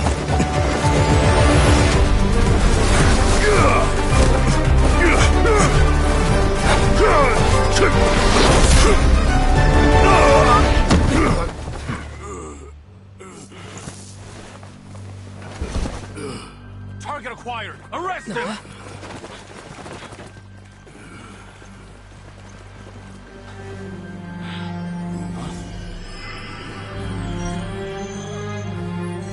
Do not impede our work. Is that understood, Al-Haytham? Of course. I was only trying to help. Take him away!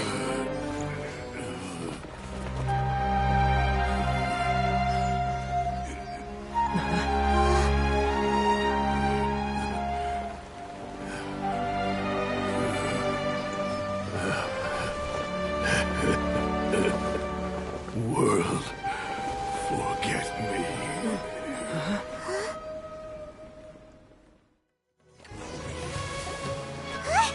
What in Tibet just happened? It's like that big guy suddenly lost his mind. It looks like he used the Divine Knowledge Capsule. You mean the Divine Knowledge Capsule did that to him? Oh, yeah. You mean how some researchers go insane after getting knowledge from Irminsul? I've heard of numerous incidents of researchers in Satyavada life going insane. The state that man is now in suggests that this is a similar situation. This Divine Knowledge Capsule does appear to be linked to the gods, but beyond that, it doesn't seem anything like the rumors suggest. Possessing it doesn't grant you divine wisdom or power. Did you hear what he said? World, forget me. What could that possibly mean? If the mantra took him away, then that means the Academia got the Divine Knowledge Capsule back too. What a shame. We were so close. Still, Paimon didn't expect the Divine Knowledge Capsule would be so dangerous. Imagine if we tried to open it. Oh, who knows what would have happened to us? As things stand, there is no reason for me to remain in Port Ormos. I believe our collaboration has also reached its end. Oh, we were so busy trying to find the Divine Knowledge Capsule that Paimon forgot to ask you something. Since you're a member of the Academia, do you have any idea how we can go about meeting Lesser Lord Kusanali? Truthfully, I don't. Lesser Lord Kusanali appears to exist outside of Sumeru's entire administration. Most of the time, you wouldn't know she exists at all. Moreover, since the Academia possesses the Akasha, a symbol of our deity's wisdom, scholars have no reason to desire to make contact with the deity herself anyway. Everything about Lesser Lord Kusanali is such a mystery! I'm heading back to the Academia. How about you two? It's almost the day of the Sub-Zero's festival. Maybe we should head back too. We've been rushed off our feet over the past few days, so maybe a little rest and relaxation will do us good. And we'll part ways here, Alhaitham. Until we meet again.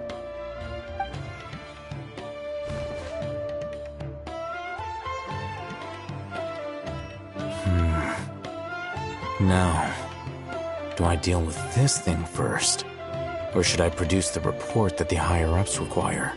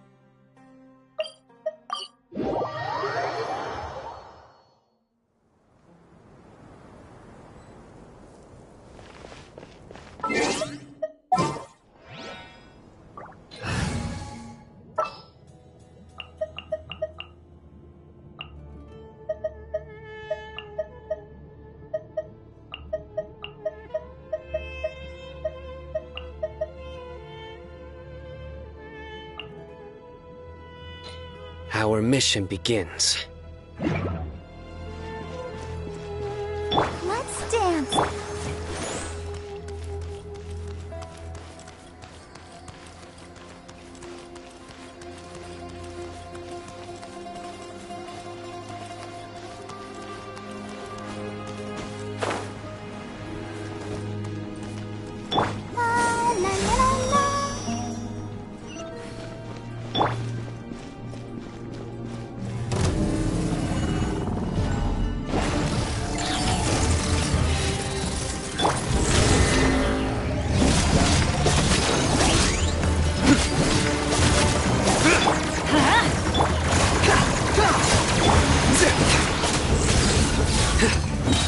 Judgment is upon us.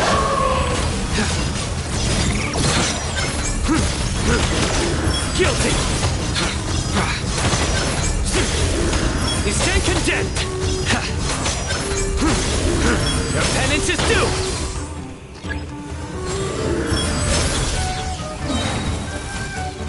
Through me, justice is served! You stand condemned!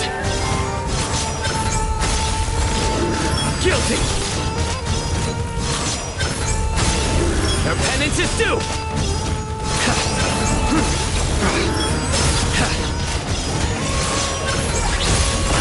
You stand condemned!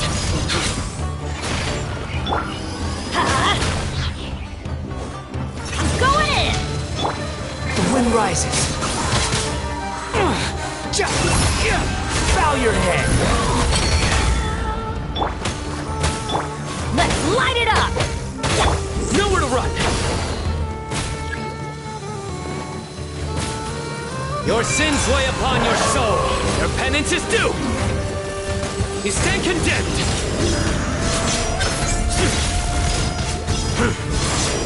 Your penance is due. Guilty. Your penance is due. I'll protect us. Judgment is upon you.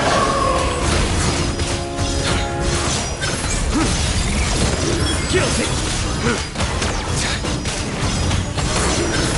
Your penance is due. You stand condemned.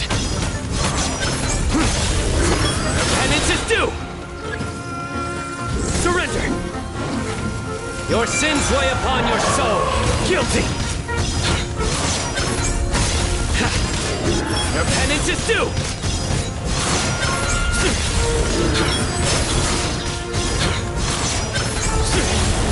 You stand condemned! Guilty! Let's light it up! Know your place! Through me, justice is served. Your penance is due! Guilty! You stand condemned!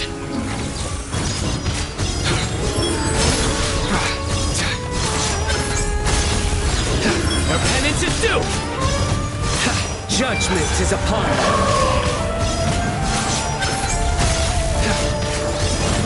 Guilty! Your penance is due!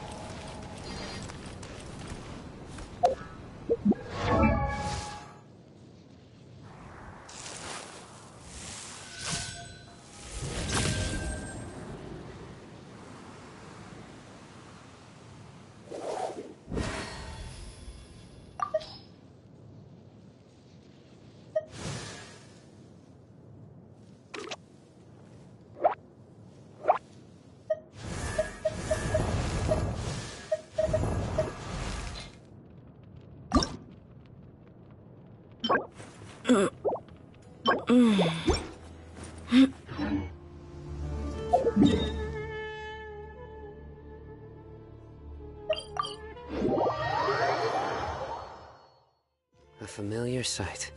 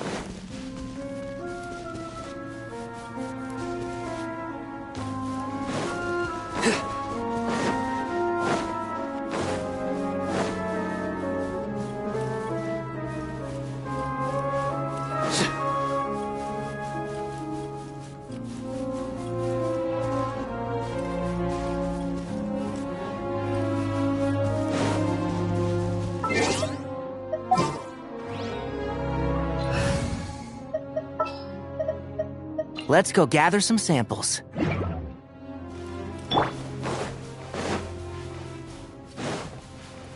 One with the forest.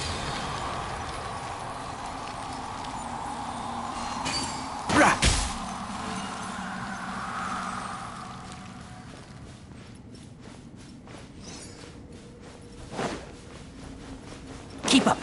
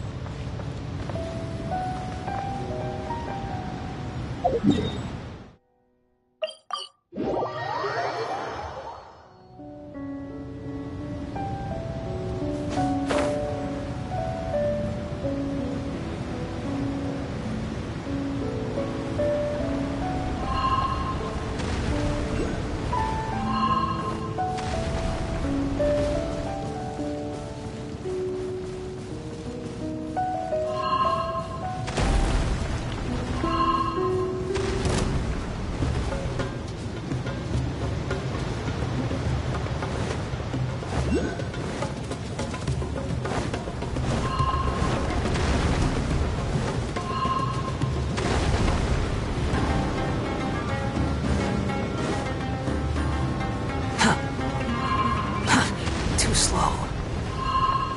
Quit following me.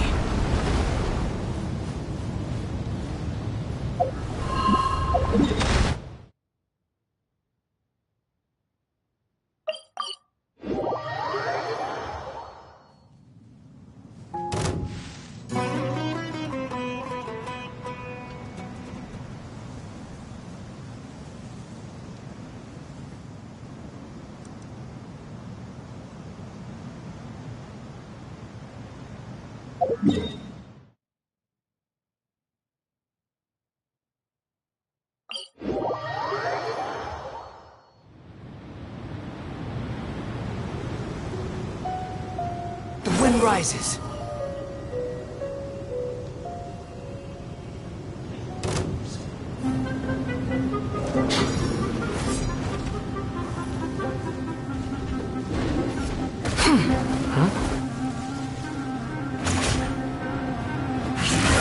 Behold!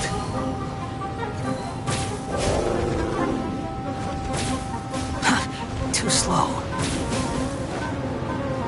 Quit following me.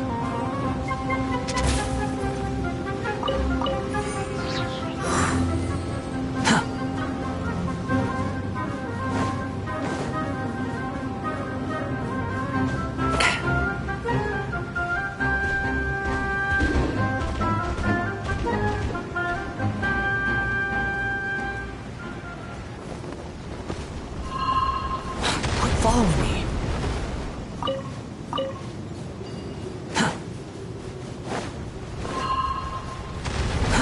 Too slow. Sounds good to me.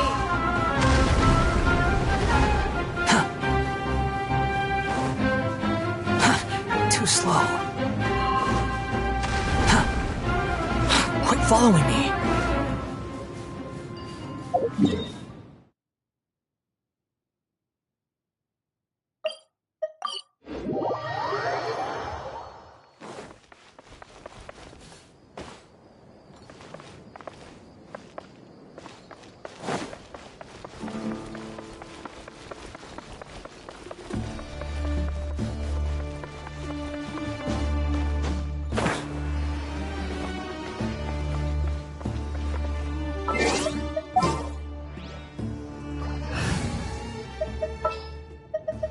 Wish me luck. Steady, go!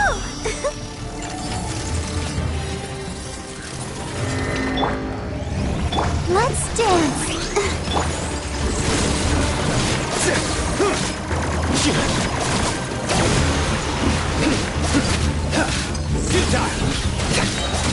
Through me, justice is served. Is stand condemned. Your penance is due! Guilty! Your penance is due!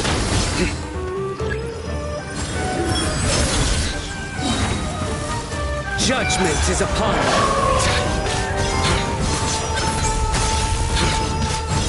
You stand condemned!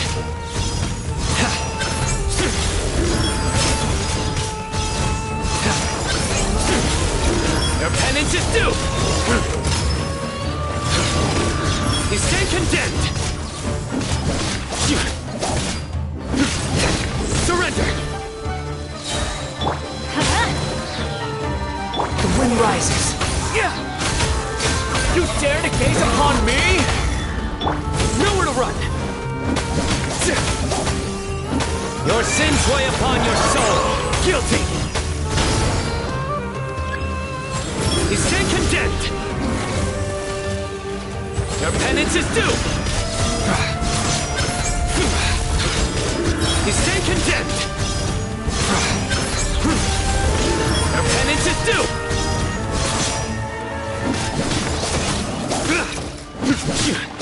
I'll protect us.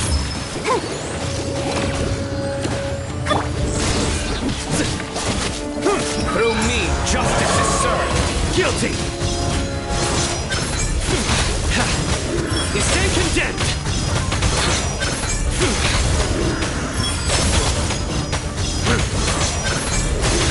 Guilty! You stand condemned! Judgment is upon you! Your penance is due! You stand condemned! Your penance is due!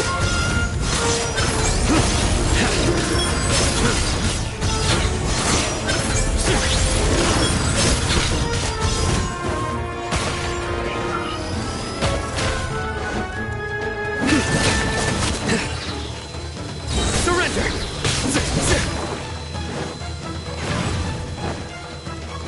Your sins weigh upon your soul!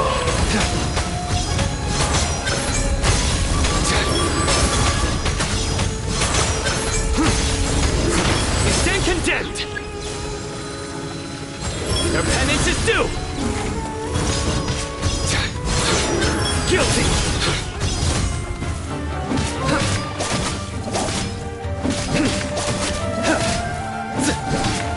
Behold! Know your place!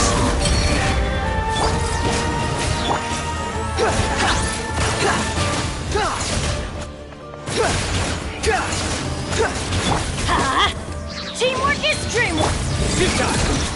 Judgment is upon you! You stand condemned! Your penance is due!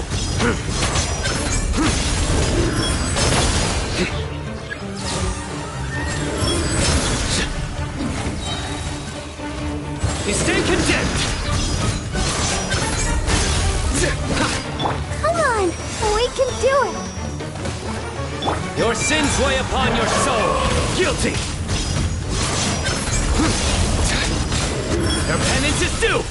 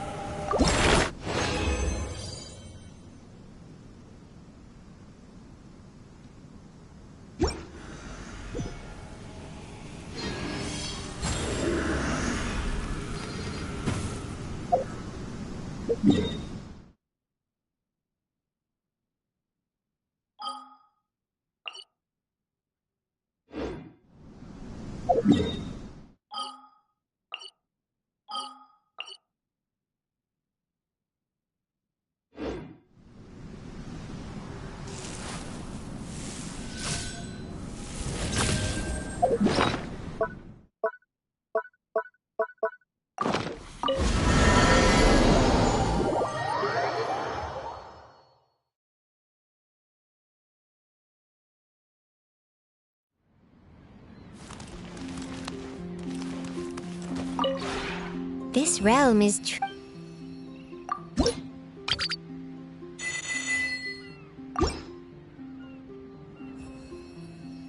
If you ever have...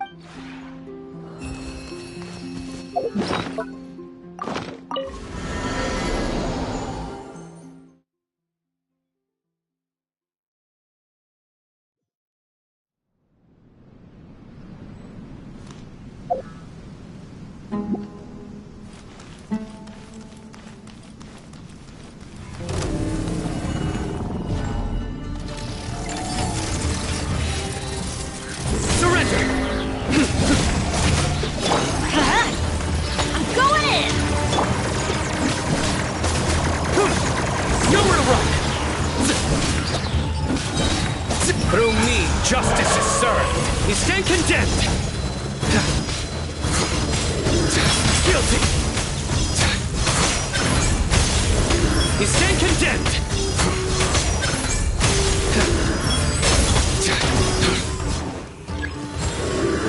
Your penance is due. Surrender. Let's dance. Everybody stand! Judgment is upon you. Guilty. Your penance is due.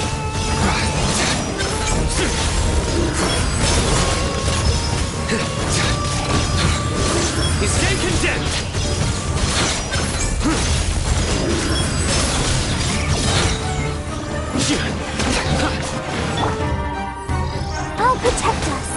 Your sins weigh upon your soul. Your penance is due. You stand condemned. Guilty. Your penance is due. Guilty.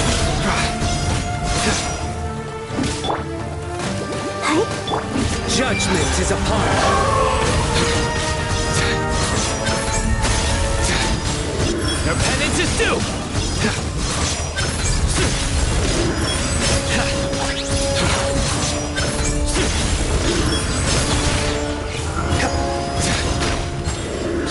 You stand condemned! Teamwork is dreamwork! Let the show begin. Your sins weigh upon your soul! Guilty! You stand condemned!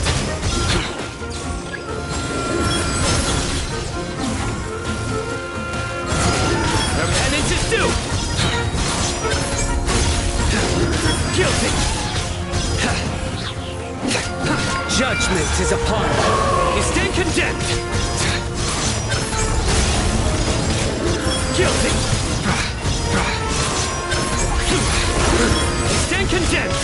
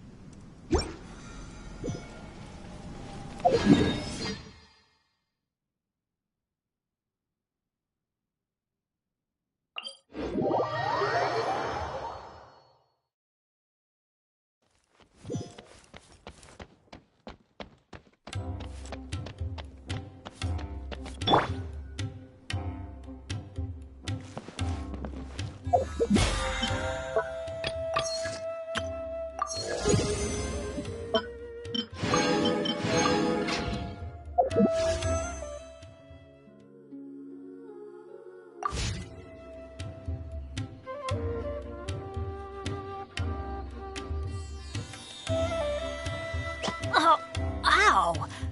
Where did that come from?